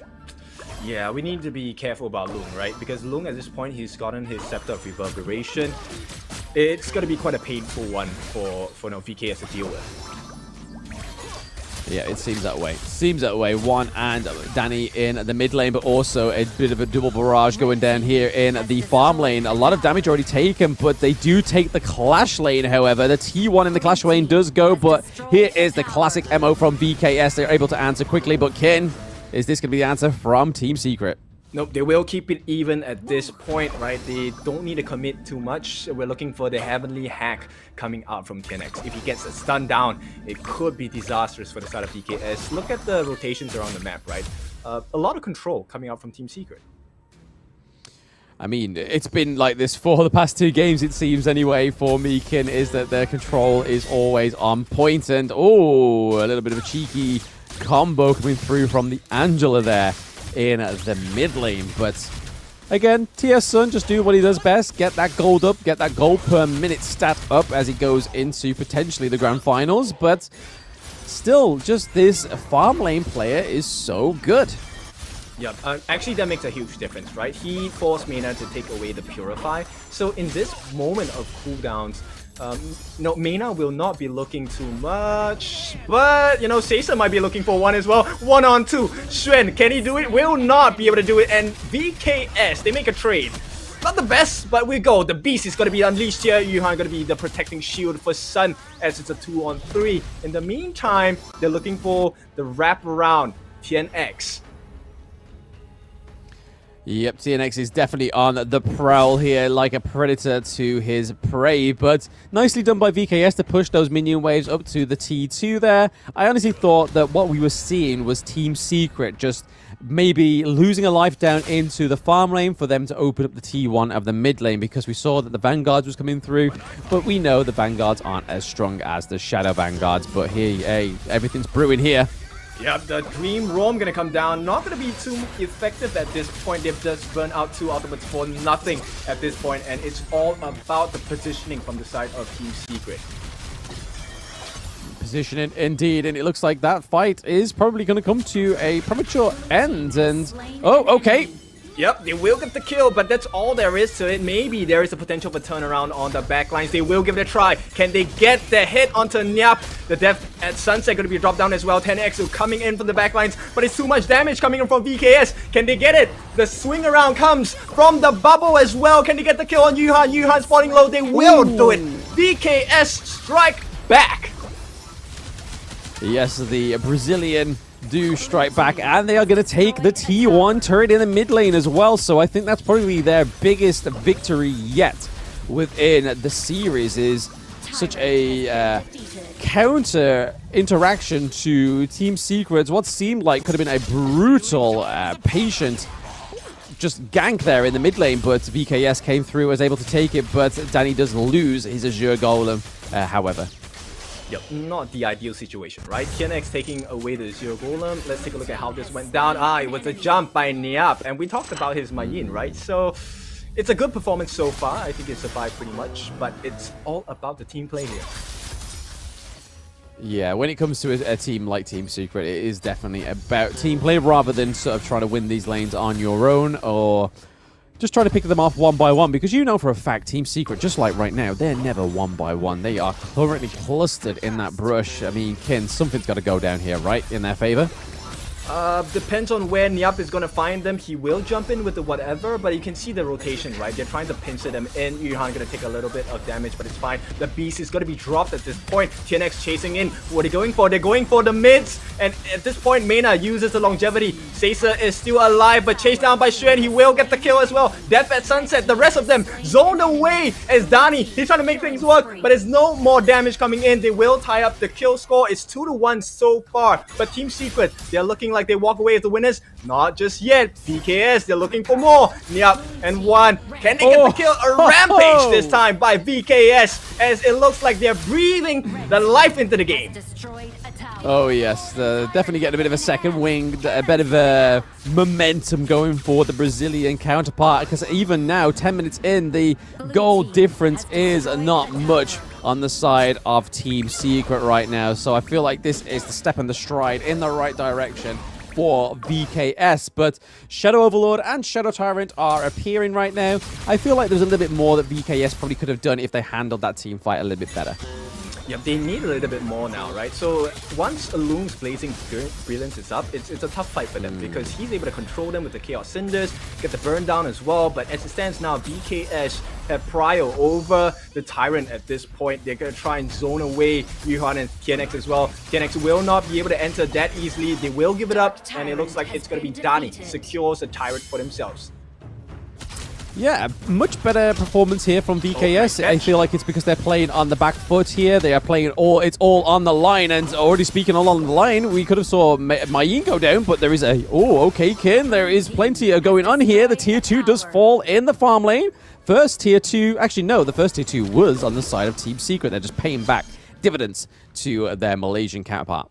Yep, they made the trade there, and at this point, TNX positioning is a bit scary for the side of VKS. They don't know that he's around here, right? But we'll see, right? Because at this point, he has done a brilliant job of just scouting out information for the team. He manages to catch like where Sun is, and so far they've made very good plays off of that. Oh, hang on, TNX actually trying to catch out Seiza. Will not make the cut, and he gets shot down instead. The save comes in from Loom, but it's not over just yet. VKS, they know the opening when they see one. They're going to watch out for the Elaine. The Elaine is on the rotate onto the back line. Mayin needs to figure out, so Niap needs to know where Xuan is to make this capable. But hey, Kin, something's happening. It's not going to be good for the side of Team Secret. They're going to try it. They caught the backlines as well. Seiza is dead. Fever Barrage drop down as well. And it's a big win for the side of Team Secret. Finally, the map is opened up. They will be looking for more kills instead. Yep, no, that was an unfortunate end there for Team VKS. It seems they had so much potential into that one, but it was soon negated by Team Secret. And this just shows how much of a beast this Malaysian team is. And taking down the second T2 turret in the mid lane there. This is going to get harder and harder for VKS to come back from, because now they are playing on 2 back feet, it seems. The back is literally against the wall. The higher ground turret does fall as well, Kin. Yeah, I mean, how many walls do they need to lean on, right? We've said their backs are against the wall many times in the past 3 games thus far. And it looks like VKS, they're still trying to change their fate, right? But at this point, I'm not sure how they're going to do it. Yeah, no, that the gold lead's now a little bit out of their lead, so almost a 2k gold difference, it seems, which has probably been the highest all game, and Team Secret have just been brewing that up for quite some time. I feel like TS Lung has been a great setup for these plays because of the CC coming through on the Angela, and obviously also the Blazing Brilliance that we alluded to onto the side of VKS won in game 1, but it just didn't quite see the light of day. No matter how bright the Blazing Brilliance was, it just didn't shine through the way it's doing, the way it's hitting right now for Team Secret. Yeah, different class for sure at this point. Team Secret, right? That was a pretty fast Shadow Overlord as well. And as it stands now, I think it's going to be a tough game for the side of VKS because they have not dropped down the Shadow Overlord just yet. No, just look at that goal difference between TS Sun and Seiza. When you're playing Lady Sun, a late game hero like herself, that's not where you want to be, but Kin. Yup, Xuan on the backlines. He's going to be caught out, but the cavalry is here. He jumps in. He's going to give his life for this. Beast is unleashed. TNX lays on a little bit of damage, but Niap is here to try and change the fate of the team as well. Can they do it? They get a double kill. Seiza changes the game for VKS. They're coming back. Hopefully that down talk to Seiza just fueled him, but they've got to watch out for that Vanguard in the bot lane. They do not want to lose a higher ground turret at this point, especially after such a phenomenal team fight there, but it looks like it is going to be the case, unfortunately, for the side of VKS, so a little bit more pressure in that farm lane for the Brazilian team, but they do pick up the Shadow Tyrant, so again, a little bit more better effort from the side of VKS, but going into game 3, this is where your better effort comes from, is, it seems to me, a little bit too risky for me. Well, I know this is not the action-packed replay we're looking at, but that save by 1 to reverse the time on the tower itself could make the biggest change in the game. Right now, they're even. Yep, even Steven so far. They didn't lose the high ground turrets. Well, like I thought they did originally. It seems like they did. It was very, very close to comfort, but then again, hey, they know what they're doing. I'm just looking at the pretty map. I'm just looking at these pretty heroes doing these dazzling skills, but it's hard to call, kid. I don't know what's going on, but the gold has pretty much become neck and neck once again. A few hundred between both of these teams. It's all thanks to Seiza, I think, with that double kill in that last interaction. Oh yeah, for sure. And the fact that he's able to kind of bait Xuan into an unfavorable positioning in a 1v4, 1v5 situation is really credits to him because he's changing the game so much. Yep, creating the pace himself, even though it's been quite a struggle of a pace for the majority of the series for the Brazilian team so far, but we're seeing that Niap's trying to do some macro plays, put a bit of pressure into the farm lane, it seems, but hey, any pushes, any minor victories will be the best thing for VKS in this. What could be the last point of the best of 5 right now? Yeah, tournament life on the line, they will go into overkill mode for sure. So VKS, careful, gets caught out. They will be pushed back at this point. At this, Team Secret, they know what they need to do. So the moment they don't get the kill, they will back out. Right now, there's too many things at stake. Plenty at stake, absolutely, Ken. You are not wrong. It's Definitely a harder means of this going into the 17-minute mark, and potentially the Overlord. Yeah, Overlord coming up in 3 seconds. It is now alive. Is this going to be the final fight? We see Danny Face checking. Okay, kid. Okay. Yep, he's going to jump into 4, but on the backlines, they will be pushed away by Xuan as well. Can they get the kill? Danny's falling a bit low. The Beast is going to be dropped, but TNX will be taken out. It's going to be looking horrible for the side of Team Secret. They found the chink in armor. VKS, they take a win. Yeah, I mean, that is an even trade for both the junglers, but on the side of Team Secret, they still have the smite of the Jung phase, so even if they still wanted to go for the Overlord, I feel they have plenty of things within their team comp, like Blazing Brilliance, they have the second smite, but then they also have Death on Sunset as well, so plenty of ways to secure it, but okay. Yep, Xuan gonna go in once again, but this time he can't take the damage. Death at Sunset gonna come in. The Cavalry's here as well. Fever Barrage Sun will be melted. Instantly delayed, and this is going to be VKS. They breathe some life. They lose the tier 3, but they're winning the team fights as well. One gonna push them away. Right now, it's all about the reset. Mankey is up as well. Danny, can he make the game-changing play? I feel like they've got to do a lot within this next 25 seconds whilst they have the Elaine off the cards, whilst they have the Marco Polo off the cards as well, because if they don't, then I feel like those 2 wins were nothing more than trying to gain a gold lead for the side of VKS, which at the end of the day, yes, it's more gold, it's more items, but you definitely want to be taking some of these jungle objectives, just like they took the Shadow Tyrant there. But we see that Team Secret's able to call back with the Shadow Overlord, looking to push this mid T2 turret. Are they going to be able to take it? Yes, they are. But Yukio Tachibana is on the rotate. They've got to be careful as they are now getting pincered in by Team Secret. Yep, he's gonna try and make life a little bit more difficult on Niap, but Xuan gets caught out. Yuhan as well. This is a horrible situation if they get caught out and die here. And Yuhan right away gonna be using the Leaping Savior to push away that aggression. Right now, Sun eyes on the Zero Golem. It's not looking good, but Team Secret, they're not just out at the moment. Yep, someone's had to go back, and it looks like it's going to be Niap to try and clear that minion wave down in the bot lane, because that is looking too close to the crystal for me. I would not want to be in that situation in a ranked game where your team decide to take a team fight and then they finish you off. But okay, we are seeing a potential engage here, it seems. It looks like Team Secret are a bit hesitant, though, Ken. Yep, they don't want to overcommit, right? Because at this point, you know, the Mayin for Niap is not shown, but Xuan wants to make the play, goes on the backline, catches a tree as well. The Beast is dropped. TNX on the front lines with the slashes as well. Can they get the kill? If they kill the Ming, it's almost over. Caesar, Mena, Danny, all down. Double kill for Yuhan and Team Secret. Once again, they've got the number. It's going to be another nice kill there. And I mean, Blam, this could be the end of the game. It could be the end of the game, end of the series here for VKS, but if they only fought this hard in Game 2, Game 1, I feel like they will be seeing a little bit of a difference here. A little bit of an upset for Team Secret, at least within a round, but hey, there's the Vanguard. Yep, they will try, they will jump in as well, but the base, the crystal will not survive the onslaught, so Team Secret, you will see them in the grand finals tomorrow, going up against LGD Malaysia. Yep, unfortunate for VKS, they do fall out of the competition at the semifinals and dethroning their crown as the Season 2 champions. There will be a new Invitational champion go through tomorrow, and it's going to be either Malaysia or Malaysia, baby.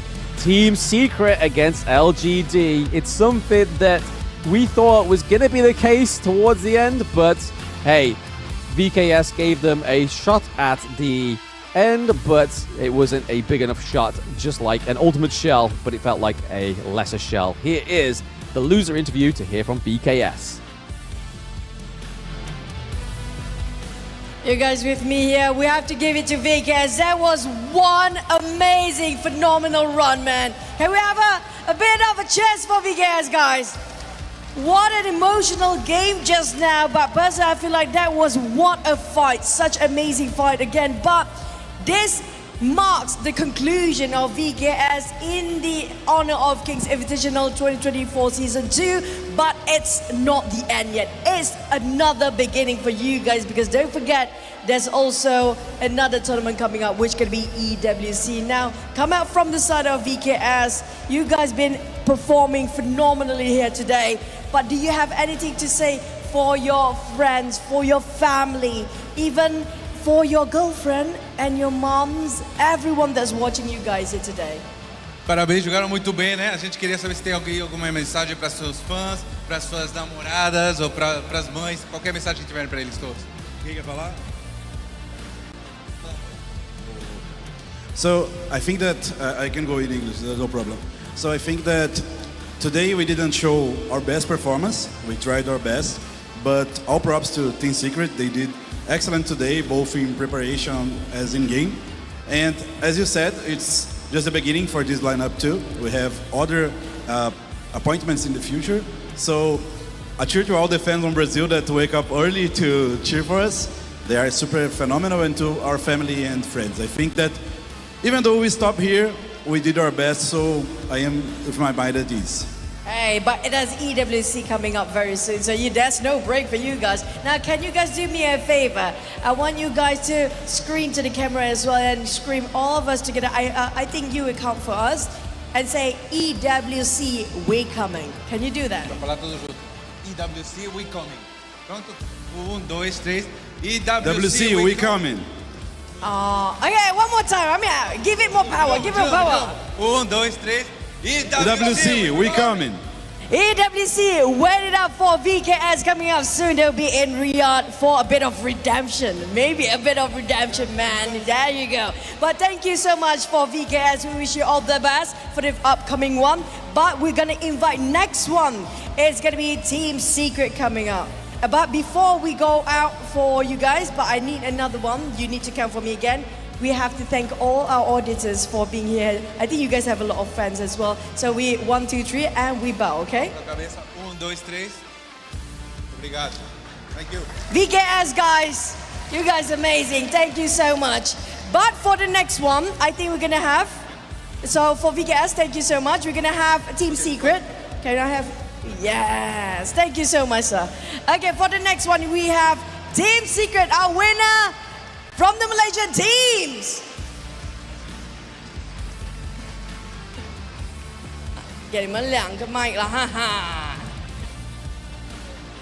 Okay, I think there's also a bit to the front. Don't be shy, it's okay. I think there's one more person we're lacking. Wow, we got extra gift today. I think, okay, can we fit a bit more to the left? A bit more to the left. Open up a bit more. Squeeze in. It's okay. The coach already give analysis from that game.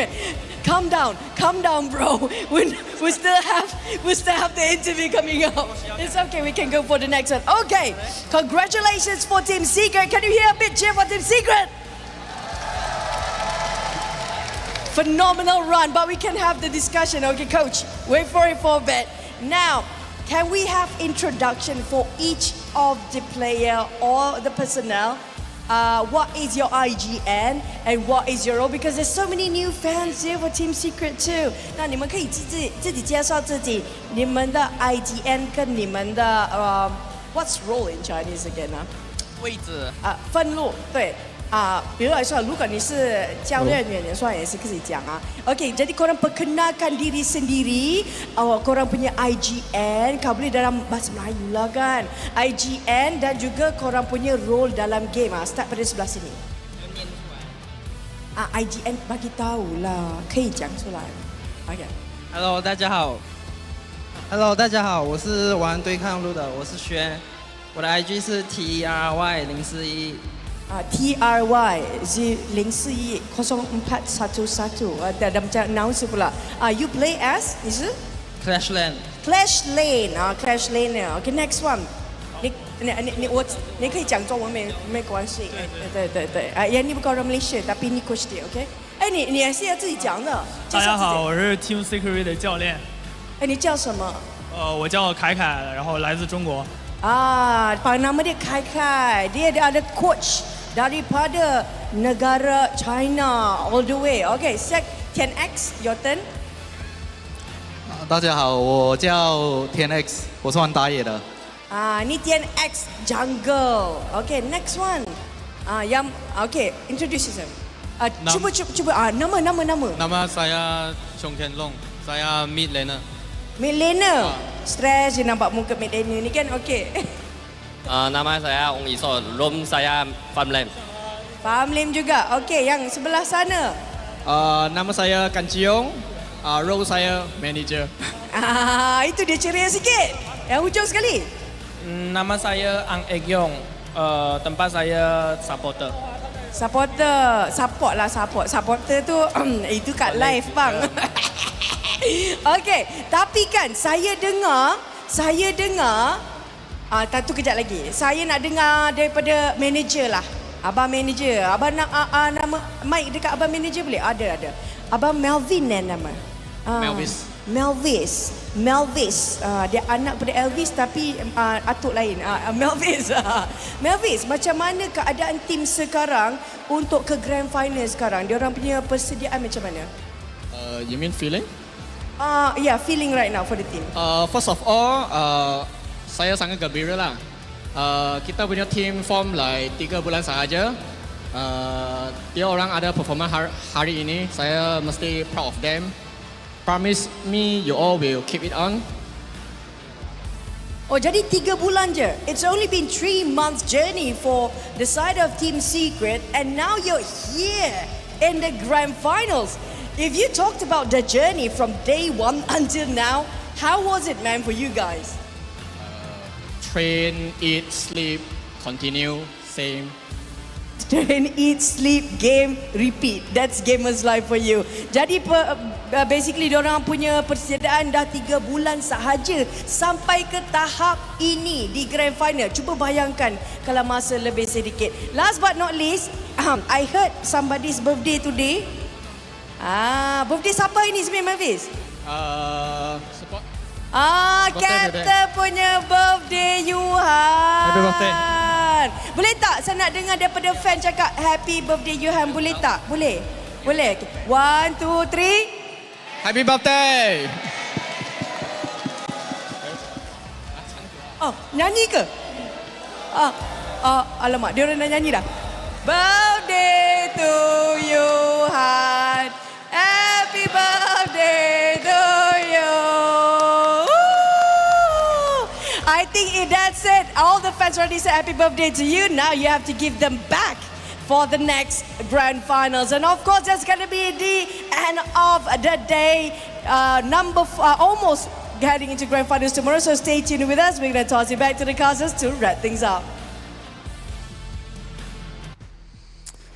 Well, there you had it, Ken. The losing interview and the winner interview with Team Secret. But I think the see you at EWC from VKS really gave us everything that they needed to, or just not say or say anything at all. It was just, you could see that they were a little bit upset with the fact that they lost and how they played. Even the coach was said that they didn't quite play their best today. But hey, if you're gonna choose not to play your best, it's in that group stage, baby, not the knockout stage. But like you say, stage jitters, a lot can go on within these 2 rounds. Oh yeah, for sure. So of course, this is not the end of the road for VKS. You will see them in the Esports World Cup as well. Now let's cover a little bit about the game here, itemization wise. Really curious as to how Xuan was playing, because he on hand Destiny, Overlord's Plate Mail, Kirasa's Savagery with the Spark Forged Dagger as well, and the Blazing Cake. Early game, he was surviving so well, but late game, he got melted down. Caesar, he was so painful as well. Got a couple of nice kills on the Sun, got a couple of nice kills on the Xuan as well. I think that was some hopeful response from the side of VKS. Yeah, it was definitely. I mean, Game 3 was a little bit of a late one to start that response. It would have been nice for them to just completely drastically change that into Game 2, I feel, because then like I was saying at the end of Game 3, they could have been a little bit more of a turnaround here for VKS, a little bit more hype for them going into the final round. Even if they didn't win Game 2, they know that there's a little bit of a give and take going on between these two teams. But yeah, the last game of the series was definitely the best. A little bit of a vice versa for Loops. First game was the best. VKS last game was the best, but here are the stats, and TS Sun, man, just peaking over 100k once again. 158k on the Marco Polo, and then obviously we saw for VKS that one had really shined on this Hino pick with 140k damage. Those scepters just flying through. That clutch kill onto the lane, oh, in the clash lane, it was just beautiful, Kin. Tell me about it. Yeah, for sure. That dive, right, the Scepter of Fate, really sealing the fate of Mr. Xuan at the start of the game. And one of the things that I think One did really well was the fact that when Xuan jumps into the backline, One was that guy, the shield, the gate that everyone had to get past. But I think towards the late game, everyone just skipped that boss. Yuhan was responsible, of course, with the 121,000 damage that he tanked to allow the members like Sun to really just go in and do the damage as well. It's really hard to catch. And when you have Sun, you're pretty much focused on him, which opened the door gates for TNX to really just come in for the kills as well. Yeah, I mean, it wasn't TNX's cleanest game, but then again, Yukio Tachiyaban is a little bit different compared to the likes of the Luna or anything along those lines, the flashier lines, because again, you could misclick, you could go the wrong direction. He's a little bit more squishier, a little bit more easier to lock down, but you can kind of see it was the best performance for VKS, and you can see that in the goal difference there. Even though the goal difference was ahead of themselves towards the end of that game, they still lost. So not the quite most accurate picture from the gold graph, but well played to VKS for trying their best in that last game. But MVP, I would imagine, goes to nobody else other than TS Sun once again. Kin, fill him in. 158,000 damage dealt, his resplendent revolver shooting the bullets of death for sure, you know, taking 67,000 damage as well. This is credits to the Leaping Savior. The shield value coming out from his support was what led him to be the monster that he is at the end of the game. We will take a look at the replay of the game as well. I mean, Blam, this was actually a big wrestling match, right? Back and forth all the way. Yep, from the top rope, from the top rope, from the top rope. It seemed like they had VKS pinned down in the early game, and it kind of looked like it was going to be a no-show for the rest of the match. But then VKS came back with some really good plays, like you saw there. One on the Hino, actually played it a lot better than Danny in the jungle, I feel.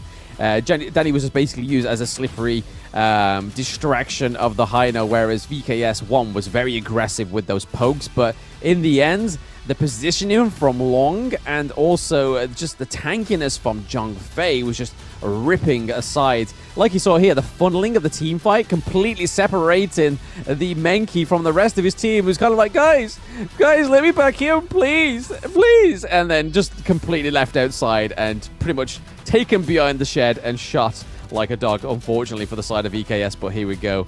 It was just another team fight. Not quite as clean here, but this is where we started to see the end of the fight for VKS. And then there's that death on Sunset with the Vanguards coming through, just looking to clean up the crystal. And then Blazing Brilliance just finishing off VKS 1 at the end was just superbly played. But here is the bracket, Kin, and it looks like it's a Malaysia versus Malaysia grand final, and it's being hosted in you-know-where, Malaysia. So the crowd at the offline stage need to be super hyped tomorrow.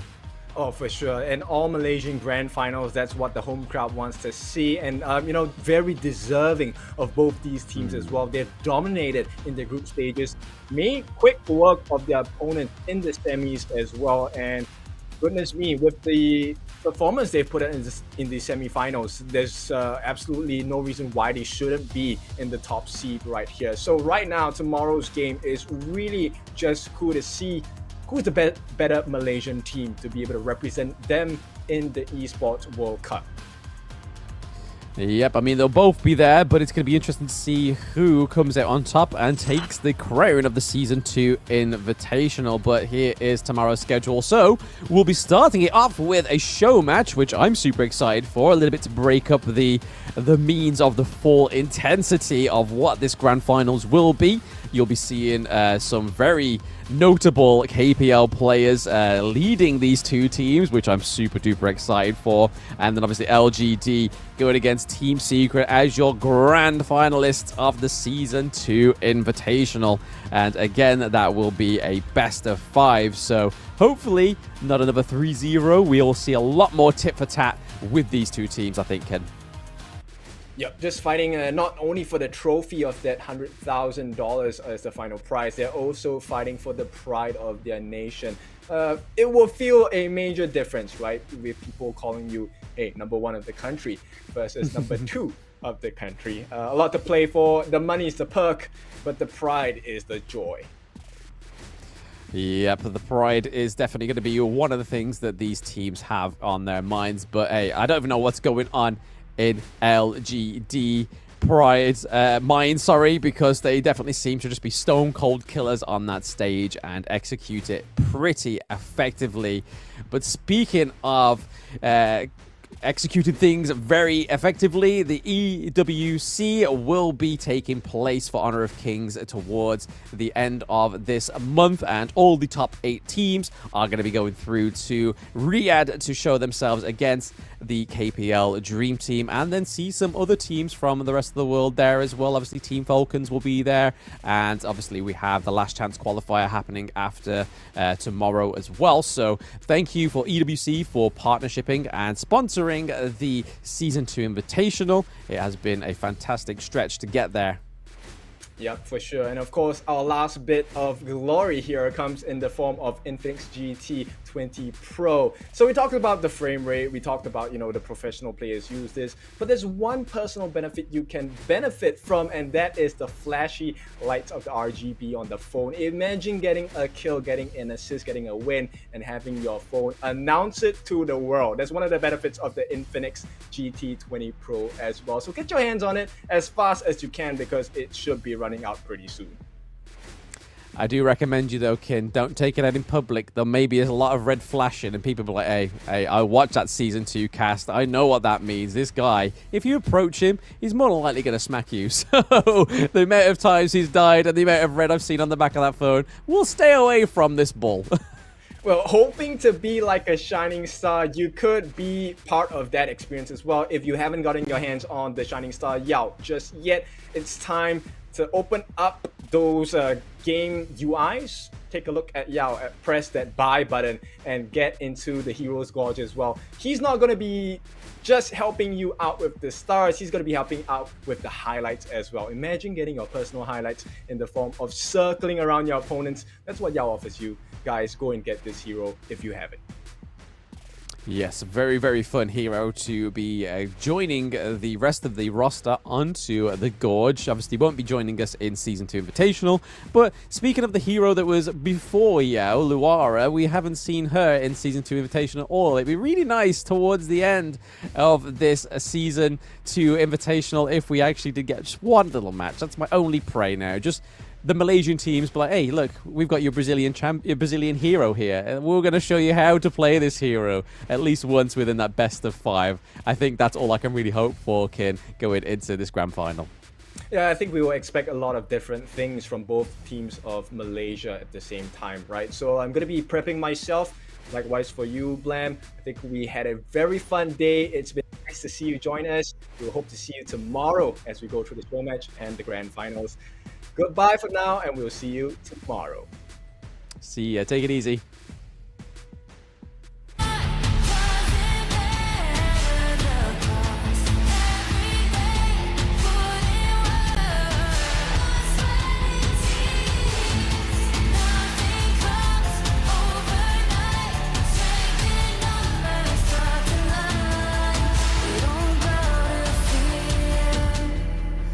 Sweat and tears.